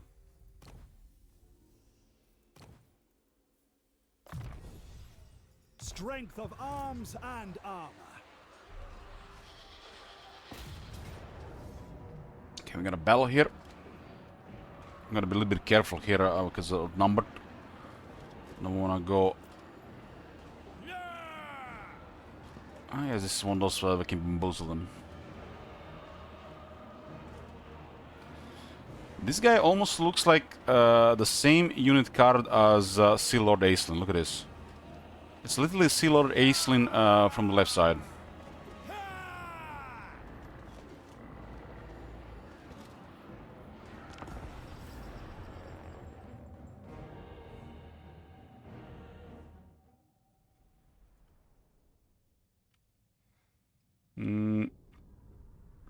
You report bugs on that website.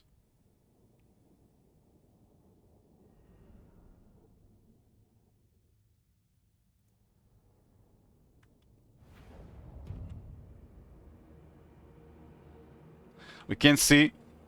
I see.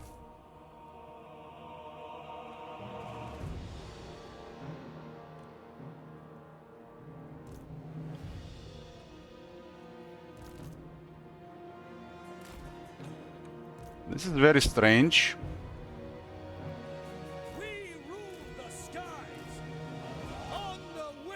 It's 3 out of 4, but we got 4 with full health. So it looks like the entity in this unit are also bugged. Their health is almost full, so it gave it another entity without even generating a new entity. The moment I get more units, I'm gonna disband these units. The bolter does look okay, but this is terrible. The way it moves is also just like, I don't like it.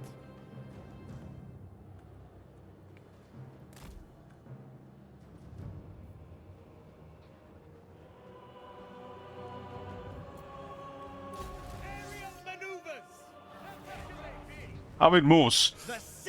Move it there, there.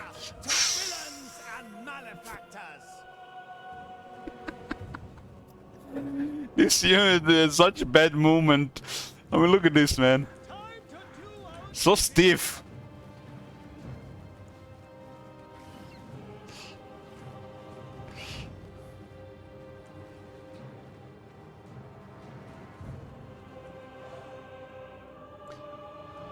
I think, but they both range and melee sucks because this is a skirmisher unit, so it's multiplayer, so it's always gonna suck. It's always gonna suck.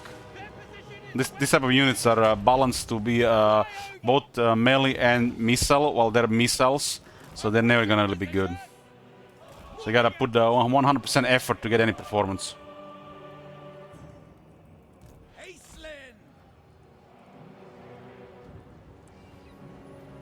Patrol. At least they could have some kind of glow magic effect here.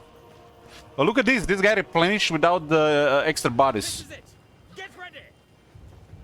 This reminds me of like old bugs from Warhammer 2, which would actually crash the game with healing. Speed up. Glide on.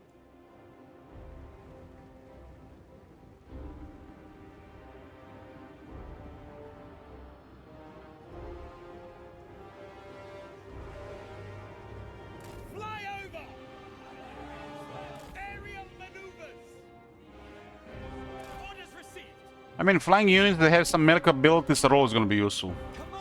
It's just how it is. But are they going to be useful in your army? Questionable.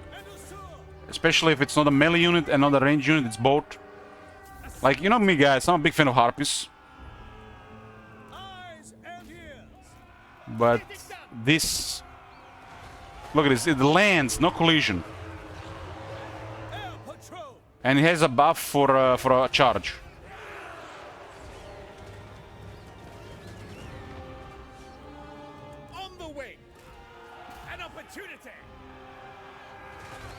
No collision, just lands. No collision, just lands.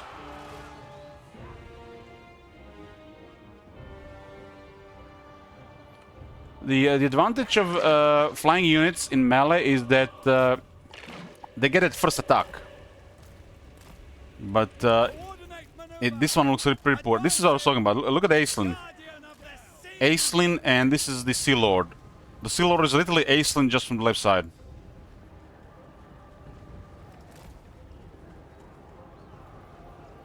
I don't know, it looks the same to me. I'm a slightly different helmet. I mean, these are just squishy range units, so you send anything that flies into them, they die. Doesn't mean this unit is perform really well. We rule the skies with strength and purpose, eyes and ears.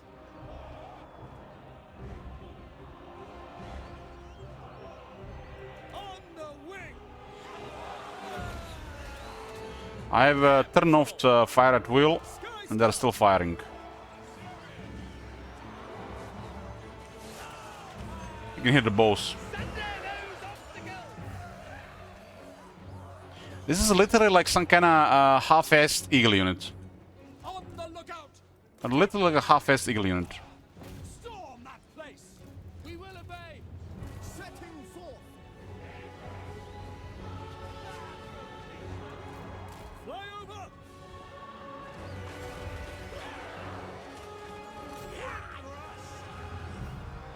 Swoop upon them.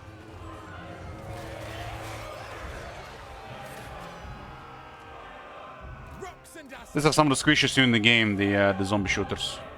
They literally die to anything in melee.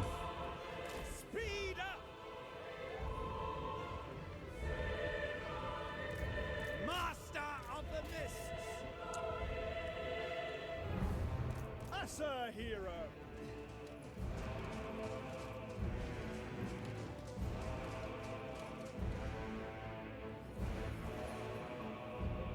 Sky Scout. The Vampire Coast Zombies early game units, that is some of the worst units in the game. Especially against the High Elves. Like, you guys played Drowned against Alitanar, it's nightmares.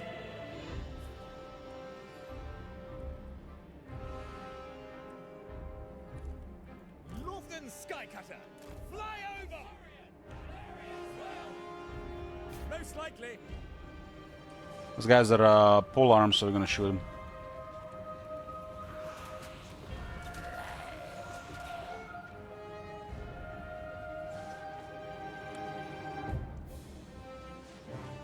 It looks like a Eagle Deluxe. This is an Eagle Deluxe with some range harassment. The fact it's not a single entity, its health pool is better. So you have 4 entities that take damage all over the place. Nobody dies at the start of the at the end of the battle. They heal. So it's an Eagle Deluxe. While the Eagle will be taking damage and they will need to replenish. This unit heal at the end of the battle unless they're taking casualties. They're gonna heal like infantry. So 54 guys take 1000 damage, no casualties. They are all 54 full health. Same with this unit. It's an Eagle Deluxe.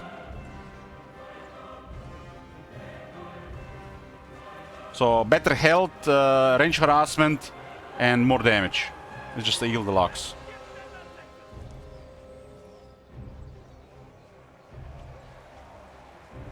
Asur seafarers. Let's have it. How do you spread a unit like this? Arcanist supreme. Behold the mist. Aerial outrider. Aerial maneuvers. Glide on. This is the old bug with entities on the chariots. They patch that one, but when they create new units, it comes back.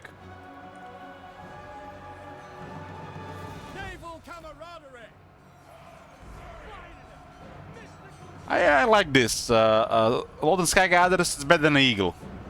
And I don't consider Eagle horrible. Does it have a place in a proper army? If you don't have anything else usable.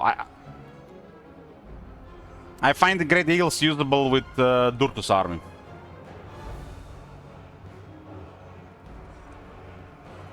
This is just Great Eagle Deluxe. And I don't consider eagles horrible. Eagles are okay.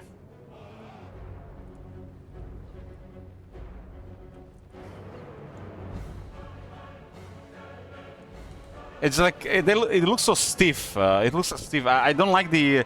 I don't like anything about this unit. This looks bad. I don't want to look at it. I don't want to look at it. I don't want to have it in my army. I mean, high elf units look amazing. This is not it.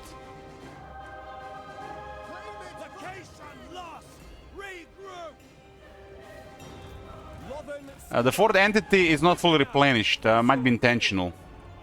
You can see one of the boats has only one shooter. You see this?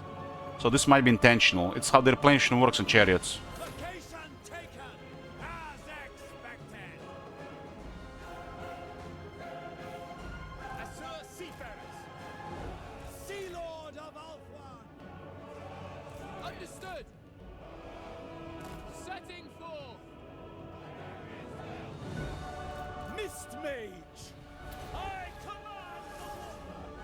Zombies are really bad against high elves.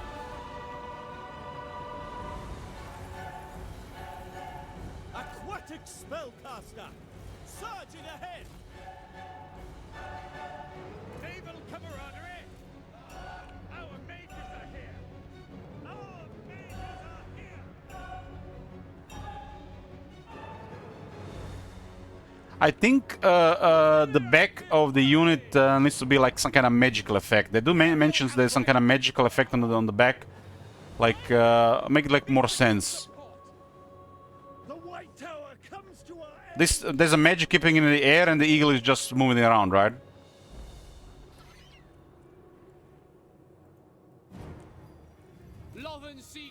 I think it looks really bad.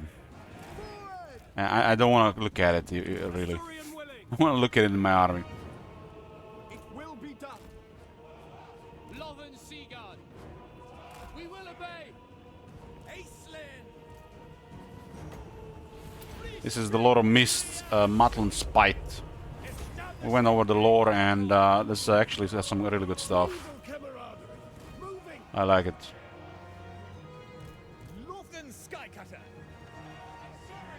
They already done their job. They got us easy access here. Eagles would have done the same shit against those two units. And this unit's just better than Eagles, just because it's a chariot.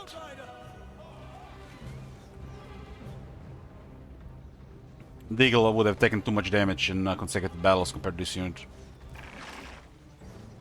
Archers, kill them. Ready weapons. Rush forth. Commander of the Assa's Navy! Moving on! I bring wisdom! Winds, obey me!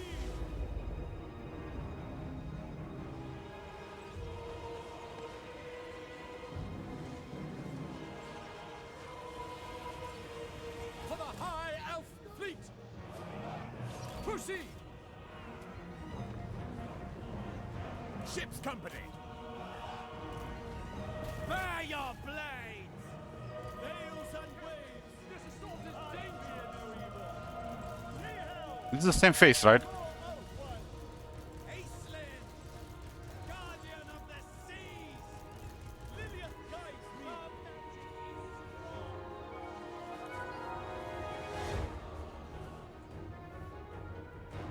It shall be done. Aerial Outrider! No place for death!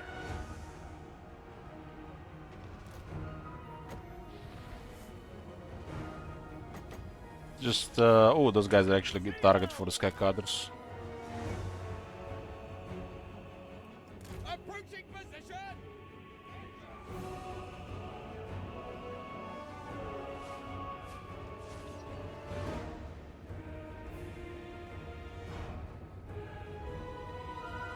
Wait. Wait. Northern Skycutter! They've given a command for the platform now. And go. Consider it done! To battle!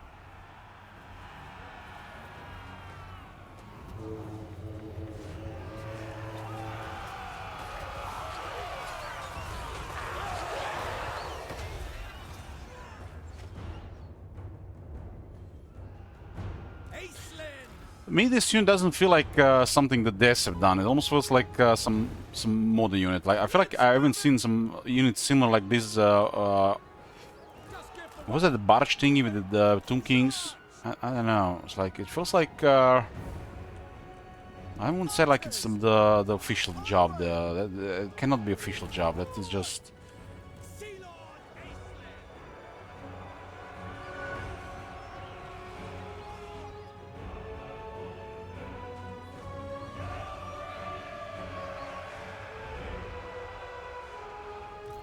Storm that place! Aislinn! Behold the mist! We have to worry only about the shooters. Company of the Caledonian! Moving out! I hate the shooting in melee. Like, why are they shooting in melee? Why are they shooting in melee? That's the problem with all skirmisher cavalry. Why are they shooting in melee? Without question! I turn off fire at will and they still shoot. Fly over! A sound tactic! Their main advantage is they're flying, so they get pick of the targets. And them being better than a greater eagle, it's okay.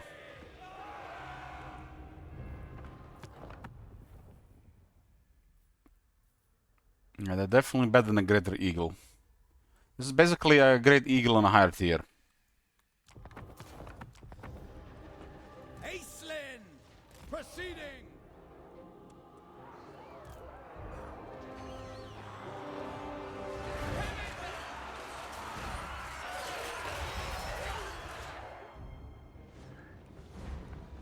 Archers!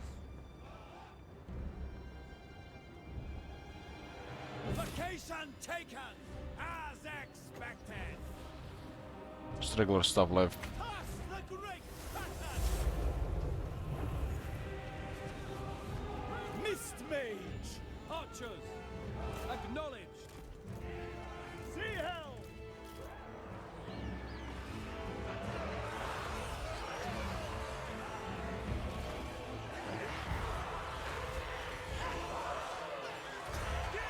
We have the upper hand! Pushing the limit! Have at them! Advance! Swift traversal!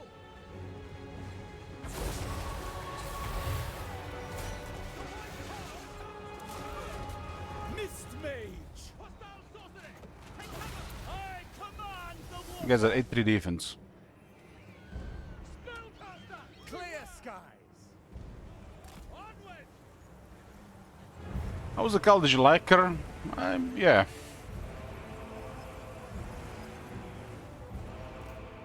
With haste! Without fail!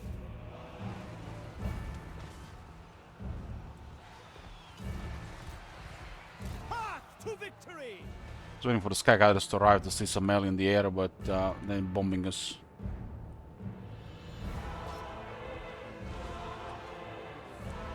Spirits high! Lord went down, ganked up by 2 lords. Wipe them out! Reshaping reality! No trouble here! Rapid We only have to worry about their shooting, really. The rest of the stuff is pretty poor. Mist Mage! Rapid relocation!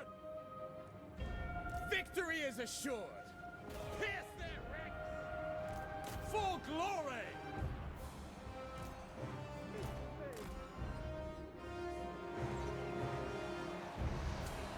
Magic above all! Kinda surprised they haven't arrived yet. The Lord is gone.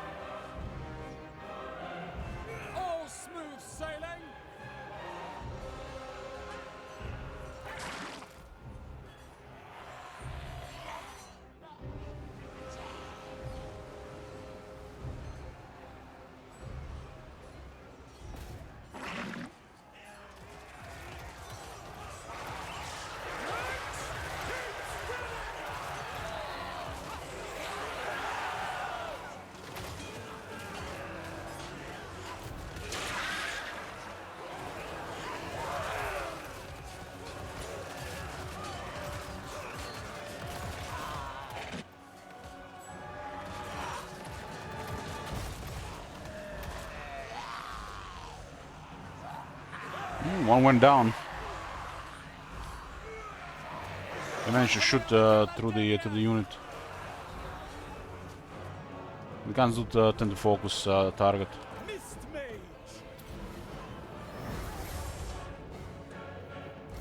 We have the upper hand.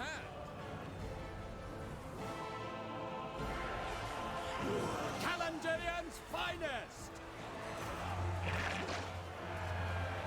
Bash and maul! Brace for impact!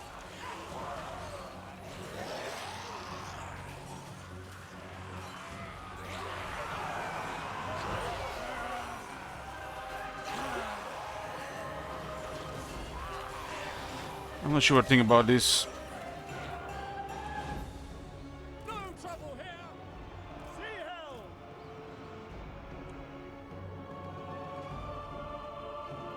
Yeah, this should be our first colony, right?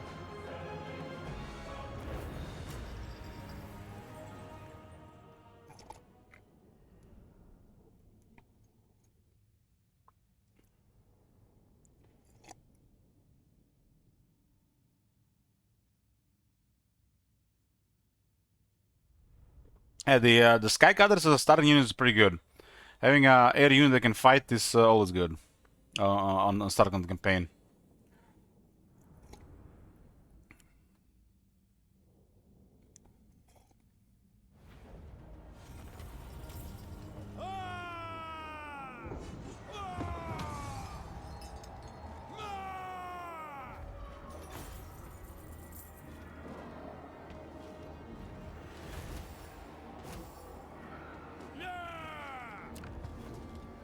Oh, establish colony. Elven colonies are another settlement type that Sea Patrol may construct, providing strong merchant hubs that convert elven trade into dragon ship supplies and other economic benefits. Okay. Elven colonies are expensive and limited to construct, but their availability can be increased via the use of Asur domination. Raise Ulthuan's banners. Tower of the Sun is our capital, boys. We got 400 education, 200 supplies, and 100 trade. And we now destroy the rest of their faction. We get another 300 supplies and stability restored. For one turn, we get 100 growth, 50 control, and 50 corruption removed. Location was Surian. Sea hell!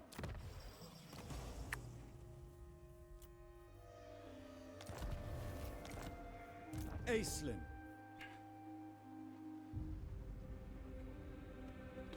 Rank 5.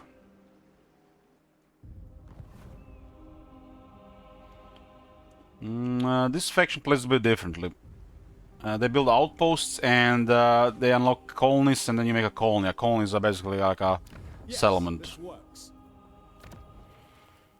So this is an elven colony. I mean, the colonies existed before, but there seems to be even more for this guy. Did they finally fix the garrison buildings, or is it just this for the colony? Remember when this was tier 5, 4, and 3? Fucked up on tier 3 to 5 instead of 2 to 4. Maybe they fixed for the other ones as well. Okay. Pretty good income on the base. Everything else pretty standard. Have the ship's company recruitable. Even growth is good on the base. The garrison will still 3 and 5. Damn. Several factions have this on 3 and 5 instead of 2 to 4. That's still a mess.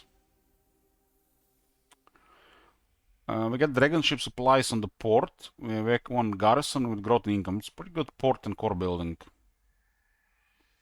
And tier 3 is even better. Much, much better. Much, much better.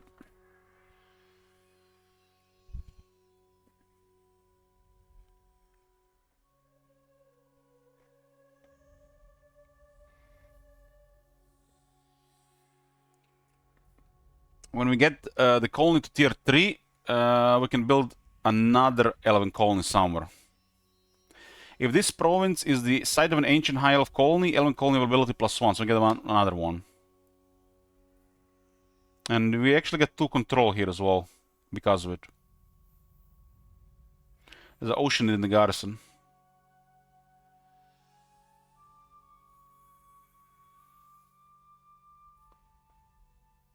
Ports were always providing lot in Sigard garrison, even before this.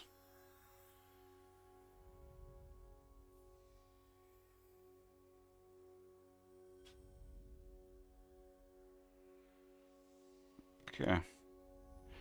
Core building in the port looking very good. There's a landmark hill, pilgrimage grounds.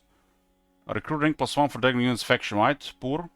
Global recruitment duration -1 per turn for moon dragons. When building a colony, element trade +3 per turn. When building a ship patrol outpost, element colony availability +1. Garrison moon dragon and locks recruitment moon dragon. I mean, for tier 3, everything combined is pretty nice. With spice trading, you get 48 spice and 30 element trade per turn.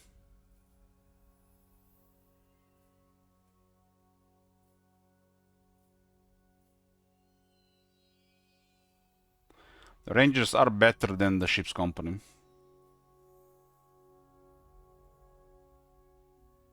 They also cost a lot more. Okay, this is pretty straightforward, and this unlocks technologies. Dragon Prince are still on tier 5. Oh my god. Why is this tier 5? This is like tier 4 at best.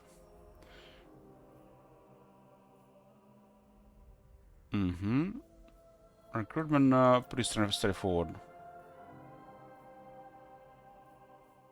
The garrison building is very strange. Very poor as well.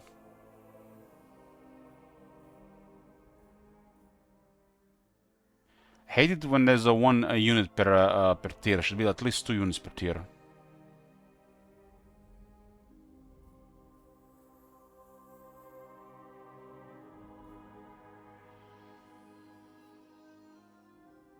Why do they really hate the garrisons, man? Like, what the hell?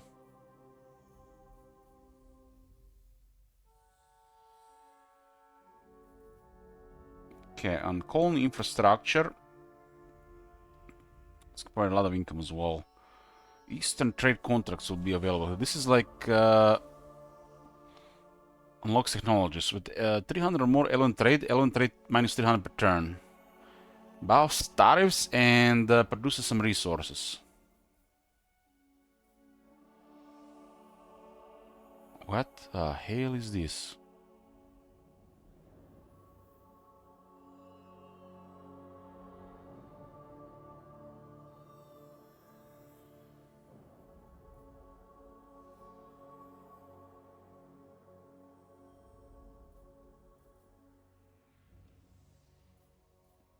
We can also get element trade for income here.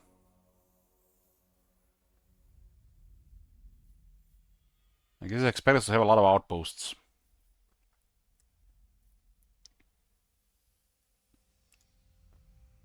This one has a lot going for it. We have all the checks here, right? Look at this one. Damn. Coastal settlement, province capital. It's like, damn. This one has a lot going for it.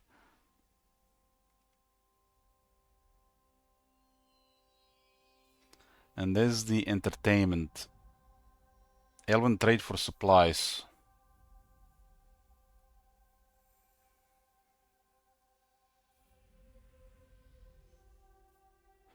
$400.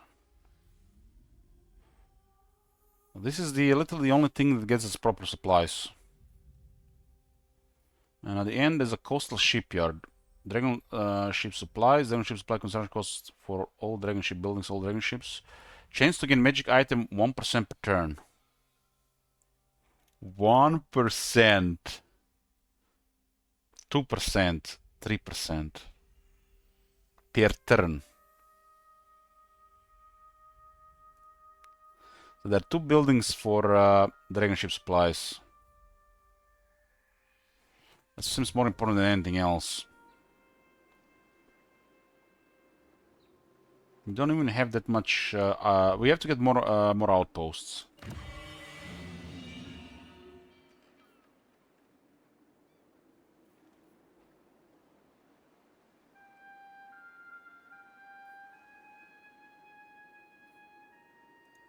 We haven't unlocked this yet, though.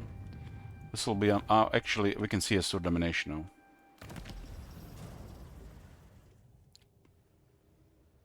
So this is the number of sea patrol outposts. And one with Teclis. When we have two joint training exercises, Flamespire allies. For 3 turns, we're gonna buff some experience, get some recruit ranks. We can get a Foller's robe. This thing was buffed from 5th to 6% phys resist.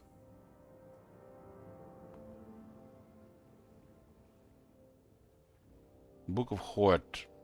And cost 1,000. What news? No building for dragons, no. We have this one here for a moon dragon.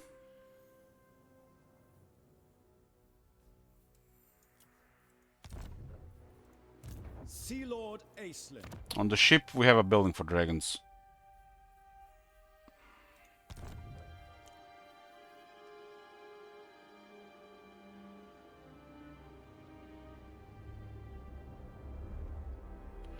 It does look like the dragon ship supply situation can go against you, especially if you don't get this early. If you it's like it's not. This is not optional. This is not optional. You don't get this, you're screwed.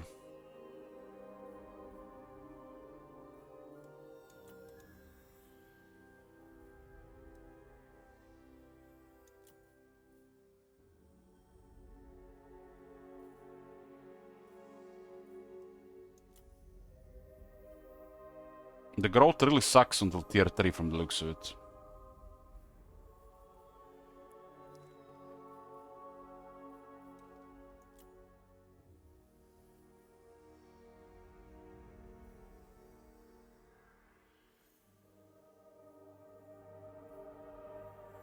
Kind of surprised the colony itself doesn't provide any supplies. Colony doesn't provide any dragon ship supplies. No, itself doesn't do anything. And the port gives you 2 per turn.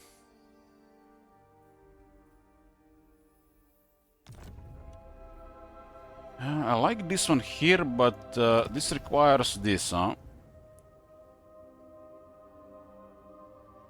Okay, so what's more here?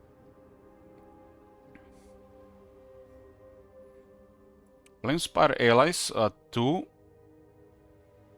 At 6 we can get this, and we also get knowledge. Event that grants us a buff to spellcasting. And also 1000 research points. And the last one gives us all that. And all sword masters of Hoard get charge reflection and 360 missile block.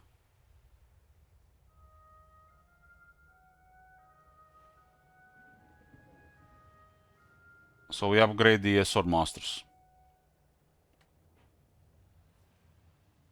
So this goes up to 10 settlements.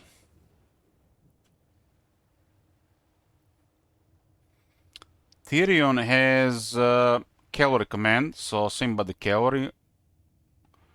Can get an armor of dawn and a bow of seafarer. Second one also adds favor of the Phoenix King. And all lords and heroes increase rank by 1. And there is Tyrion champions. You can upgrade. You can give Phoenix's Vanguard, Wall Breaker to White Lions of Grace, and Glorious Charge for Silver Helms. Alariel is for the Great Eagles and War Lions. Horn of Isha and a Talisman Preservation are items. On 6, We also get issue blessing, replenishment buff, and replenishment foreign territory, and instantly replenish all units faction wide.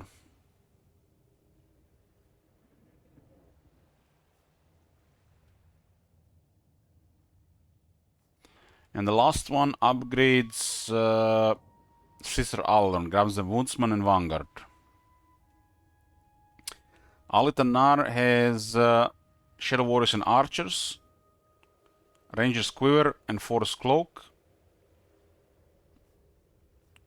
Elite Ambushers, the event for gear runs the entire faction stalking stance on land, and better chance to ambush and defense against ambush. Got the last one is Strider and Snipe for Shadow Warriors.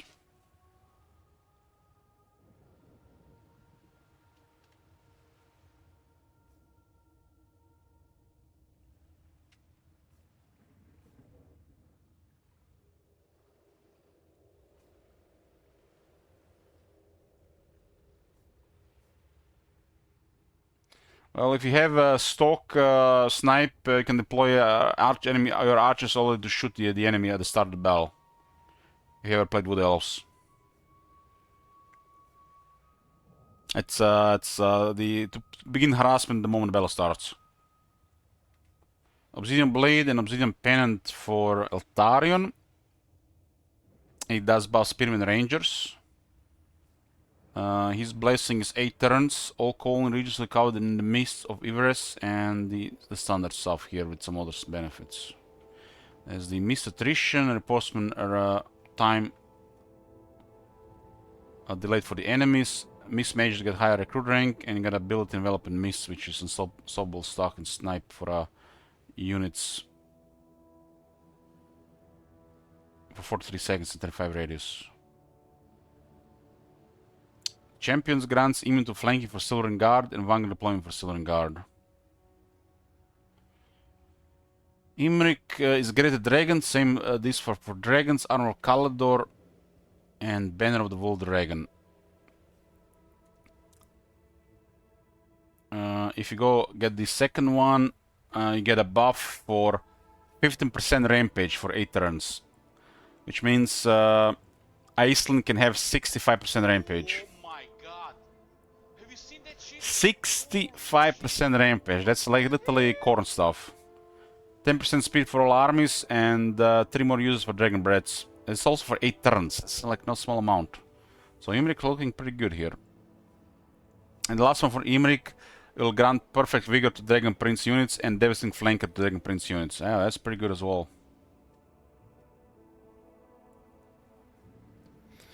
On the top, there are dedications. This requires colonies. This requires colonies, so you have to invest into this. Colony dedication. So we have 515. We get a dedication from establishing outposts and unlocks construction naval armory. Mm-hmm.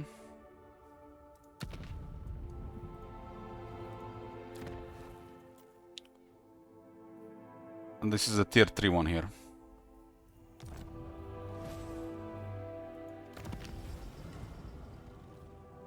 Let's go from the they're all 500. The Diplomatic relations plus 10 with all factions, Legion points gained, allied recruitment cost minus 20%. So domination cost plus 100 for colony dedication. So we'll increase further for the other ones. Focused on the colonies. Element colonial ability plus 1. Dragonship supplies plus 10 per turn. Construction cost minus 5% for all buildings faction wide. You need 2 Asur domination in this category. So we get 2 and we get this. On 4 we get the next one. We get even more supplies per turn. Adds an additional dragon ship to your faction lord's pool. And then it's 30.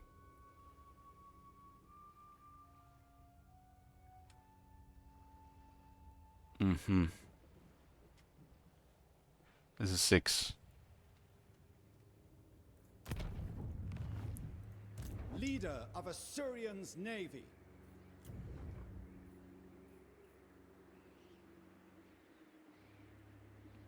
I guess we don't see them right now.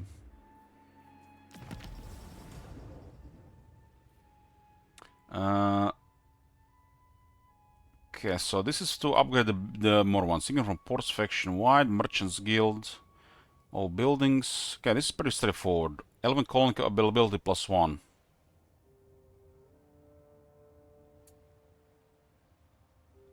So we kinda need outposts, but we kinda want colonies, and it's a shame that this entire province are elven colonies, right?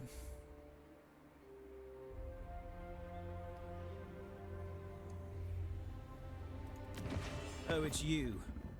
Excellent. There is no settlement trade option button.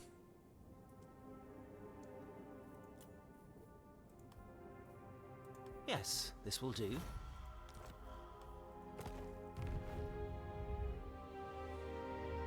This is a special province. They're all three ancient elven colonies, but the capitals are worth extra. So there's more capitals around. Like there's one here, right? This one here. This one would be also hot.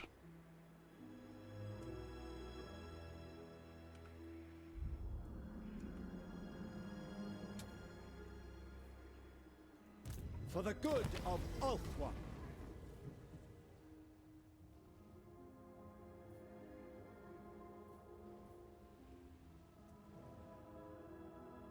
Okay, 3 control on this one.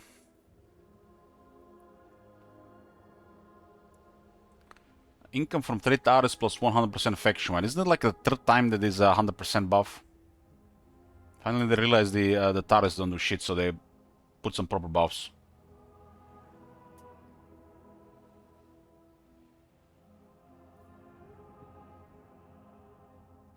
Yeah, but the ancient colonies they have extra stuff,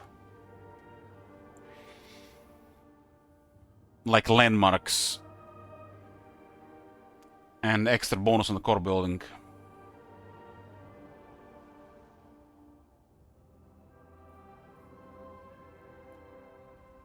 Construction time -1 for all colony buildings, minimum 1 turn faction wide, and 1 more elven colony availability. That was the colony dedication, outpost dedication. Elven trade, more dragon ship, elven trade. This is where we upgrade these things, huh? 20 research, look at that. Guard bulwark, patrol, tooltips on top of tooltips. Storage yard. We do need a lot of elven trade. Right now we are small, so we may need to focus on that. Post-battle loot.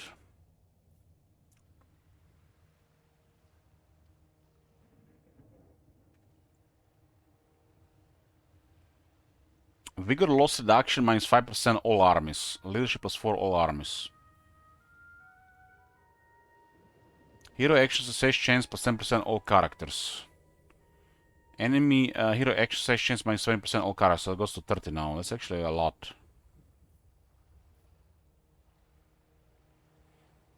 Council halls. Elven trade +100, diplomatic relations +30 with high elves. This seems to be like the easiest way to get some elven trade going. This is the dragon ship dedication. This is for the special buildings. Replenish ships and campaign moon arrangement exiting a sea lane. Occasional replenishment +5% all dragon ships. These are the buildings, huh?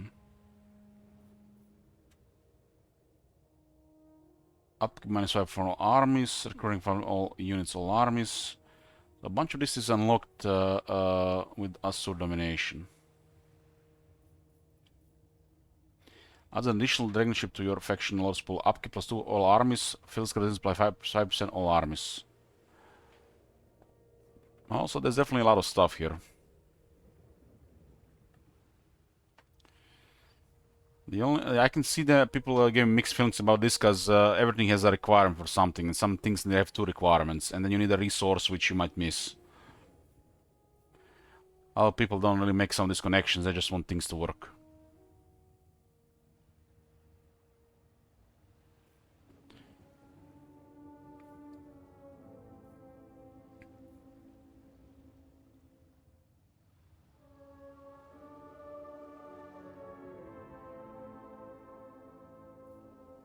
I'm gonna open with council halls, plus 100 trade per turn. I'm guessing this is gonna be active all the time.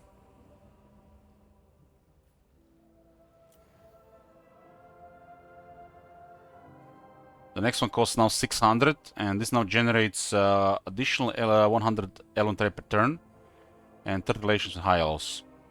And we also unlock the market stalls, which not that cared much.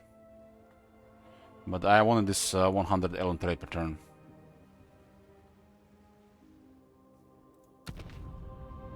We are back to 15 of this, so... Elven trade is currently 130. So... This quadruples our Elven trade per turn. This place does have pottery here, huh?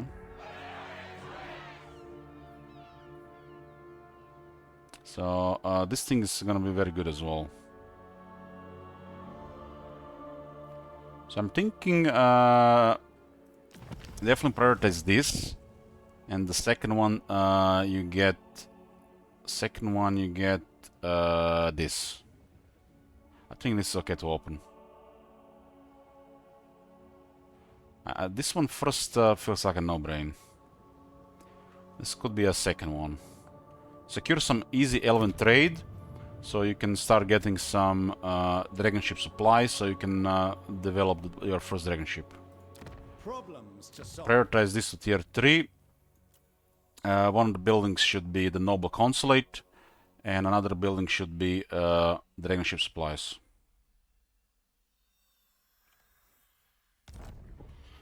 This should get you going, right?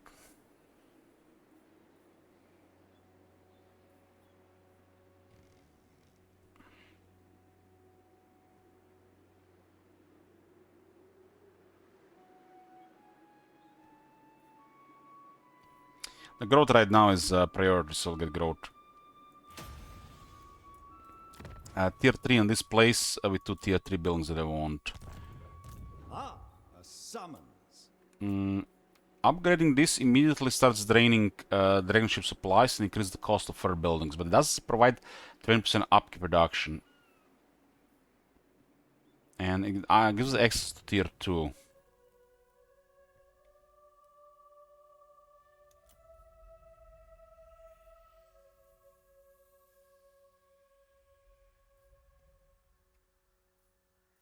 We gotta get the basics sorted. The basics is get some elven trade in, convert it to dragon ship supplies, and get probably 2 tier 3 elven colonies.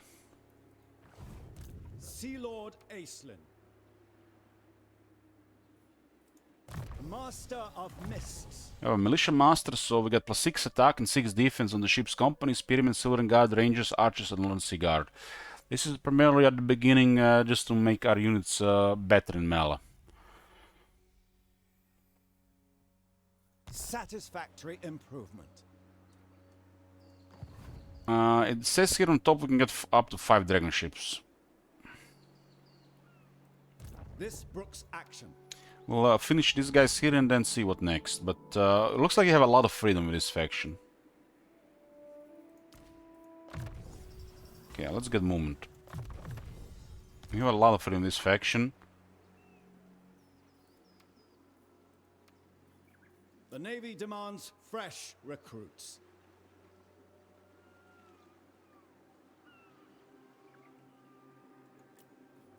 I think it's intentional, because Lone Sea Guard are shooters and spearmen. Standing orders. This is also their classic foot soldier.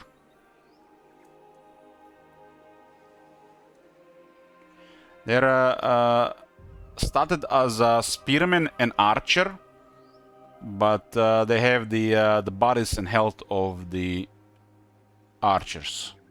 So 2 battle skills make a lot of sense to me. They're not a melee unit. I have to keep that in mind. They're not a melee unit, but they can do okay melee. They don't have enough health and bodies to be a proper melee unit. So some higher size like defense is important to them and get a little bit more armor. For the good of Ulthuan.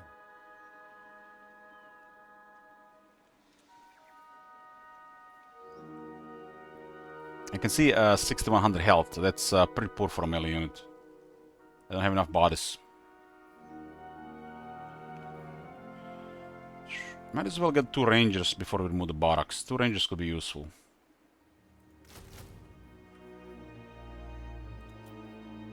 The rangers are even better when you have a militia master. Nowadays you can also get light eternal armory pretty early. So this early unit is looking even better for the battle skill. We do have a lot of money, so the money takes make a lot of sense.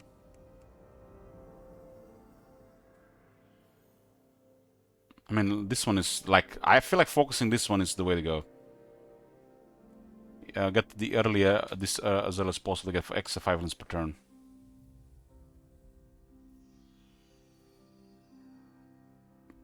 I got some money from diplomacy and I got some money from the sea battle, so I think focusing this first is a pretty nice option. We don't have to go further than this regarding money stuff. We should save the rest. But this is pretty nice to open early, I think. This will improve diplomacy with the order and give us +1 control. The Sea Patrol needs augmentation. I'm going to upgrade the dragon ship to receive 15% upgrade reduction.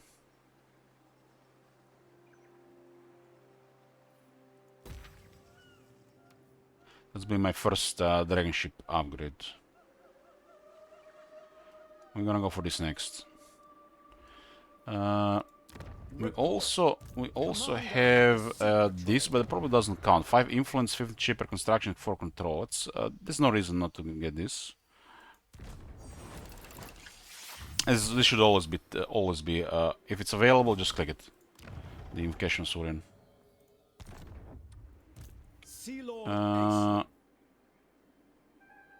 It works on the dragon ship, damn. It works on the dragon ship. The cost reduction. Master of Mists. Problems to solve. 2 rangers are not the end of the world. Who can brave the hostile waters? 2 rangers are not the end of the world. Lot and Cigar is a little bit better for the cost, really.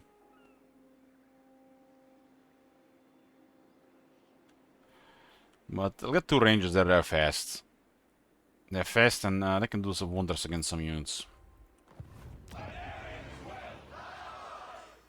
Do I care about the left side and the right side? Do we care about upgrading this? This costs a little bit resources. This is a 20 element trade per turn. I'm not sure we can switch around. I guess you have to pay to switch around. I definitely want this one. I definitely want this one. Don't care about this one.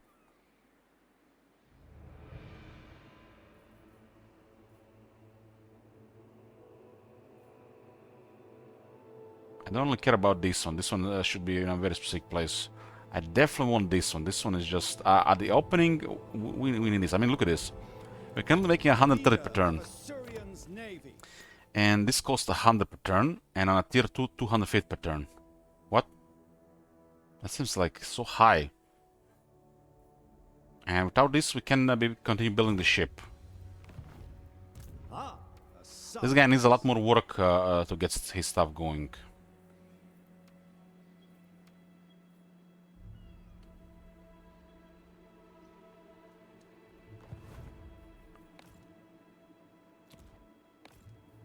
What news? I think the most important building in the capital here is the noble consulate. It's like to get a higher tier, we're gonna need that growth, and the control is a positive thing. The high elves have extra effects. There's no elven residence.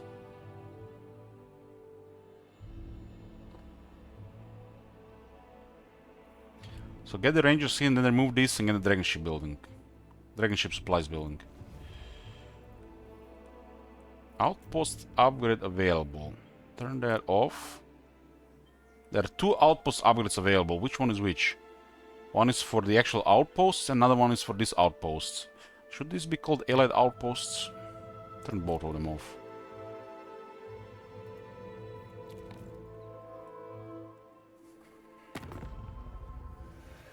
$21k gold on turn 3. I got over 10,000 gold from diplomacy, and I got 8,000 gold from naval battle. I could have gotten probably even more with the second battle, but I didn't want to risk casualties.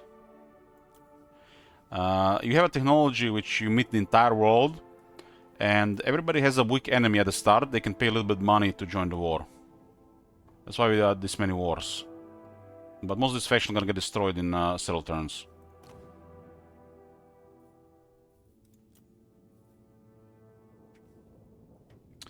We have some trade available. These guys are dead, so we'll get trade with them, and then we'll get trade with somebody else. You may express reverence now. Agreed.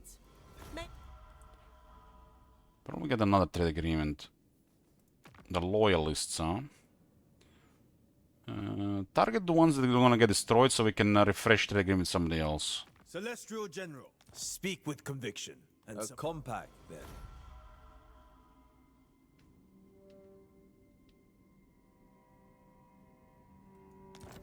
If we min-maxed between the factions who are really not our side, we probably got another 10,000.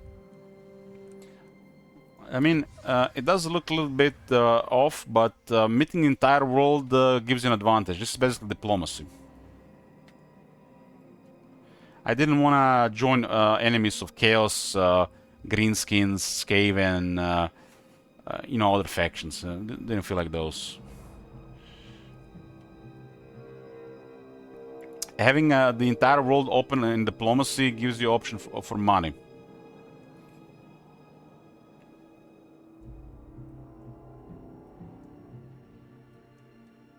And okay, patterns of the realms in turn 5, where we have 40 influence. Okay, turn 3 done. There were 3 treasures here at the start, damn. And all 3 battles, wow. That's really bad for opening the campaign, all 3 battles. We could have had a strong army buff. Or magic finding movement speed and line of sight and stuff.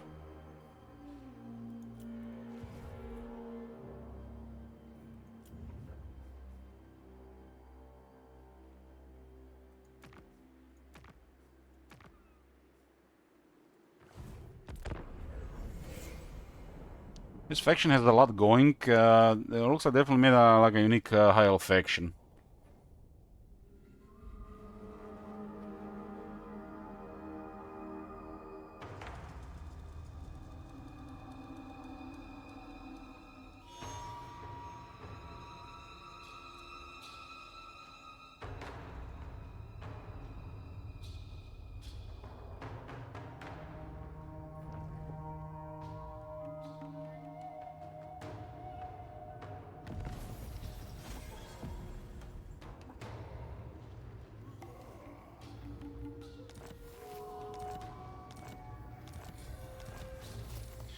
Then bonus of diplomacy with high elves, lizardmen, the Empire, Bretonia, Kislev, Grand Khat, and Dwarf faction.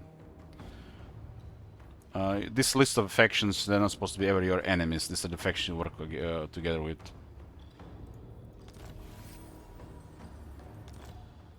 We already unlocked the walls wall.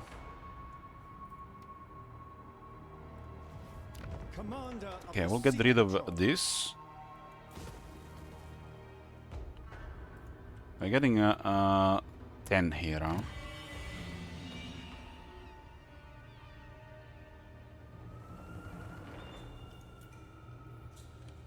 What the hell is this? As you wish. As you say.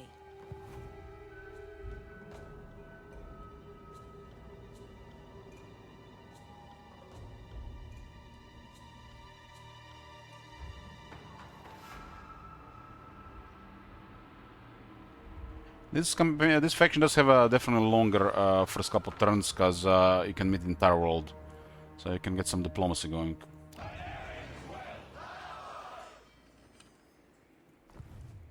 For the good of So we want to get rid of Tower of Stars next.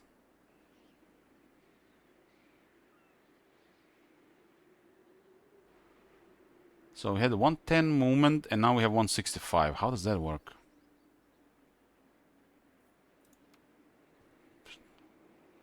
Okay, okay, we got 30 there, huh? Report. Standing orders. Clear the way. Clear the way. We're gonna go for Tower of the Stars next turn. This is probably not even possible. Rotting Leviathan would murder us. Master of Mists. All Use hands on deck. Signal the fleet. I have no replenishment in this area. Oh, we actually have a little bit because of the dragon ship. Mathland's wisdom is subtle, turbulent, above all, unpredictable. Sea Lord Aislinn. Mm.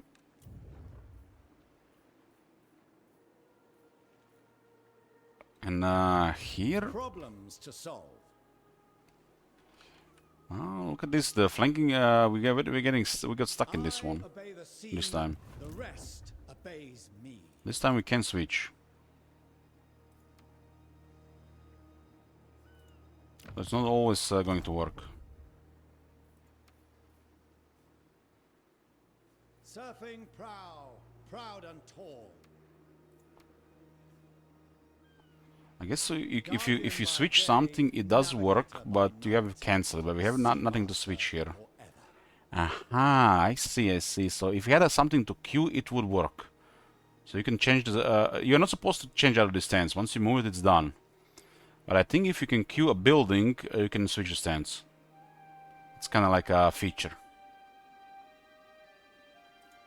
An opportune moment.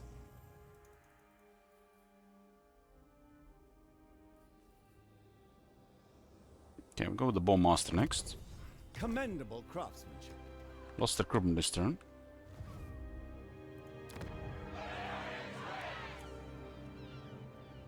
Ah, a summons. I am denied. You're denied. So we're on turn 4, and we're getting technology for +5 influence per turn. Like this is like unheard of for high elves. This is, I mean, it's new stuff, right?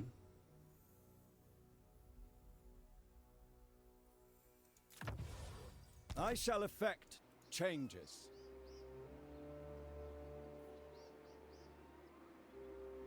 At the waves' crest. Wasn't this available on turn 5 where you have 40 influence? I have no time for trivial amusements. Okay. We got 6 favor of the Phoenix King. We already seen a little bit of this with the when we loaded the Tyrion campaign to see it.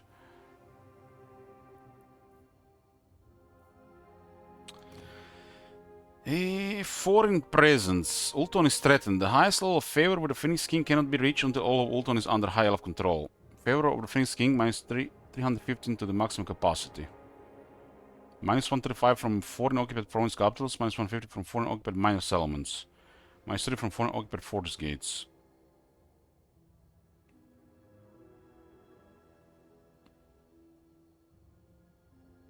Favor of Phoenix King 0 to 9, we get 1 patronage position.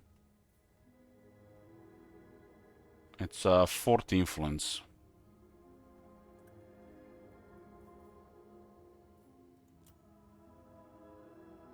Favor of Phoenix King +1 per turn if you get Tyrion now.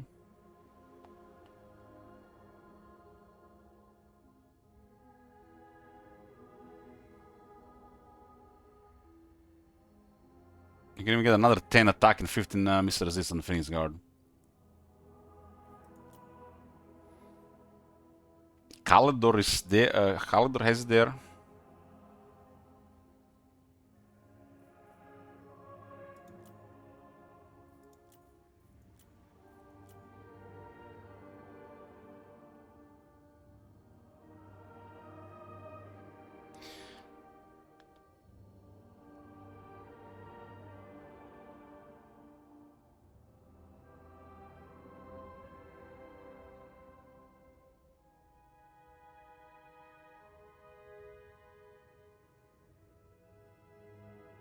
You can have one.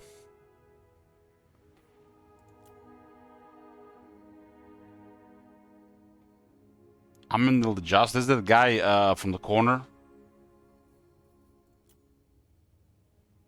So we'd have to spend influence to get the favor of the Phoenix King, and alongside we get some bonus going. And they can also use it against us. Hopefully they respect at least some levels of influence again and not just create it out of thin air.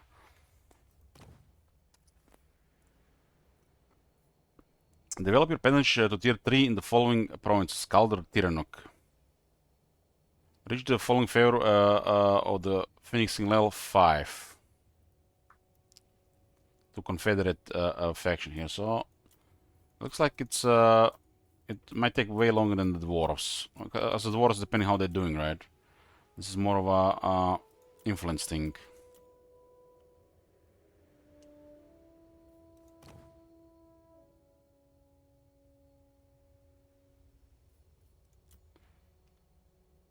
So Eaton patronage.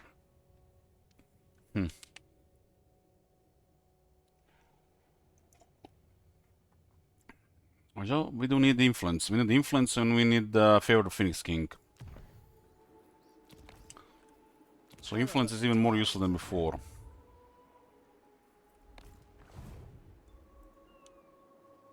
The currents can lead one anywhere. We need to secure distant colonies and then either help Imrik or Teclis. That makes the most sense to me. I think Imrik might be in a tougher spot.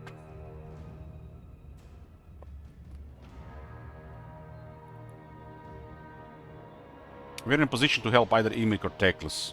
Imrik is closer.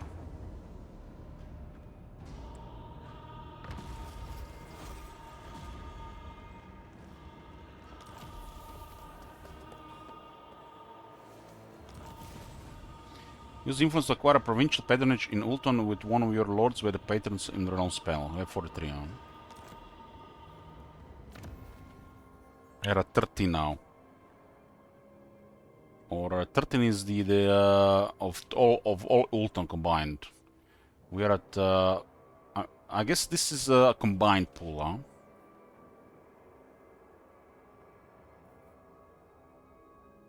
Or favor of Phoenix King must be raised to sufficient. Favor of Phoenix King is increased by holding patronage position, winning battles against or maintaining. So because diplomacy,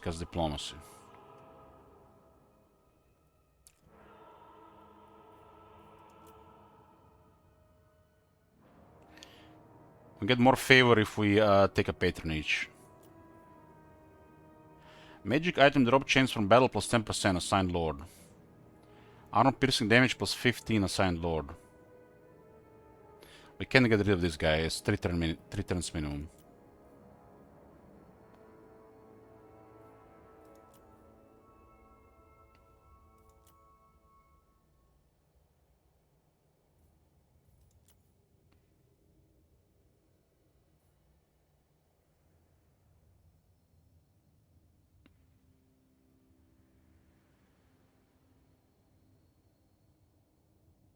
Basic archers will get more damage.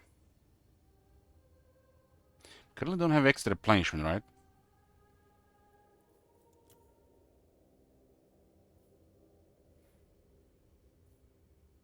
I'll be even for 3 turns, but she can take it back with the influence.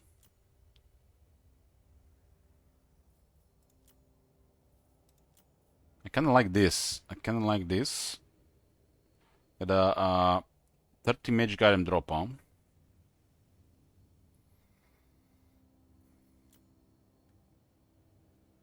Armor plus 10 fighting at sea to the Signed Lord. Let's get replenishment. Okay, we have taken the patronage of the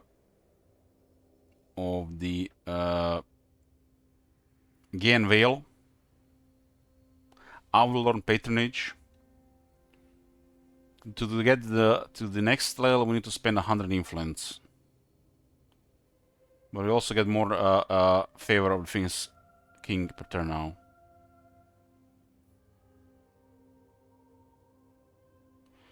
And I can't take this for 3 turns. I'm guessing if you go for tier 2 and you get 100, they'd have to spend 100 to get it. Assume they're gonna have to generate influence and not just do this out of thin air, being the AI.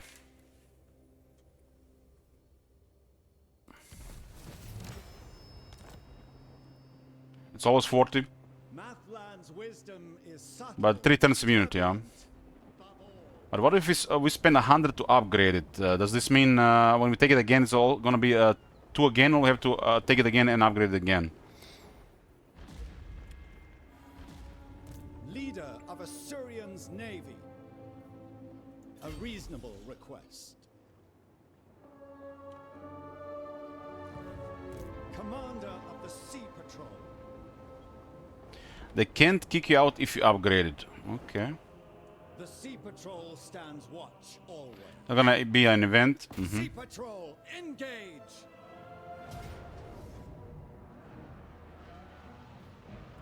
Sea Guard, attack! 2 favor. 2000 battle loot. If I get a second to take this, we actually get something going here.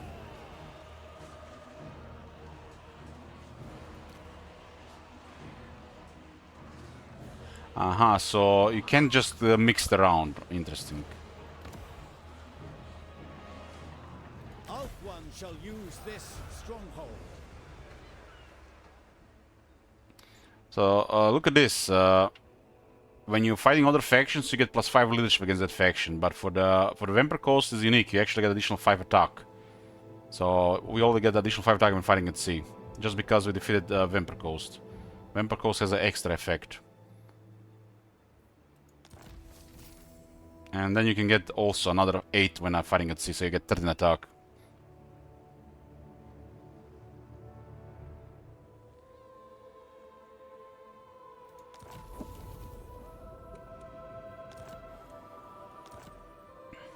Master of Mist. We just rampaged, huh?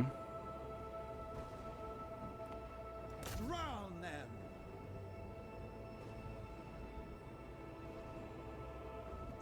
This is not. This is like corn stuff, really. Okay, this one has to be battled. The outer result is pretty bad, but I need a short break first. In a bit. We're back, boys.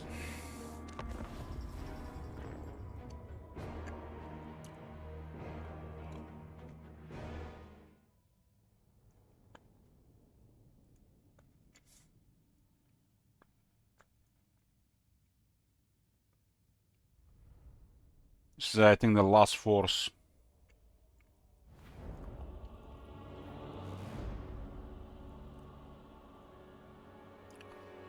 It's all jungles here.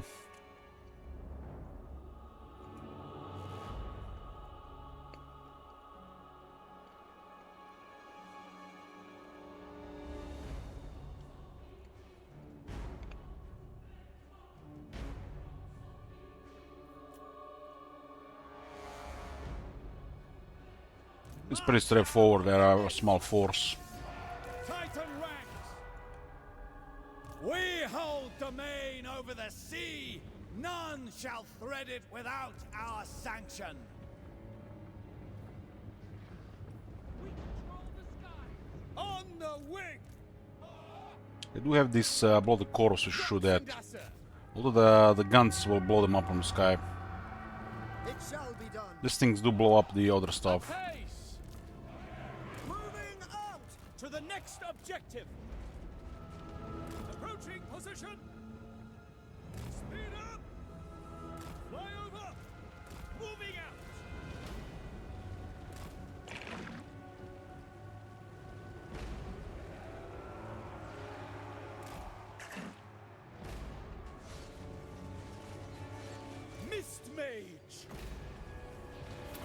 Make sure that thing doesn't bother us.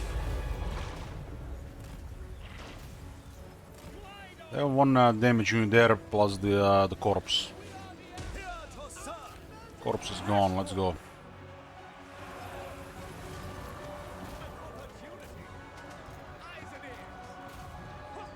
Mist Mage!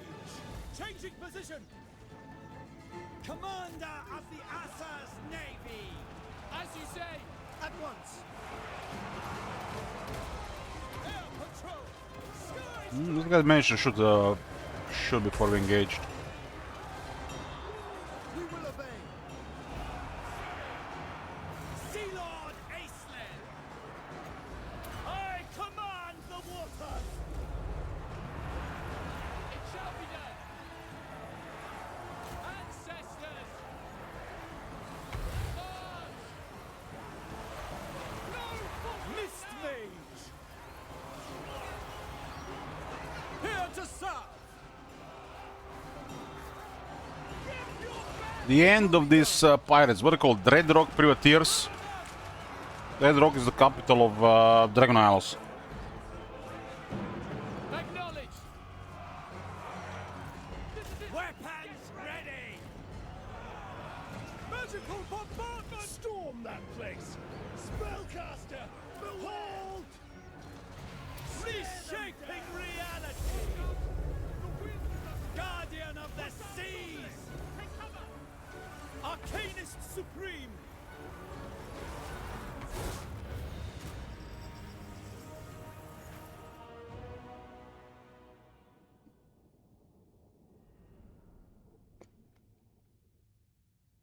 Uh, 110 kills on the ocean. It's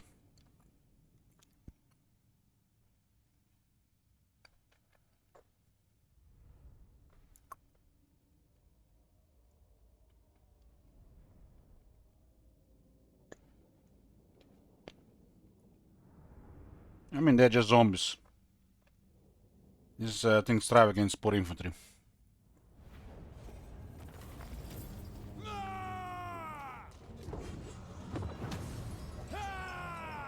Another 2 favor with the king. We're done with the camp.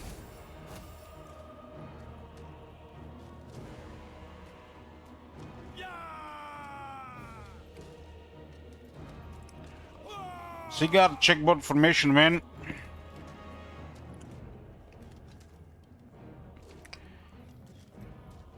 Why?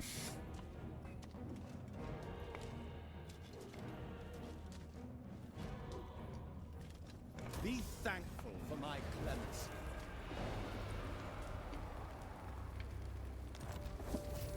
What the hell is this? Who that?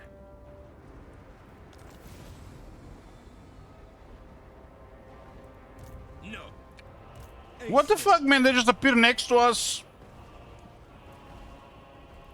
Ridiculous.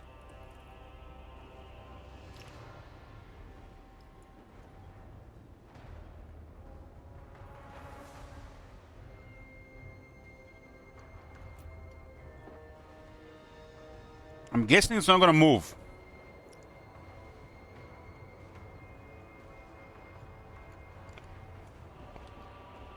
The vessel is a black mark on the horizon, but familiarity brings immediate recognition as well as contempt. A mountainous hulk of scarred grey rock and harp-infested crags. The waters around it churned white from the shoals of daggerfish and Charybdis following in the vessel's wake. A black ark of Nagaroth, come to prey on the wealthy coastlines of Ind and Kate. Most likely, but you cannot be certain. At very least, a show of force is required. Let the rookie return after your fleet has departed. Unlock Iceland's unique sea lanes.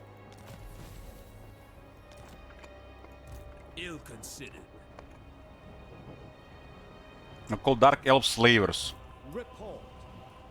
We do need a little bit of replenishment. Short-sighted. Never. There is a storm going on, but it doesn't bother For us. the good of Ulthuan,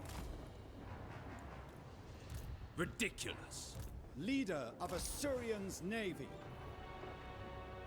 Commence the refit, Master of Mists.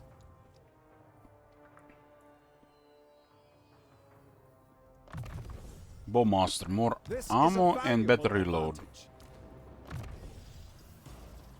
There's a missile resistance on this one. This one is gonna be useful on 2 points. 200-meter range. Lower armor and shields. Commander of the Sea Patrol.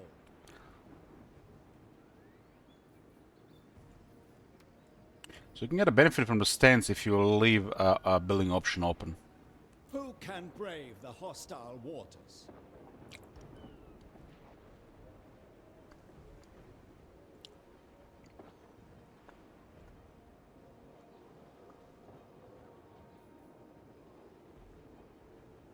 We need more shooters here. Let's go with the Lost and Sea Guard.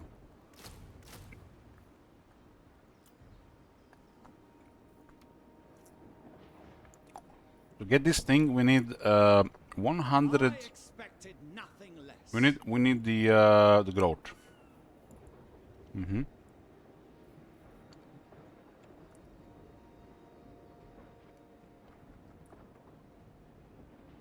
need to get a noble with this one as well. So we got a bunch of the dragon ship supplies just from missions.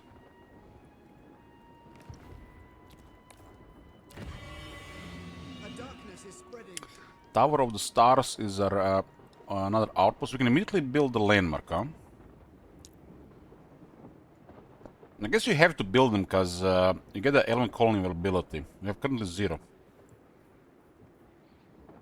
We got a Lord Master of Hoyt available, lower cooldown spells, spell resistance for Spearmen.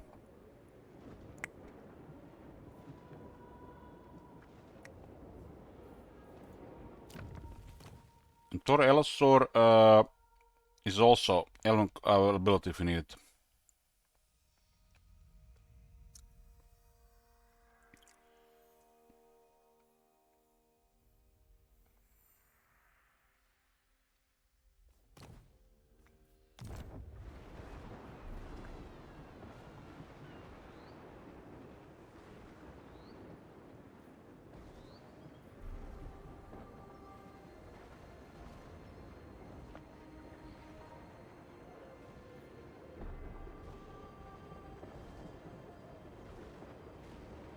Yeah, I saw the garrison is added to his troops, and then we can control it.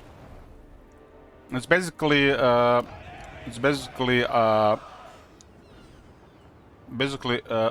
garrison.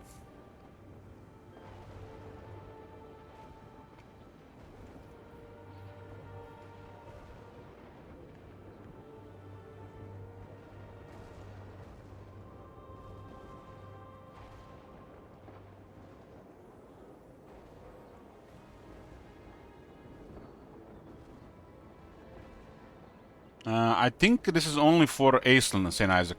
It tells you Elven Colony landmark. I think it's only for this faction.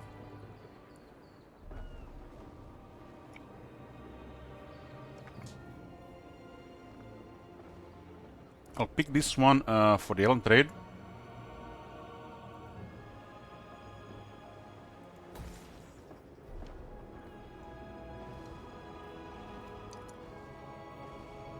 This one doesn't have a resource, huh? So how much we would lose here? 80 trade. 80 trade. This feels like such luxury in the opening. Such luxury in the opening. And we'll get another one here on +1.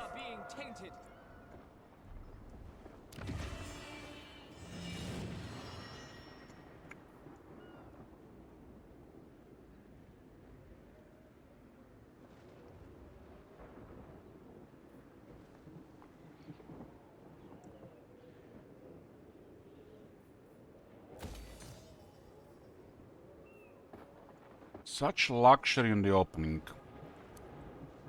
We do need to get enough dedication as well. This improves a little bit more dedication, 20.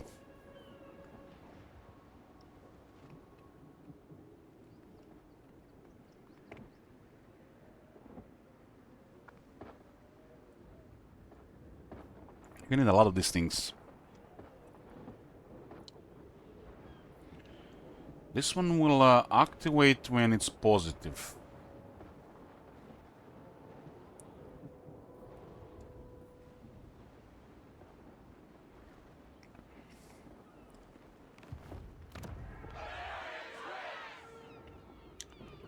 The landmark is immune to cost reduction, so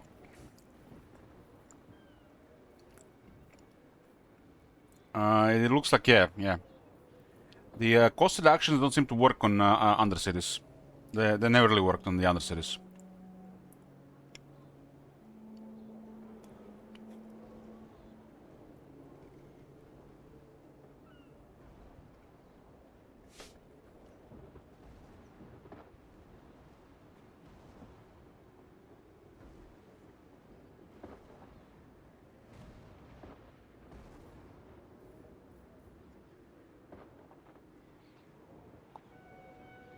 $50 dragon ship supplies for 100 elven trade. We do have the Astro domination thing going for us there.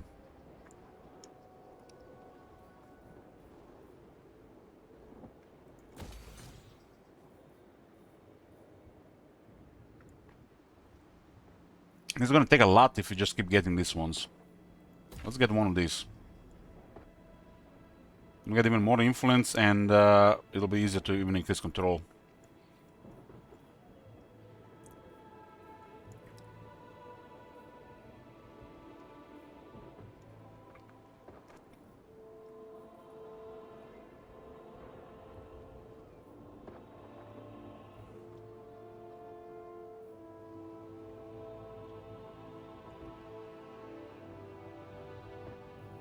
Just make it safe. Just make it safe. We need this. It's 600. Or we just need more stuff.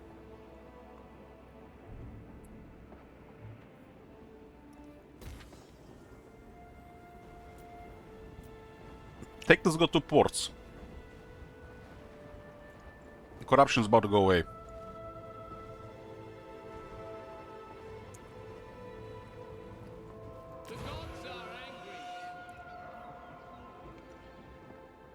This on tier 3 is like the next stage. And we can now decide either to help Imrik or Teclis. Teclis is in a good spot here with 2 extra settlements. It's like in the same zone of influence as well. Yes, this works. Okay, so what else? I don't care really about these two right now.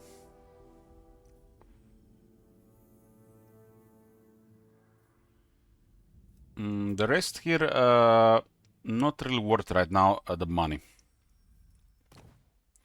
This requires trade. We'll go with Endless Master to buff the rank and leadership on these units. For a light armor. All our units benefit from this extra 10 armor and 5% speed. I shall effect changes.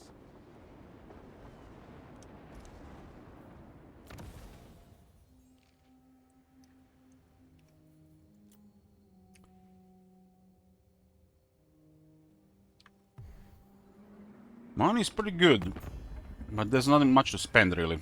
And we know literally, we have actually met most of the world.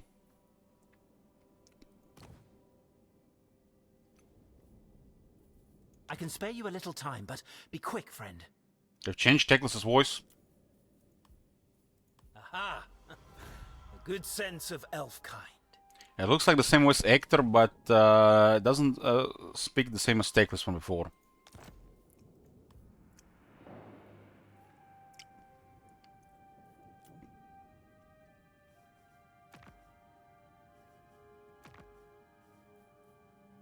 Let us talk frankly. Away from... A pleasure doing...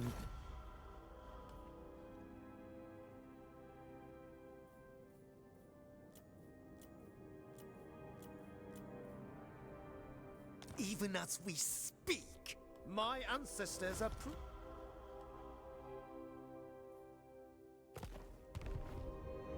The world is massive, so regarding diplomacy, there's always options to make a lot of money.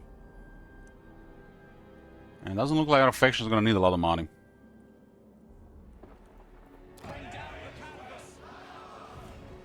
Sea Lord Aislinn.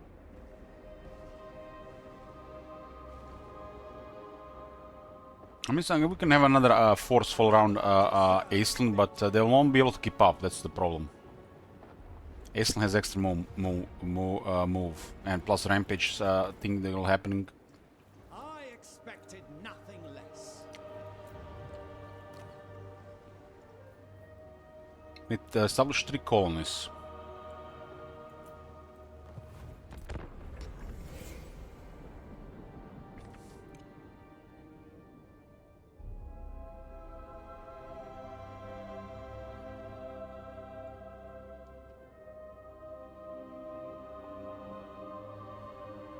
Oh my god. Have you seen that shit? Holy shit. What the hell?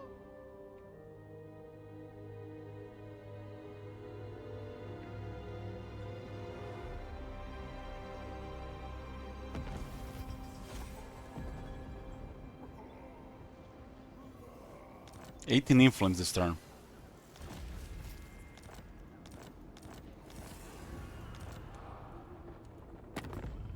I can see the list of enemies is disappearing.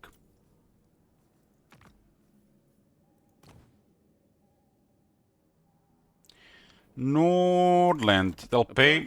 That's all that matters.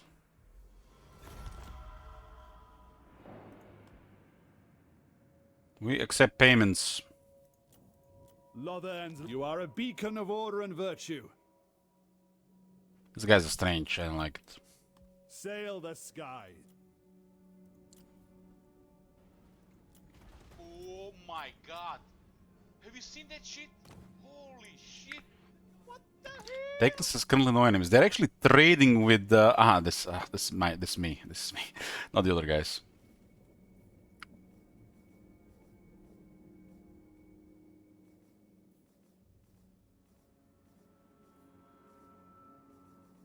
So I guess the Sea didn't have enough time to make Aislinn faction the game or what?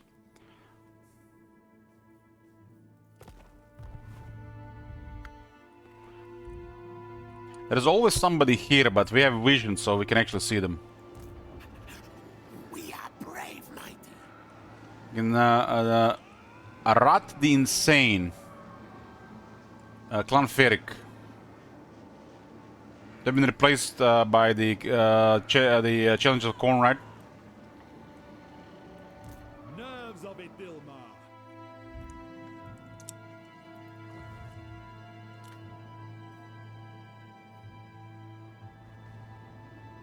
Ill-considered. Ill-considered. These guys don't move. I've actually seen a glimpse of a faction here in the past, just not like this. That's why I always, when I was exploring the map, always moved as close as possible to this point. I've seen this a glimpse of this before. You remember in Warhammer 2, when the camera would move and sometimes would move in the corner of the map? It's the same thing.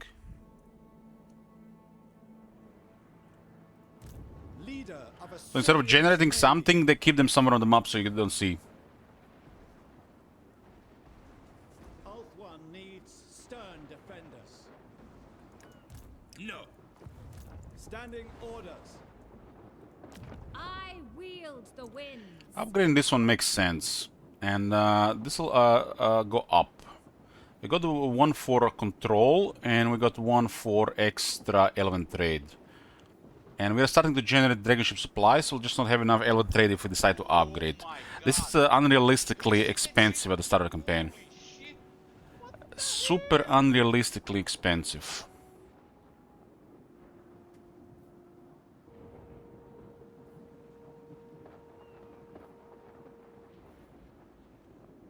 There should have probably been a much lower amount of supplies and lower amount of element trade. At the start, the numbers just seem so off.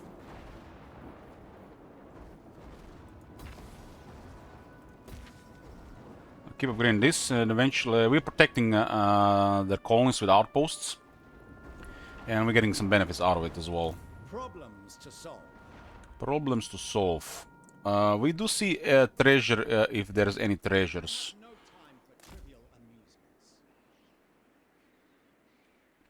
Let's go there.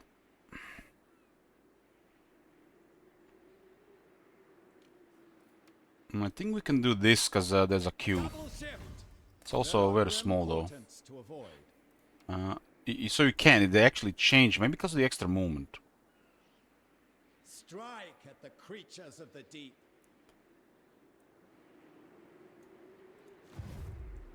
I need to replenish. So we not have to attack this yet. They just spawned. They are not moving. Beware the undertow. And the replenishment is a little bit on the lower side. We have a what I'm called patronage for replenishment here. And we can upgrade this to 6%.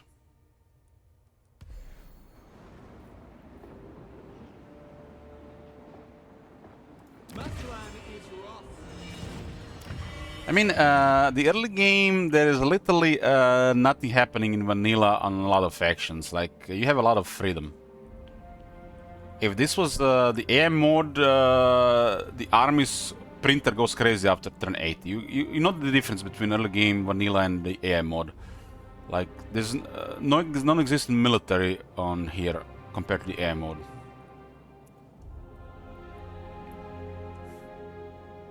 Like, this faction is even in a better position than the Kala, so you can do literally what you want.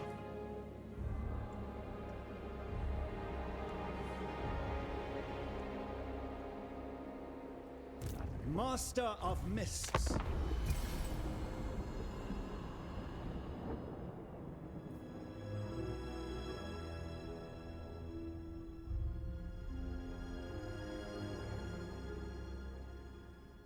Like, I don't even feel like bad spending a couple of turns to recruit or replenish anymore. Just like, there's nothing happening for those couple of turns.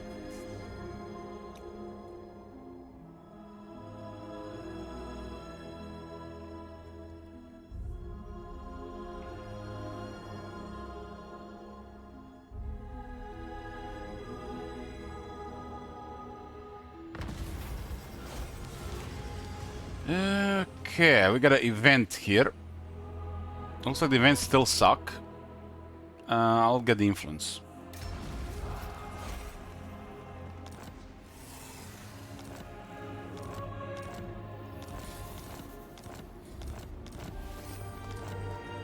For the good of Ulthuan. A reasonable request. This makes sense because we're replenishing the pet, right? We have a vision of all the streets for a reason, like, it's pretty chill.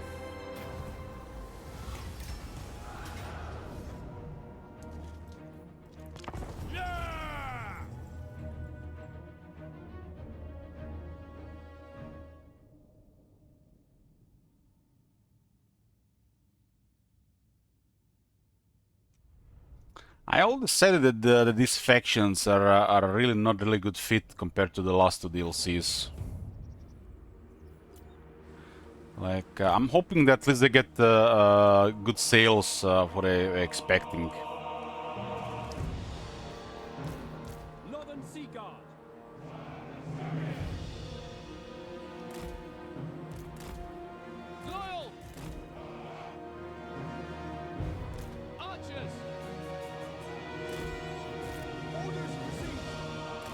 Get them on fire at will. Understood.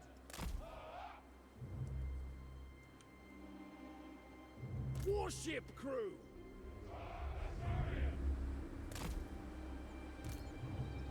I promise next time the Hearts of Iron 4 is on free to try, I'll try the Older Blues. I don't think I'm gonna like it, that's why I'm waiting for the free to try again. Guardian of the Seas. Commander of the Assa's Navy. Arcanist Supreme.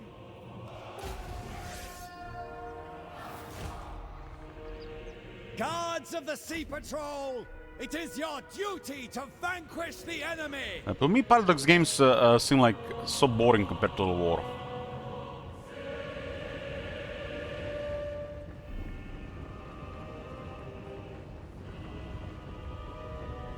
Who cares about Warhammer? Now we got Medieval 3.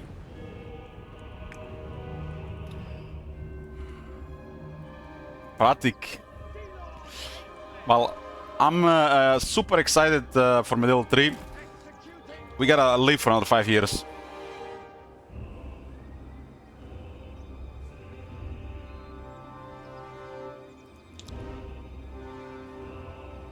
I played some Rimworld. Rimworld. The only reason I want to try Hearts of Iron 4 is because of the Fallout mod. I don't really care about World War 2. But I think I'm just gonna be bored. I'm just gonna be bored. I've been bored in every Paradox game. Stellaris almost did it.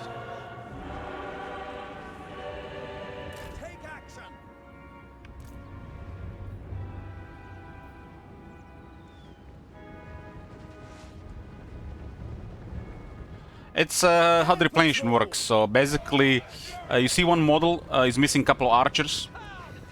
So the model is replenished, but it's missing a couple of archers. So there's sometimes they do these things with this. Hard to say it's intentional or not. Or cast death, so we can slow them down. I think we should just go forward with this. Sky Scout. Orders received. Those guys are super slow. Rooks and Usur. Naval camaraderie. It will be done. A little bit more damage. A little bit more damage. Lower armor. Ah, let's go. On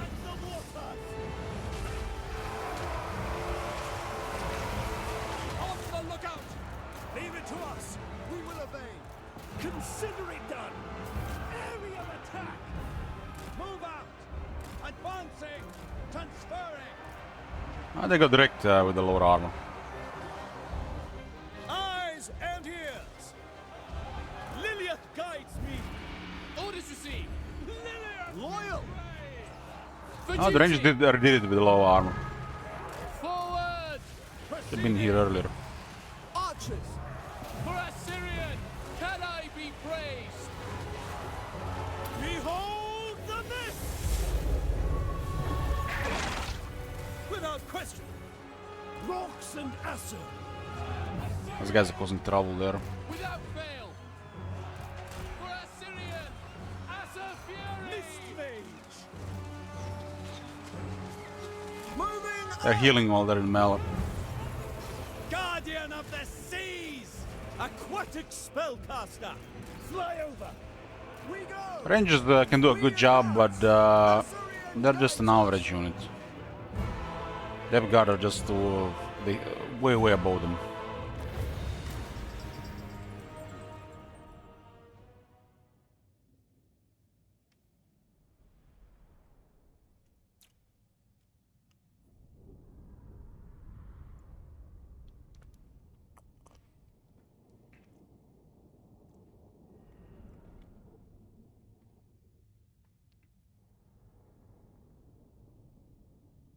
Look at the Oceanids. They've been hit hard, like 2,000 damage, not a single casualty, and they killed 100.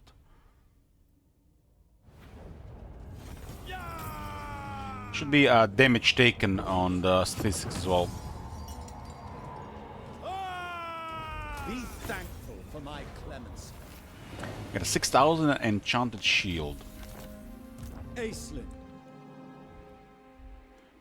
Okay, there's a one more here, but we should do the arc first.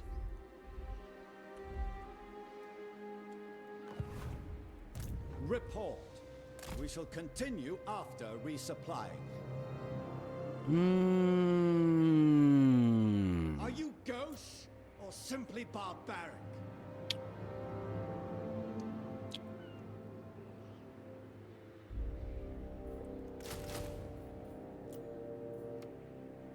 So we have something else available here. 180 for the lookout mast, huh?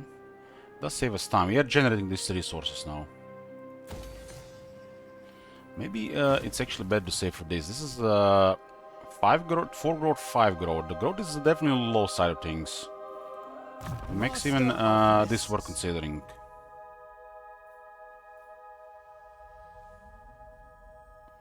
11, 11, 11, 12.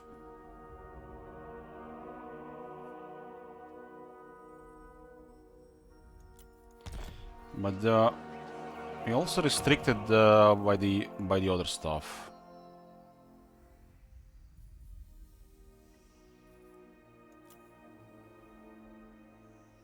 This is crazy. 50 Dragon ship supplies upkeep on a tier 1 building. Crazy.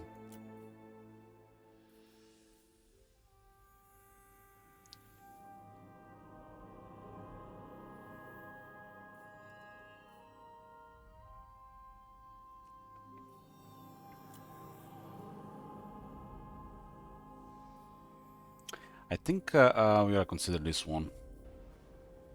Oh my god. Have you seen that shit? Holy shit. No need to get anything right now. Yoo-hoo! Ah, a summons.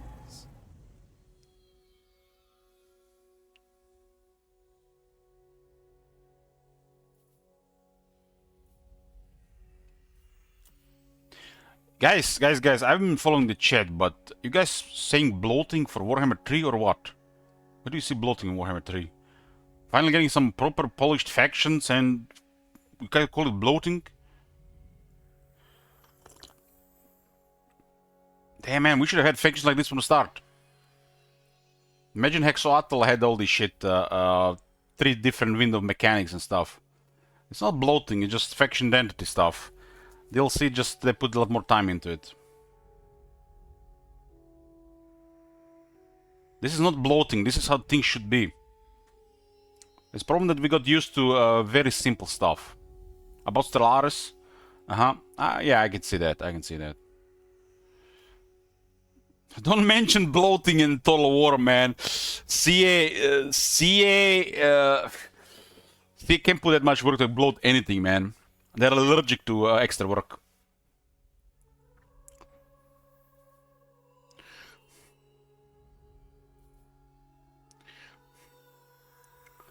We have any veterans in the army? We get only the Regiment Renown. So we don't have to go into this second area yet.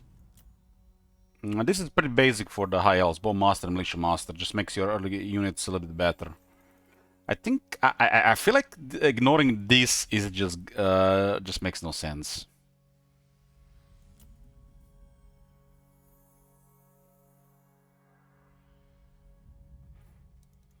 I don't think we should ignore this. And this guy can have a very high rampage, which means renown and fear is worth it.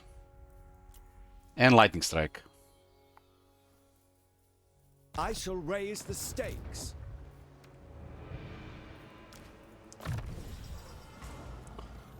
Okay. I might as well get haze at this point.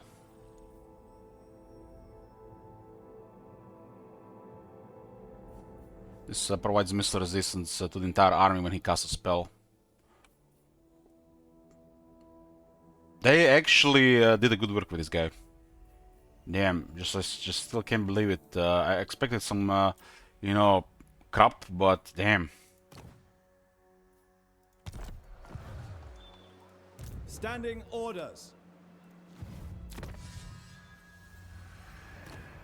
Go for light Ithalmo armory, so we get plus 10 armor and 5 speed on all these units. 10 armor is a big deal on the low tier units of the high elves, and this later also works on Silvering Guard and Sister Alvern, so it's even good later.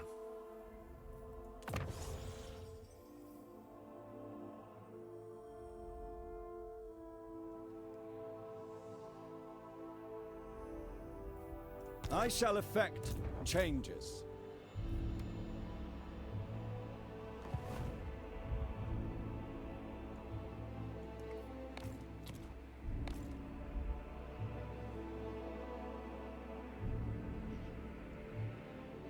No. Leader of Assyrian's navy.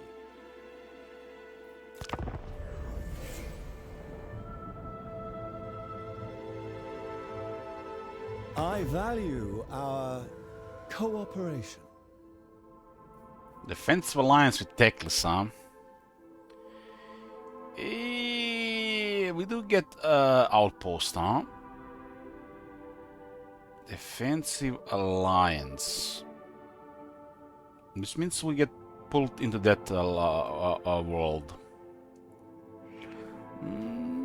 No, not for now.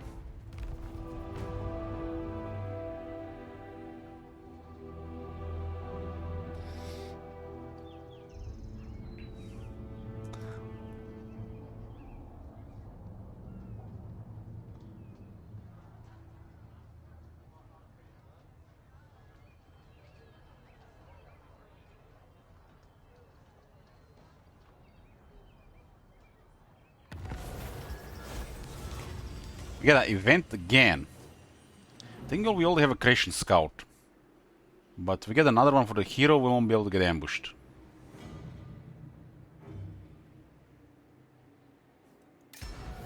That's a pretty good ancillary. I mean, look at this. It's like literally 2 ancillaries in one. What news?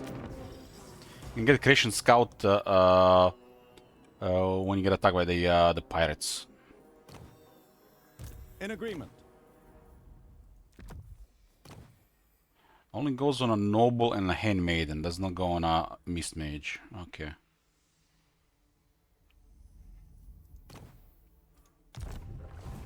For the good of Ulthuan, this brooks action.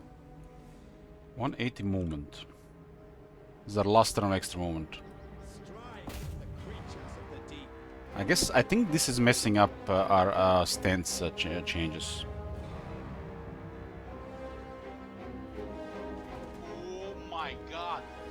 Have you seen that shit? Obey the sea. Hey, Larpa. Obeys me. Ill considered.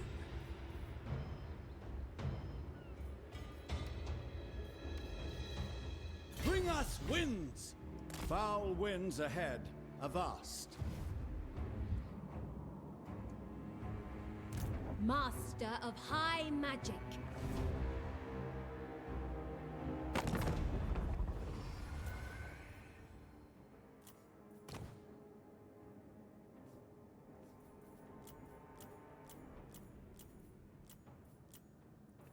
There's an alliance available Order Lord Masters.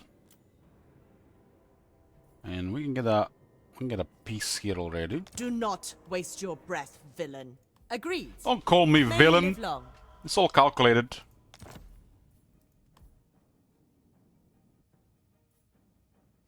Down to 6 enemies. One is these Dark Elf Slayers.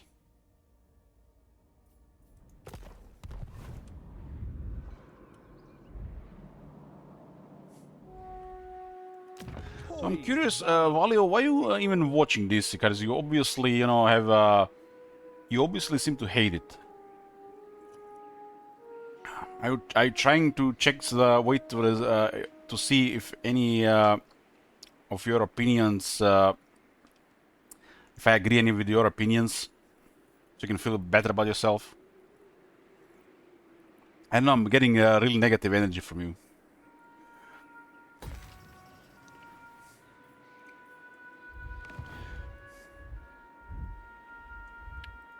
Report. Digabro says, I'm watching only to find reasons to leave more negative reviews on High Elves DLC. This is literally just more of the same Decala style, you know. They just made a more faction with more stuff. Like, now imagine all 103 factions like this.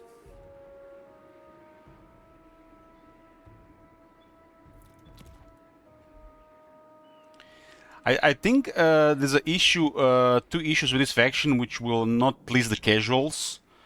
It's the acquisition of Elven trade and Dragger ship supplies early. The number's a little bit off for the opening of the campaign. So there is literally not much freedom regarding what you do in the campaign opening. And this could be the reason why people are complaining. Is Norska good now? I would say yes, but it's definitely not worse than before, because it can only be better with more content. Norska before was bare bones.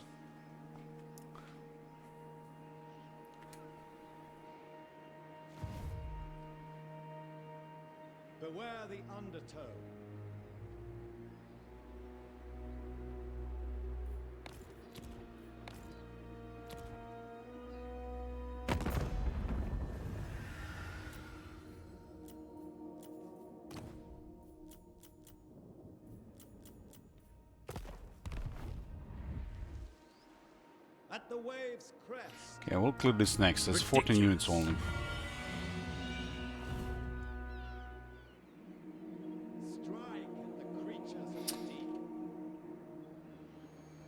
Well, Apollo, currently there's no way to fix this, because the CA has lowered aggressiveness on purpose.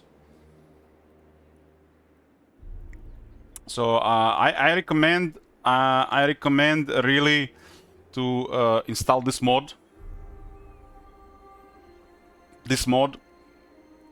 and play for a long campaign victory. It's all gonna be a different experience. If you're one of the you know, players who played a lot and you think legendary is easy, you can also get this one here and increase their potential as well. But just installing this and going for long campaign victory, you'll notice a mega difference. The AI is a little bit on the slower side of things, so for a short campaign they don't even exist, especially in vanilla.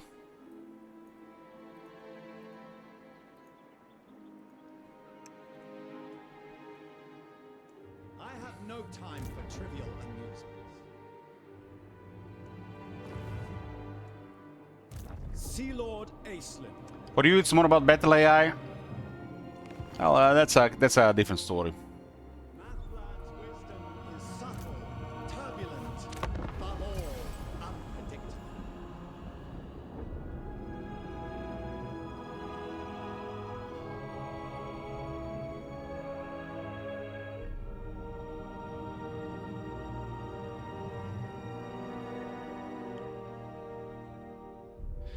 I think it's pointless to review the DLC.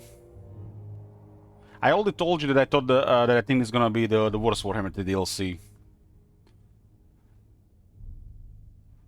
It's just you're gonna play these factions once and probably never again.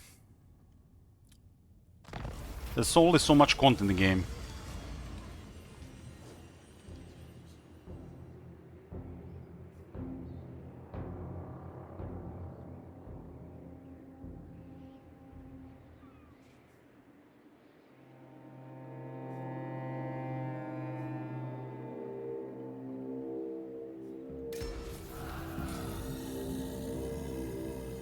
I think the magic and the excitement, the hype of new content for Warhammer 3 has passed.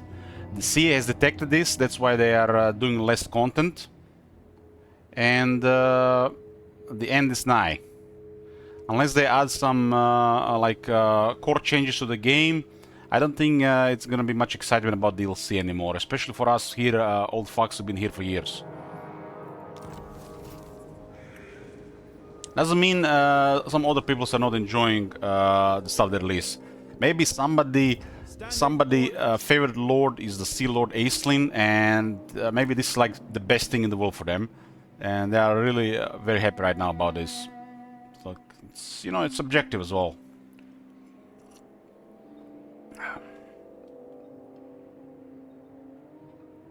I'm definitely excited for the Vampire Counts DLC.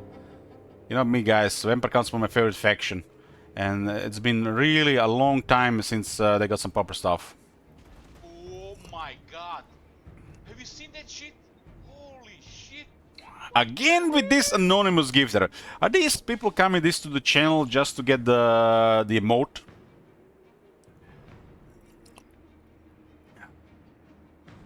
Right now, the things I'm hoping the most for Warhammer 3 is they're adding more campaign options. So before we start a campaign, we can customize the campaign with more aggressive AI, hyper-aggressive AI, player focus, mixing up potential, starting locations, stuff like that. You know, this thing that would probably excite me the most, more campaign options to customize the Immortal Empires.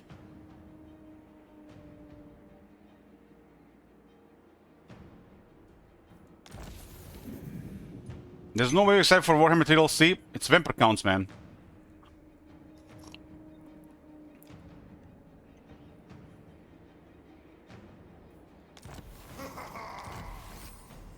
I don't care about all this new stuff. Vampire Counts, literally, literally been one of my favorites since the start. Commander of the Sea Patrol. An opportune moment. How can you not be excited about new Vampire Counts content? You can't be that inside, Top Manager. Perilous tides ahead.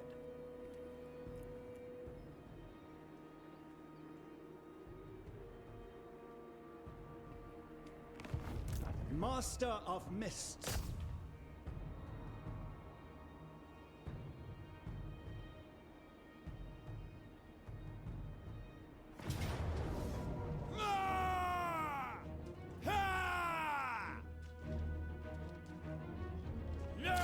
Land assault.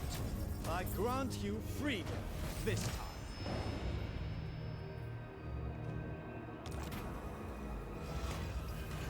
time. Confessions at Feast Point. Who mentioned the Vampire Coast, Top Manager? You're just trolling at this point. I can have fun with the Dread Fleet, even Drowned, Luther Harkon, Baronessa. You're just trolling at this point, man. It's getting old.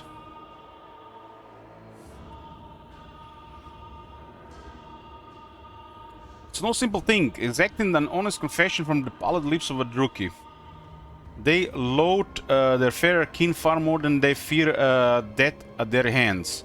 Takes a stomach of unusual resolve to break one who has lived under the paranoia of the Witch King and the sadism of his vile mother, and known nothing but suffering since birth. Few Asur would even try. I have told you all I know. The Druki Corsair sneers. His element beauty has been shattered by the blows of your fists. What the hell is this writing here? Remade into something better, reflecting the broken soul beneath. I'll be beating up Top Manager. The lords of Clarkaron seek a trove of ancient treasure buried somewhere on the coast of Ulton. I do not know where it is. I do not know what it is supposed to contain. We had been summoned back to the underworld sea to learn more. This is all the captain told me, I swear it. You believe him, and for that reason alone you are merciful. A knife to the heart is the kindness the Druki scarce deserve. You wipe bloody hands on pure white robes and calmly sheath the blade. Bring in the next, the rot. For me, there's definitely stuff going on with the Vampire Counts that I can always enjoy. The grinders and the Vampire Counts music. It's literally like playing Battle Brothers. Except more people watch and support channel. So I'm really considering one of the two picks I make after this DLC faction to play some Vampire Counts. Have you seen that massive scarab the Tomb Kings are getting? Okay, so what do we have here? Iceland now has access to unique sea lanes located in Eastern Seas. Eastern Isles, my bad. General mission focused on Ulton, general mission focused on Kate, general mission focused on Lastria, or a general mission focused on the Southlands.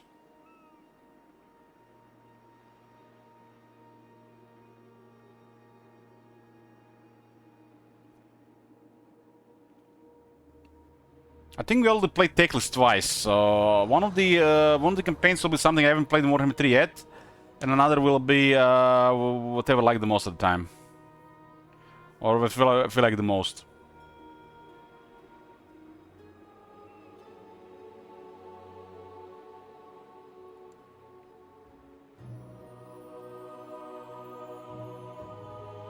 Ultuan, Kate, Lastria, or the Southlands? I'm actually gonna stay in these waters. Iceland now has access to unique sea lanes. Okay, general mission focused on the Southlands.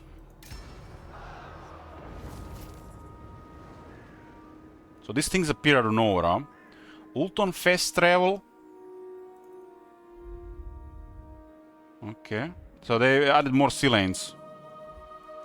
This one is...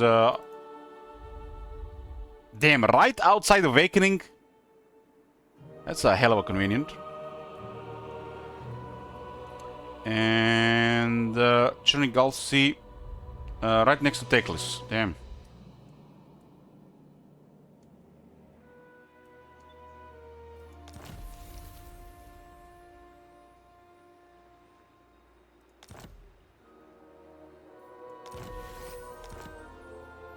Sea Lord Aislinn is now on a Skycutter chariot. Maybe the mount will work better.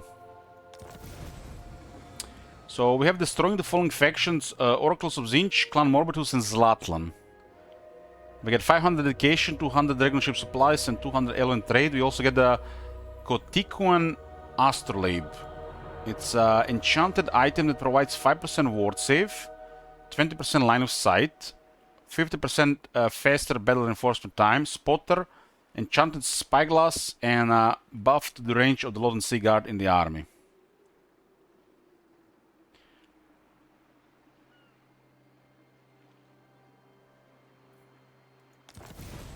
Acquire all 5 dragon ships. Submission, gain further information about the Dark Elf invasion. So Dark Elves are preparing something for Ulto now. I expected nothing less. What news? A reasonable request. This is 4 growth right now. Leader of Asuryan's navy. It's up to for the 5, good okay. Of Ulthuan. Looks like the growth is way more balanced than the Vampire Coast growth. Okay, let's go for the Ladri's Shroud.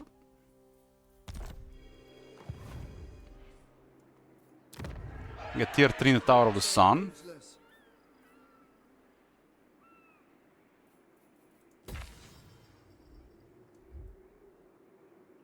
You missed the 4th sea lane southeast of the other 3.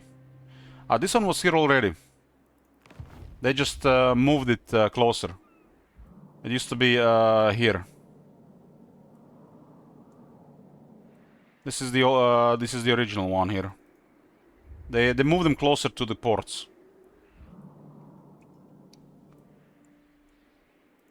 I see the winds.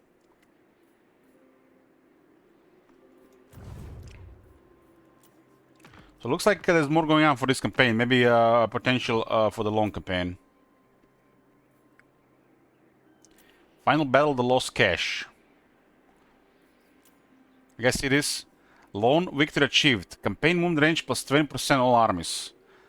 Hero rank plus 10 all armies. Dragon ship supply construction cost minus 20% for all dragon ship buildings, all dragon ships. It's like 3 bonuses for usually what usual factions get.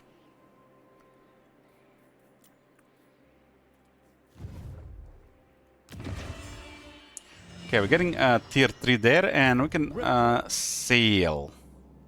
Imrik is looking good. Who is fighting? To feel awe is only natural in the presence of the Dragon Prince. Everybody's so chill.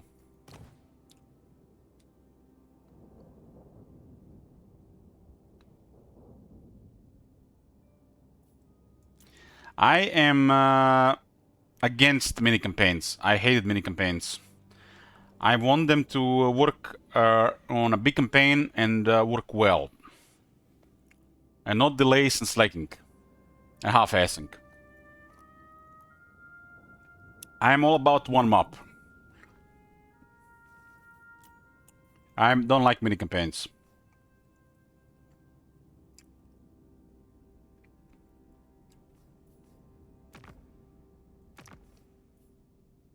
Were you hoping to address me? Bretonians consider...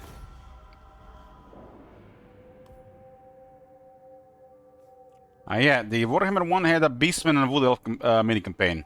We played once, never again. Victory in the first try. Approach and make your offer, but I make no promises.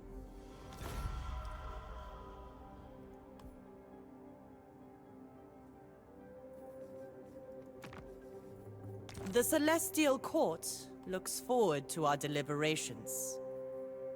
This guy's about to get murdered.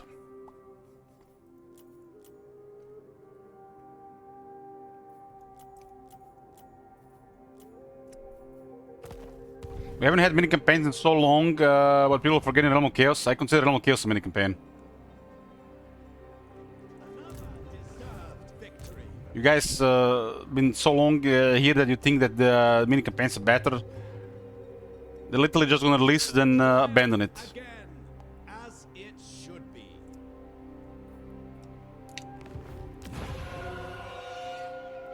Sea Lord Aislinn. Ah, a summons.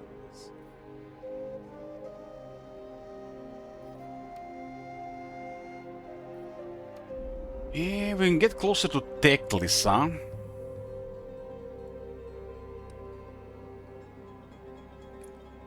Is Kairos sailing here?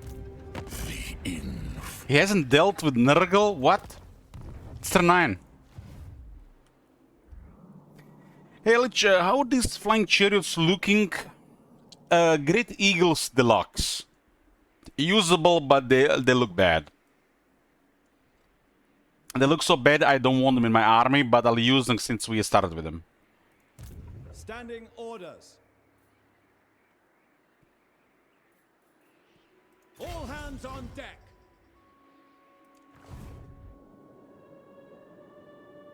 Backdoor on Kairos makes a lot of sense as well.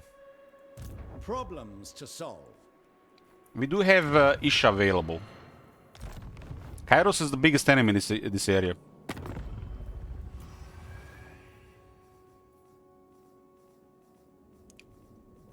He also threatens Teclis. And it's part of the objective, right?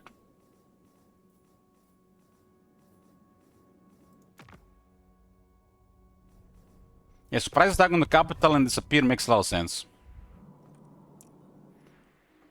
Triumph again.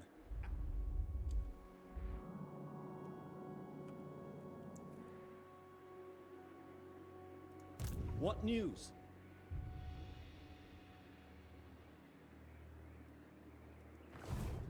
The right one is to Teclis, huh? I expected nothing less. Do not venture into ebon mists. We can surprise attack Kairos' capital to cripple him. I'll not expect it. And then Teclis will do the rest. Ah, a summons. Vocational wall.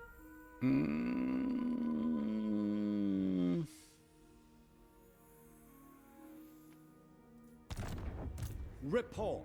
Replenishment is pretty poor here, 613. Go Isha immediately. Standing orders.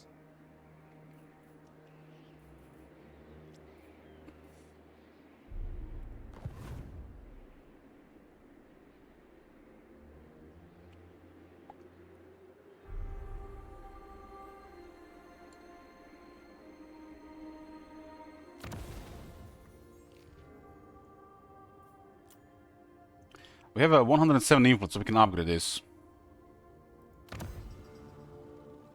So we now get 2 favor per turn, 6% replenishment, 7% damage to archers, 8% ward save during forest battles.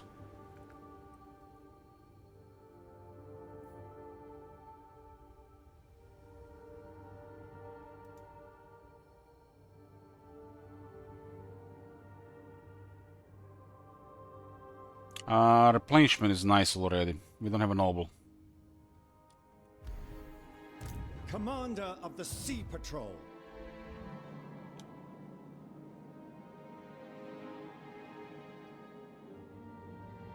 Well, confederating with everybody is always an option, Jam Jam. You don't ever have to confederate with anybody. There's this thing called alliances. In agreement.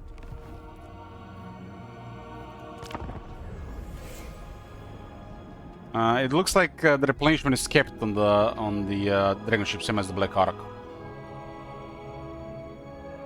We need to probably encamp.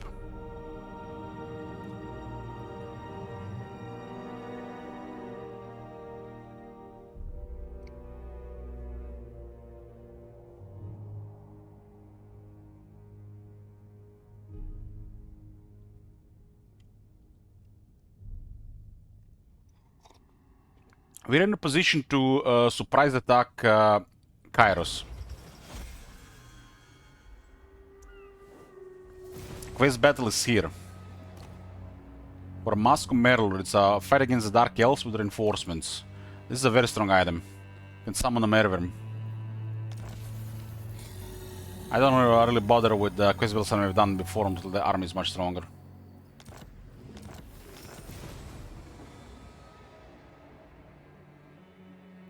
Construct 1 primal sanctuary.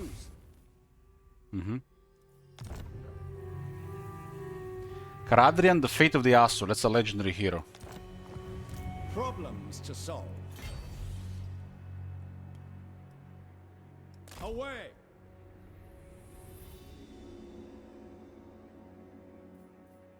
Secure the perimeter. Yes, this works. I forgot we are immune to corruption. For some reason. These guys are still at war with Nurgle? What? How? Kairos is scary. He's scary. And he still somehow can't deal with the Bionic Swarm.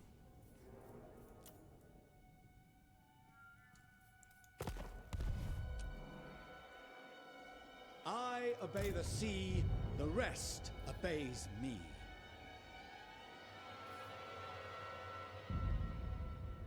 Beware the undertow. What problem can the High Lawmaster solve for you? I'm ready for the Alliance. Yes, this will do. What the hell is going on here?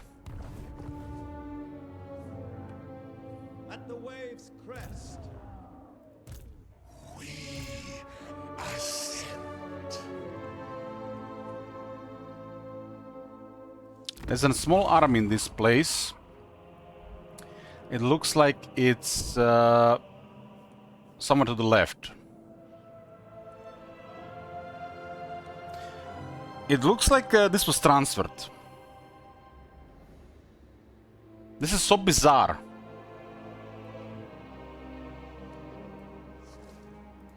I think we attack this.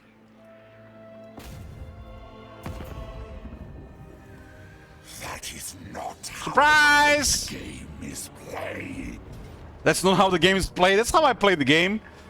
From behind. Kairos has to go. So we secure the order position in this region. Kairos cannot be tolerated to live. He has to go if he's gonna stay here.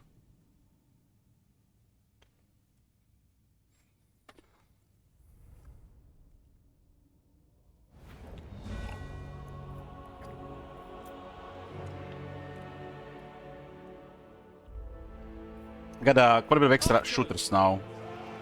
It's actually a pretty good position here. This guy's near replenishment. Sea Lord of Ulthuan! Mist Mage! Sky Scout, on the way! Eyes and ears! They got two of these Furies, huh? Brave idea. It's probably not good to engage because we can just shoot them when they get closer. We rule the skies! Fly over! We have them outranged. Aislinn! Aislinn? We can, how much armor do they have? 5 armor, 5 armor. Oh no, they got 5 armor. 25 armor, 25 armor. Mist Mage! Those guys about to be in range. Let's get rid of their armor. Behold the mists! You don't need no armor, friend.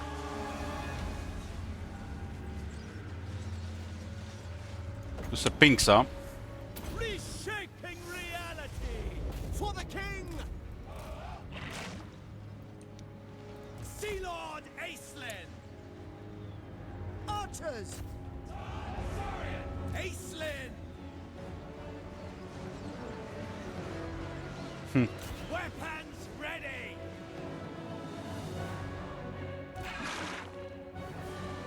Sea Lord of Ulthuan! Loven Seaguard, Sinner! for the Ever Queen! Asa, attack! Well, those guys don't have shields, so they actually did some damage there. At once! Rox and Asa! Their magic resist, physical resistance actually does okay against shooters.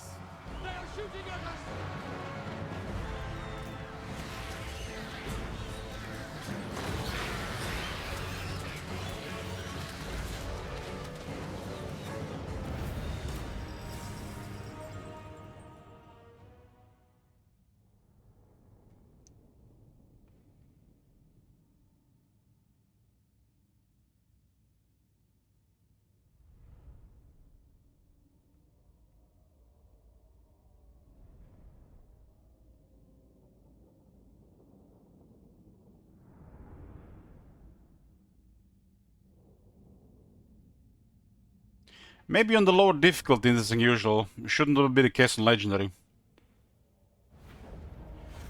How good a fighter is Aislinn? He has gets a Star Dragon, so that should be good enough.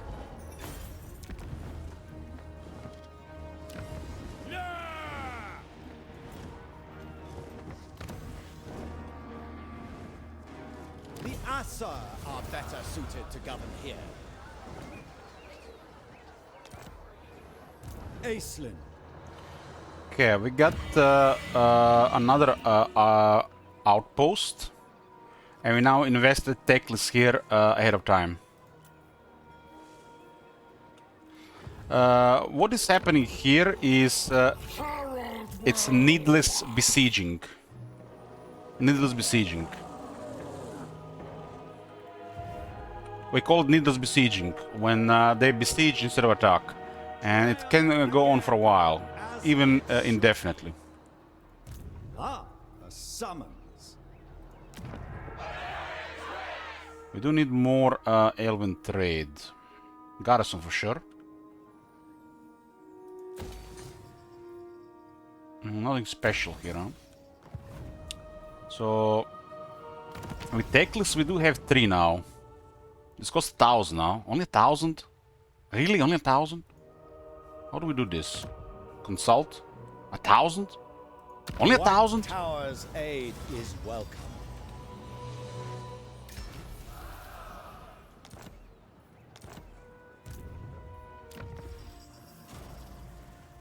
Look at this item. If we were not dealing with the demons, it would be crazy powerful. We got a Book of Hoyts, pretty good. This brooks action. This guy damage doesn't do anything, so we'll give him the robe. He basically become a wraith. If the enemy doesn't have magical attacks, this guy will not be taking much damage.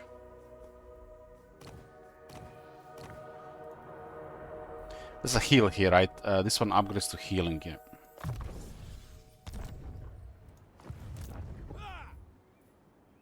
So this guy can encamp for free.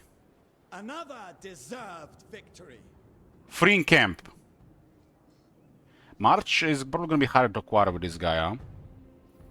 Fortify our location. These elements To get the supervisor. Kairos does have more military. He does have way more than we have. But the main army is on the other side, so this gives us a little bit advantage. I expected nothing less.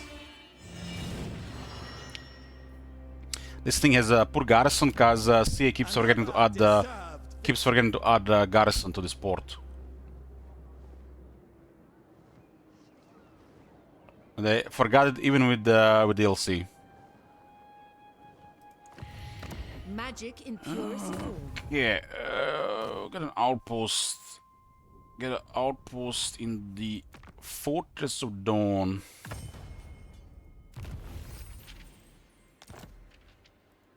There is no... I can spare you a little time, but be quick, friend. I bring Azurian's fire. Commander of the Sea Patrol. Okay, we're dealing with Kairos here. We can see there's a garrison here. They might have us in range. Maybe it was not worth to march.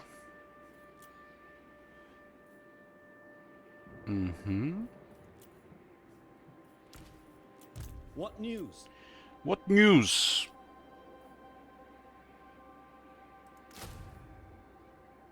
Where do we get this fizz resist from? Nergal corruption? Oh, they fixed this. They actually says now. Okay. Considering our army, another shooter, we have disruption, so even if they have a pretty good army, you don't have to worry about it that much. Unless they only unlock tier 3 units, which unlike in turn 10.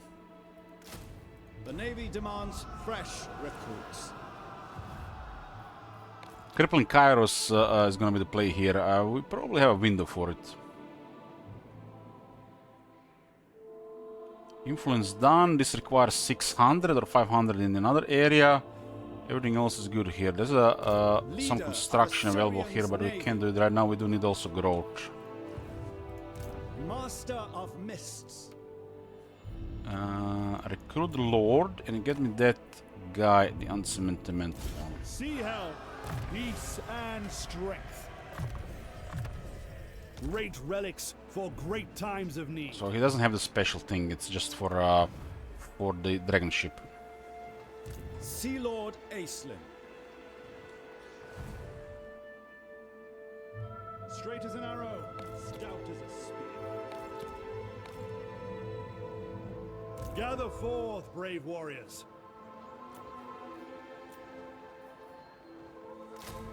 Heroes are made, not born. This place is at 9-unit garrison. Zinch has pretty poor garrison, but there's an army here with 9 to 11 units. They're probably recruiting. There's another army probably on the move as well, which you don't know whereabouts. Oh, it's coming back immediately. Oh, there it is on the right side. Wrecking the capital is a really big deal. The fact Teclis is not at war with them, it's also a big deal. Kairos losing the crevasse, it's gonna be crippling when Oxyotl arrives.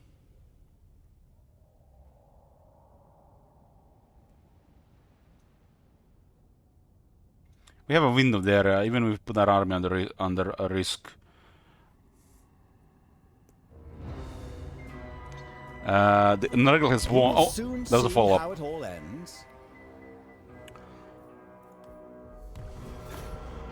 Nurgle won and then they follow up with another army. We do have to destroy Zlatlan as well. We can trade this element to Teclis. I guess we can just give it to Teclis. So both of their armies are over 1 turn behind.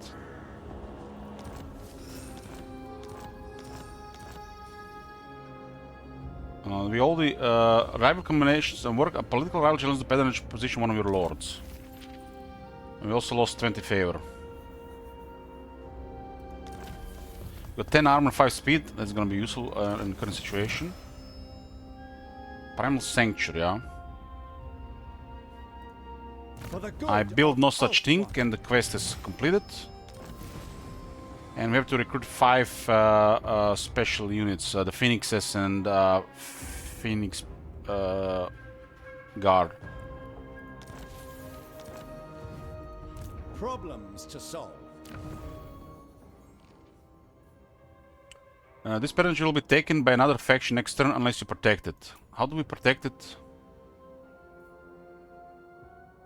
We have to pay another 100 influence.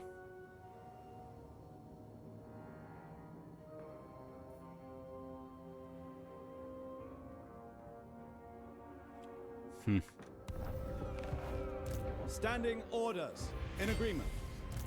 Master of sea and sky. They have us maybe in a sandwich here. But clearing this before they arrive, I think we have a window. I think we have a window.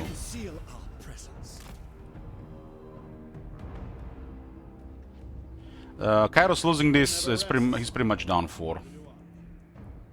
This is too much damage to his faction. Surprise attack does wonders in the early game.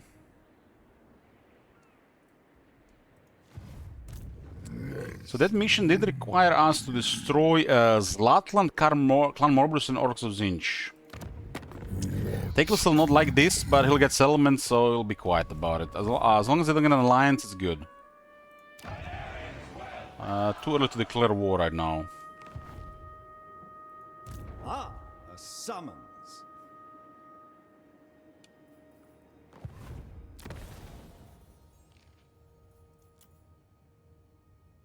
Order Lord Master trying to take it.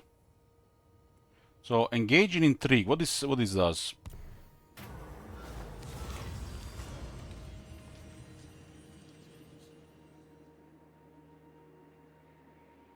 So there are 3 options here. Low relations with all high elves and low leadership to all armies for 3 turns. That's a terrible timing, but I didn't know it would happen. 20 influence, we lose the patronage position, that's not the question. And there's a buff here for 3 turns. Losing 15 leadership with high elves doesn't really do anything. But 15 leadership to the armies, it might be a little bit problematic. especially if we get caught by those armies in the back. I favor the sea's swaying embrace.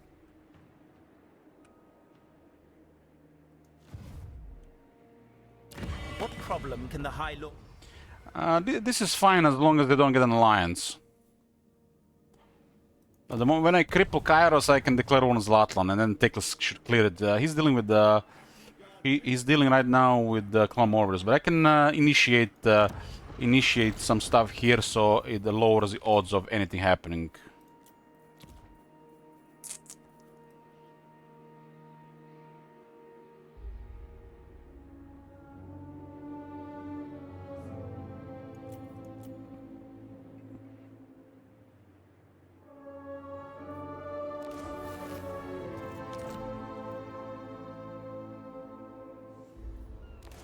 This should be enough. I just don't want them to get an alliance before I declare war on them. Dealing with Kairos first. The work never ends.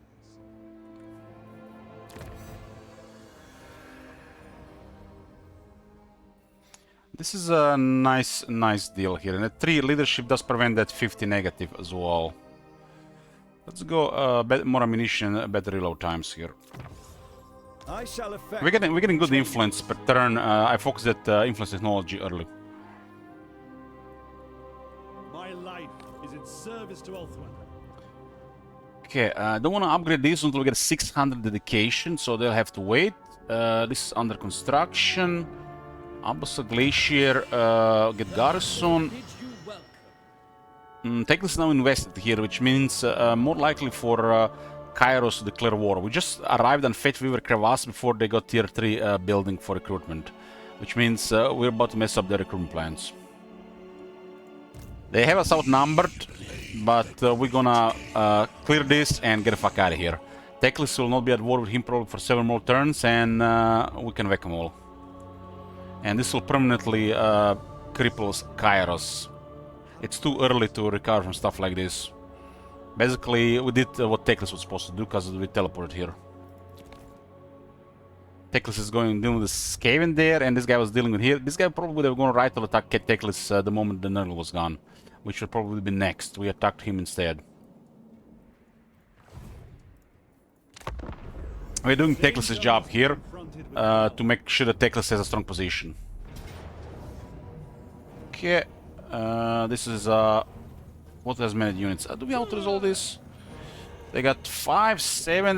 The Demon's Rise again is the same thing. Probably take more damage in auto-resolve. Yeah, they're totally wrecked here, and the settlement is secured.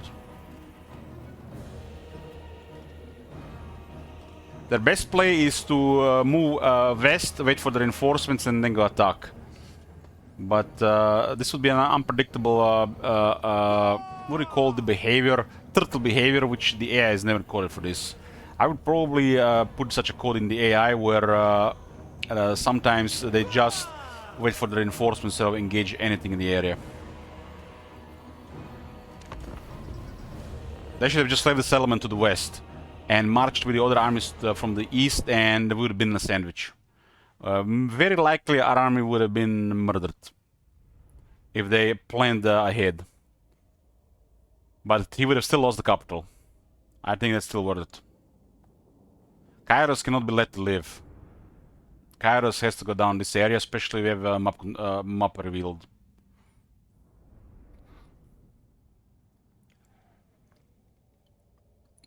This would have been fine to auto-resolve if we had ambushed them. I think get the max bounce power then.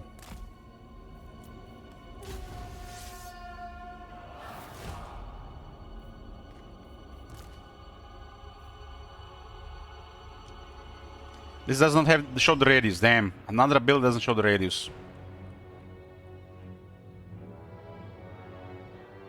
Maybe it's the same radius as the Encourage, so that's why it doesn't show it.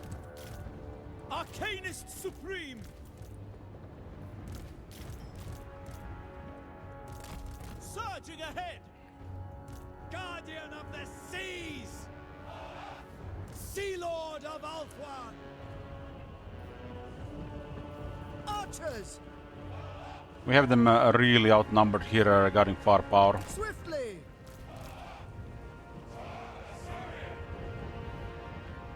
Moving out! On the wing! Fly over! Reposition! Two shooters there, huh? This guy's exposed. Liliath guides me! They do prioritize the guys with great weapons. We will obey! Without fail! We advance! We advance! Apace! We advance! Following orders! Sea Lord Acelin! Tidal charge! Shift location! By I still have no regeneration, so we don't want to take too much damage here. Show our might! We are in position. Altering direction! Winds! Obey me! Lidar! This guy, I just noticed the oceans don't have magical attacks. Wasn't even paying attention to that. We got into position here. Their units are actually sturdy against regular projectiles. Better to go for melee.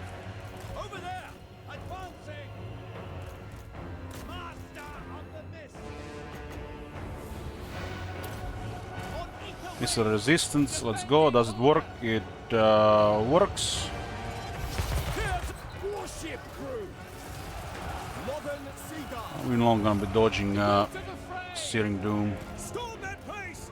Warship crew!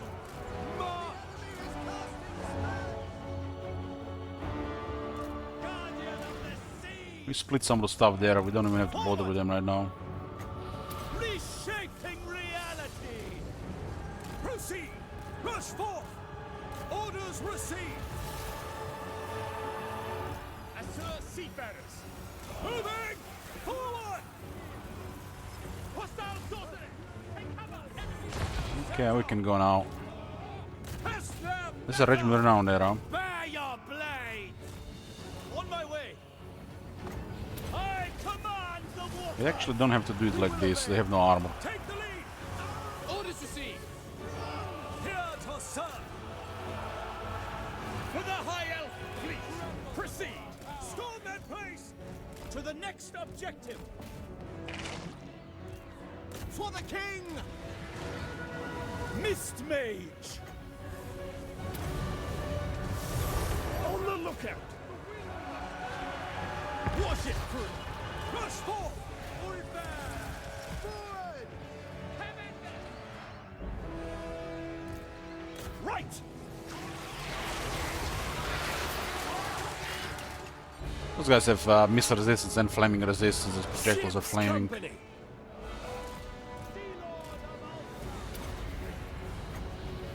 Behold the mist! Archers! Their punishment awaits! Company We end up taking Teclis's job here because we picked the Southlands. Was kind of hoping over the eastern coast, but it picked literally the Teclis's job. And we wanted to help either Teclis or what we called Imrik, right? So I guess the game picked Teclis for us, so we're basically doing Teclis's job ahead of time. Which means Skyros is gonna be toast. Inevitable triumph! Mist Mage!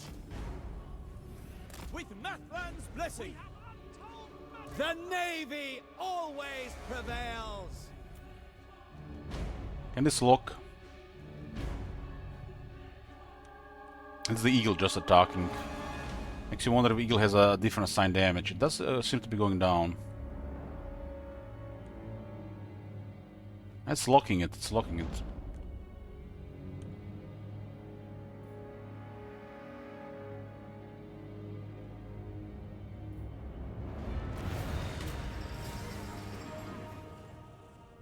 The flying chair looks dumb. Yes, I agree. You get some value out of them being a starting unit, but they do look poor.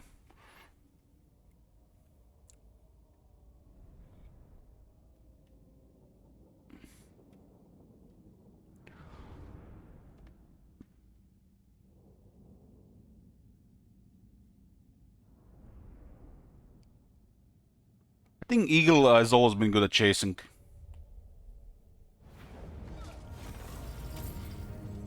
We have some replenishment available, but we'll get more. Even if this says there'll be no replenishment 0%, it does apply forced labor to this army and the other army. But you don't see it.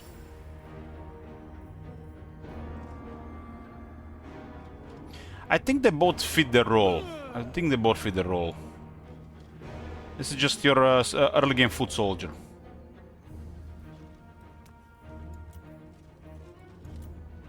Make good come out of them. We are one turn behind on Kairos. One turn behind. And we might be able to actually handle it on the left side as well. One turn ahead. Why is it behind? One turn ahead.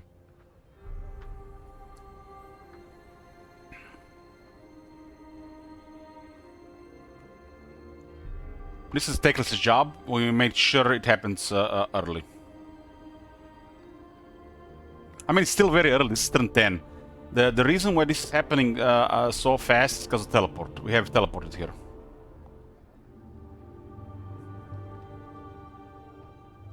There's a teleport right there. And who you have to deal here first? Kairos. Kairos is the main target here. Yeah, you have to deal with Kairos. There's nothing else to do with him.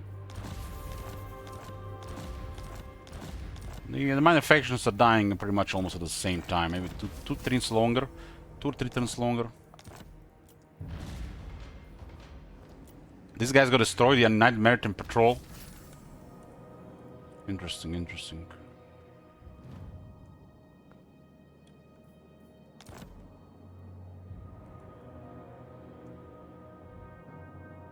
These guys basically here as the player can reinforce either Teclis' position or Imric's position. Like Kairos, I think it's the main trait of this entire region. So going for Kairos, I mean, you can ignore him, but I feel like Kairos early game makes a lot of sense.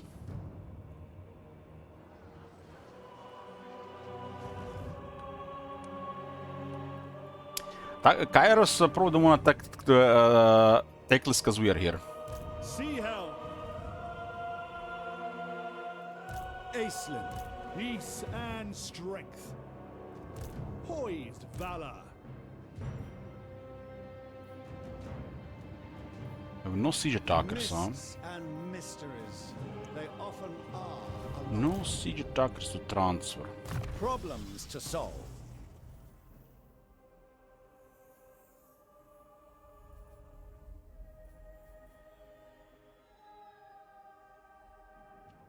Another 10 fizz resist for the Oceanids, puts them to 40. Wow. Commendable craftsmanship. The Order of Belshazzar, hero of the Aesir, move forth. Doesn't look like they're gonna have us in range. That's it. We are one turn ahead. We have attacked here at a perfect time to cripple Kairos. And we'll get away with it. Why? Because we can transfer this element to Teclis. This is... we're playing by the different rules, Kairos. You were right. This is not how this game is played, he said, right?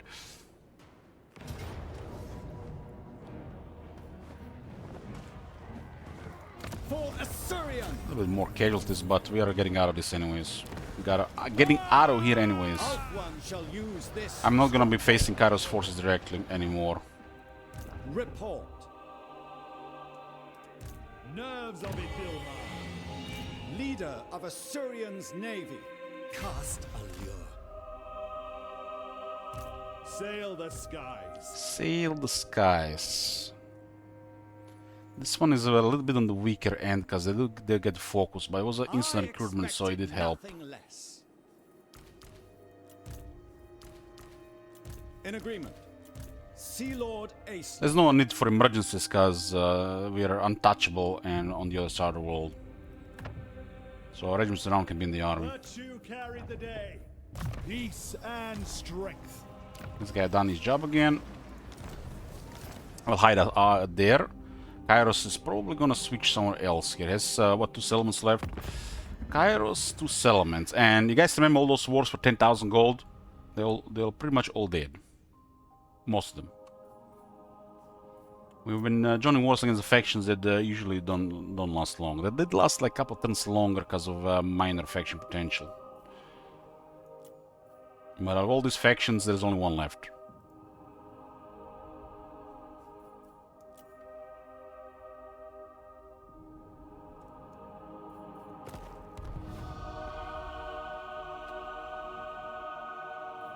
I expected nothing less.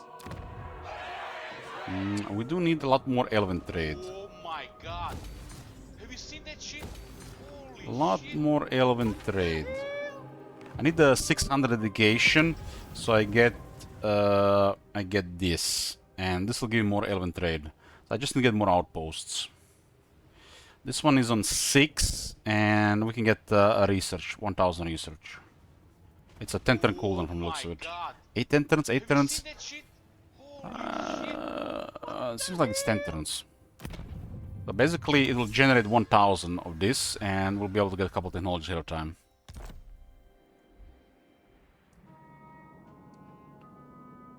What is Oxyodal doing? Let's see.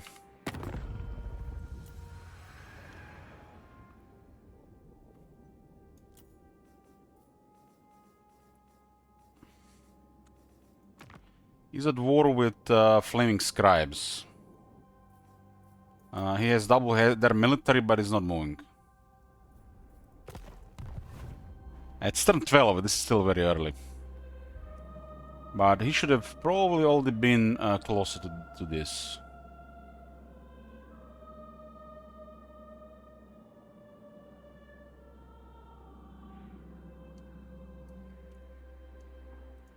For the good of Ulthuan. You have to understand what happened here, right? You understand what this does, right? We have literally cleared most of the shroud potential. So everybody else is a little bit behind.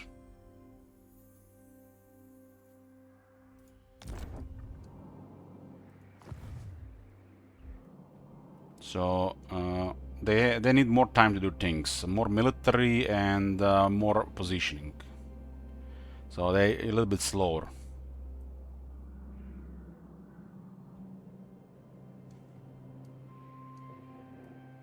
Kairos might go for a colony. You mean here? Let him come. We can teleport here before he ever arrives. I have teleports, remember? The AI can't cheat because you see them. Their potential, what you call cheats, is not increased because you can see. You see some of it. It still works, but if you see them, it doesn't work. So right now, for example, we see Kairos here. We see both of his armies. We see Teclis. Kairos doesn't have advantage against Teclis now. But if we weren't here, Kairos would probably have advantage over Teclis. It's not a really major deal, but depending on the random rolls, it could be enough for them to just get stomped. There's one factor that is random. So basically, Teclis might have rolled 0 and Kairos might have rolled 50, just an example. And the Shroud, Kairos would have a plus 100 bonus over Teclis instead of plus 50. And that's enough to overwhelm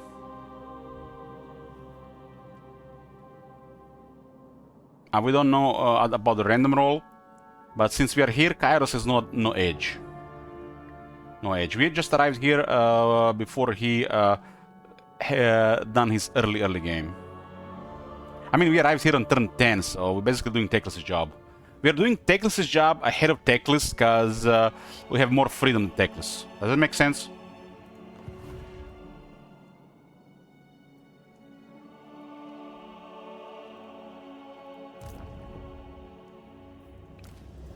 This faction has more freedom to do things.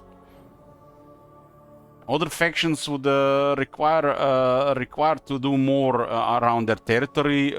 We just go. And we teleport. We're literally 5 turns ahead.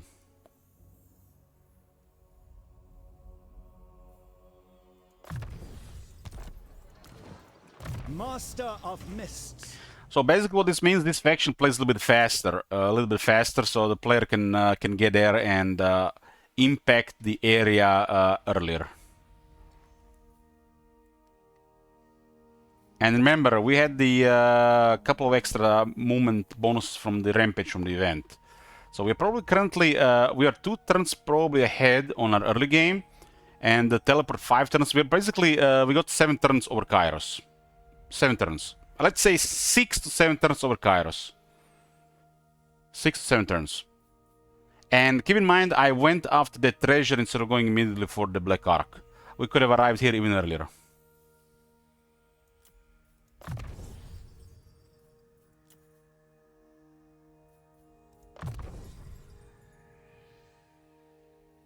This is a valuable advantage. This is what happens when you play a faction that does not build an empire, instead shapes the world around neighbors. Like, there's a lot of room here, and we have mobility and teleport.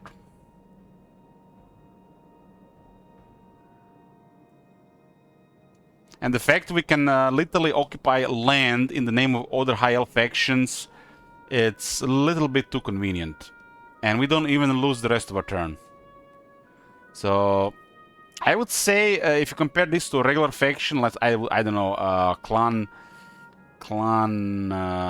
Pestilence or Hammery, we basically probably 7 turns ahead.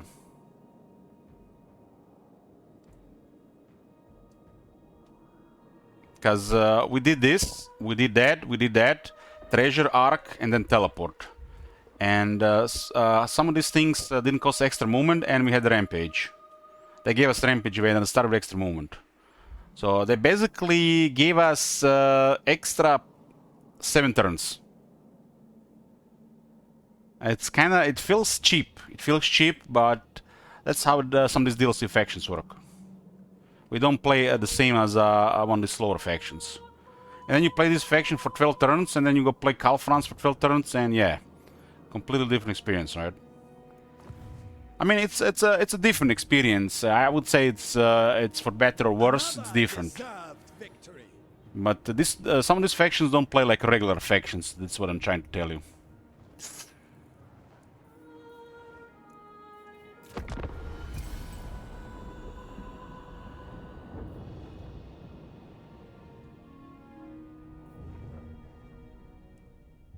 Kairos currently is losing bank. Join war against Clan Morbidus. Not convenient.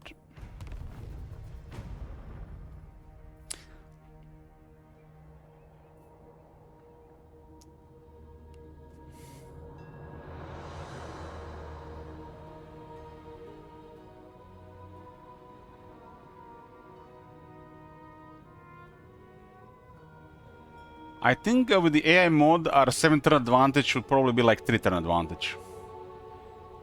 We might not have gotten away with his capital.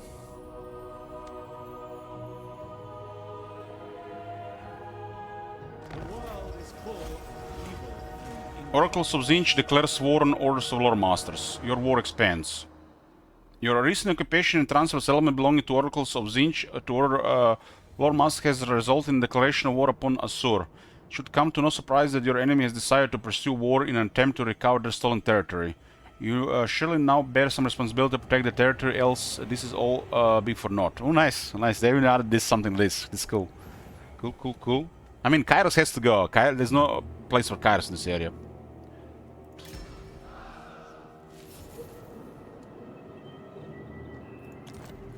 Okay. Well, this is gonna be the Eat Boys for the first part of this campaign. We'll play another part or two, another 1 or 2 streams of this campaign before we check the Silent Norska. We'll be finishing all these campaigns with a short victory. Thanks for watching. I'll see ya next time. Page.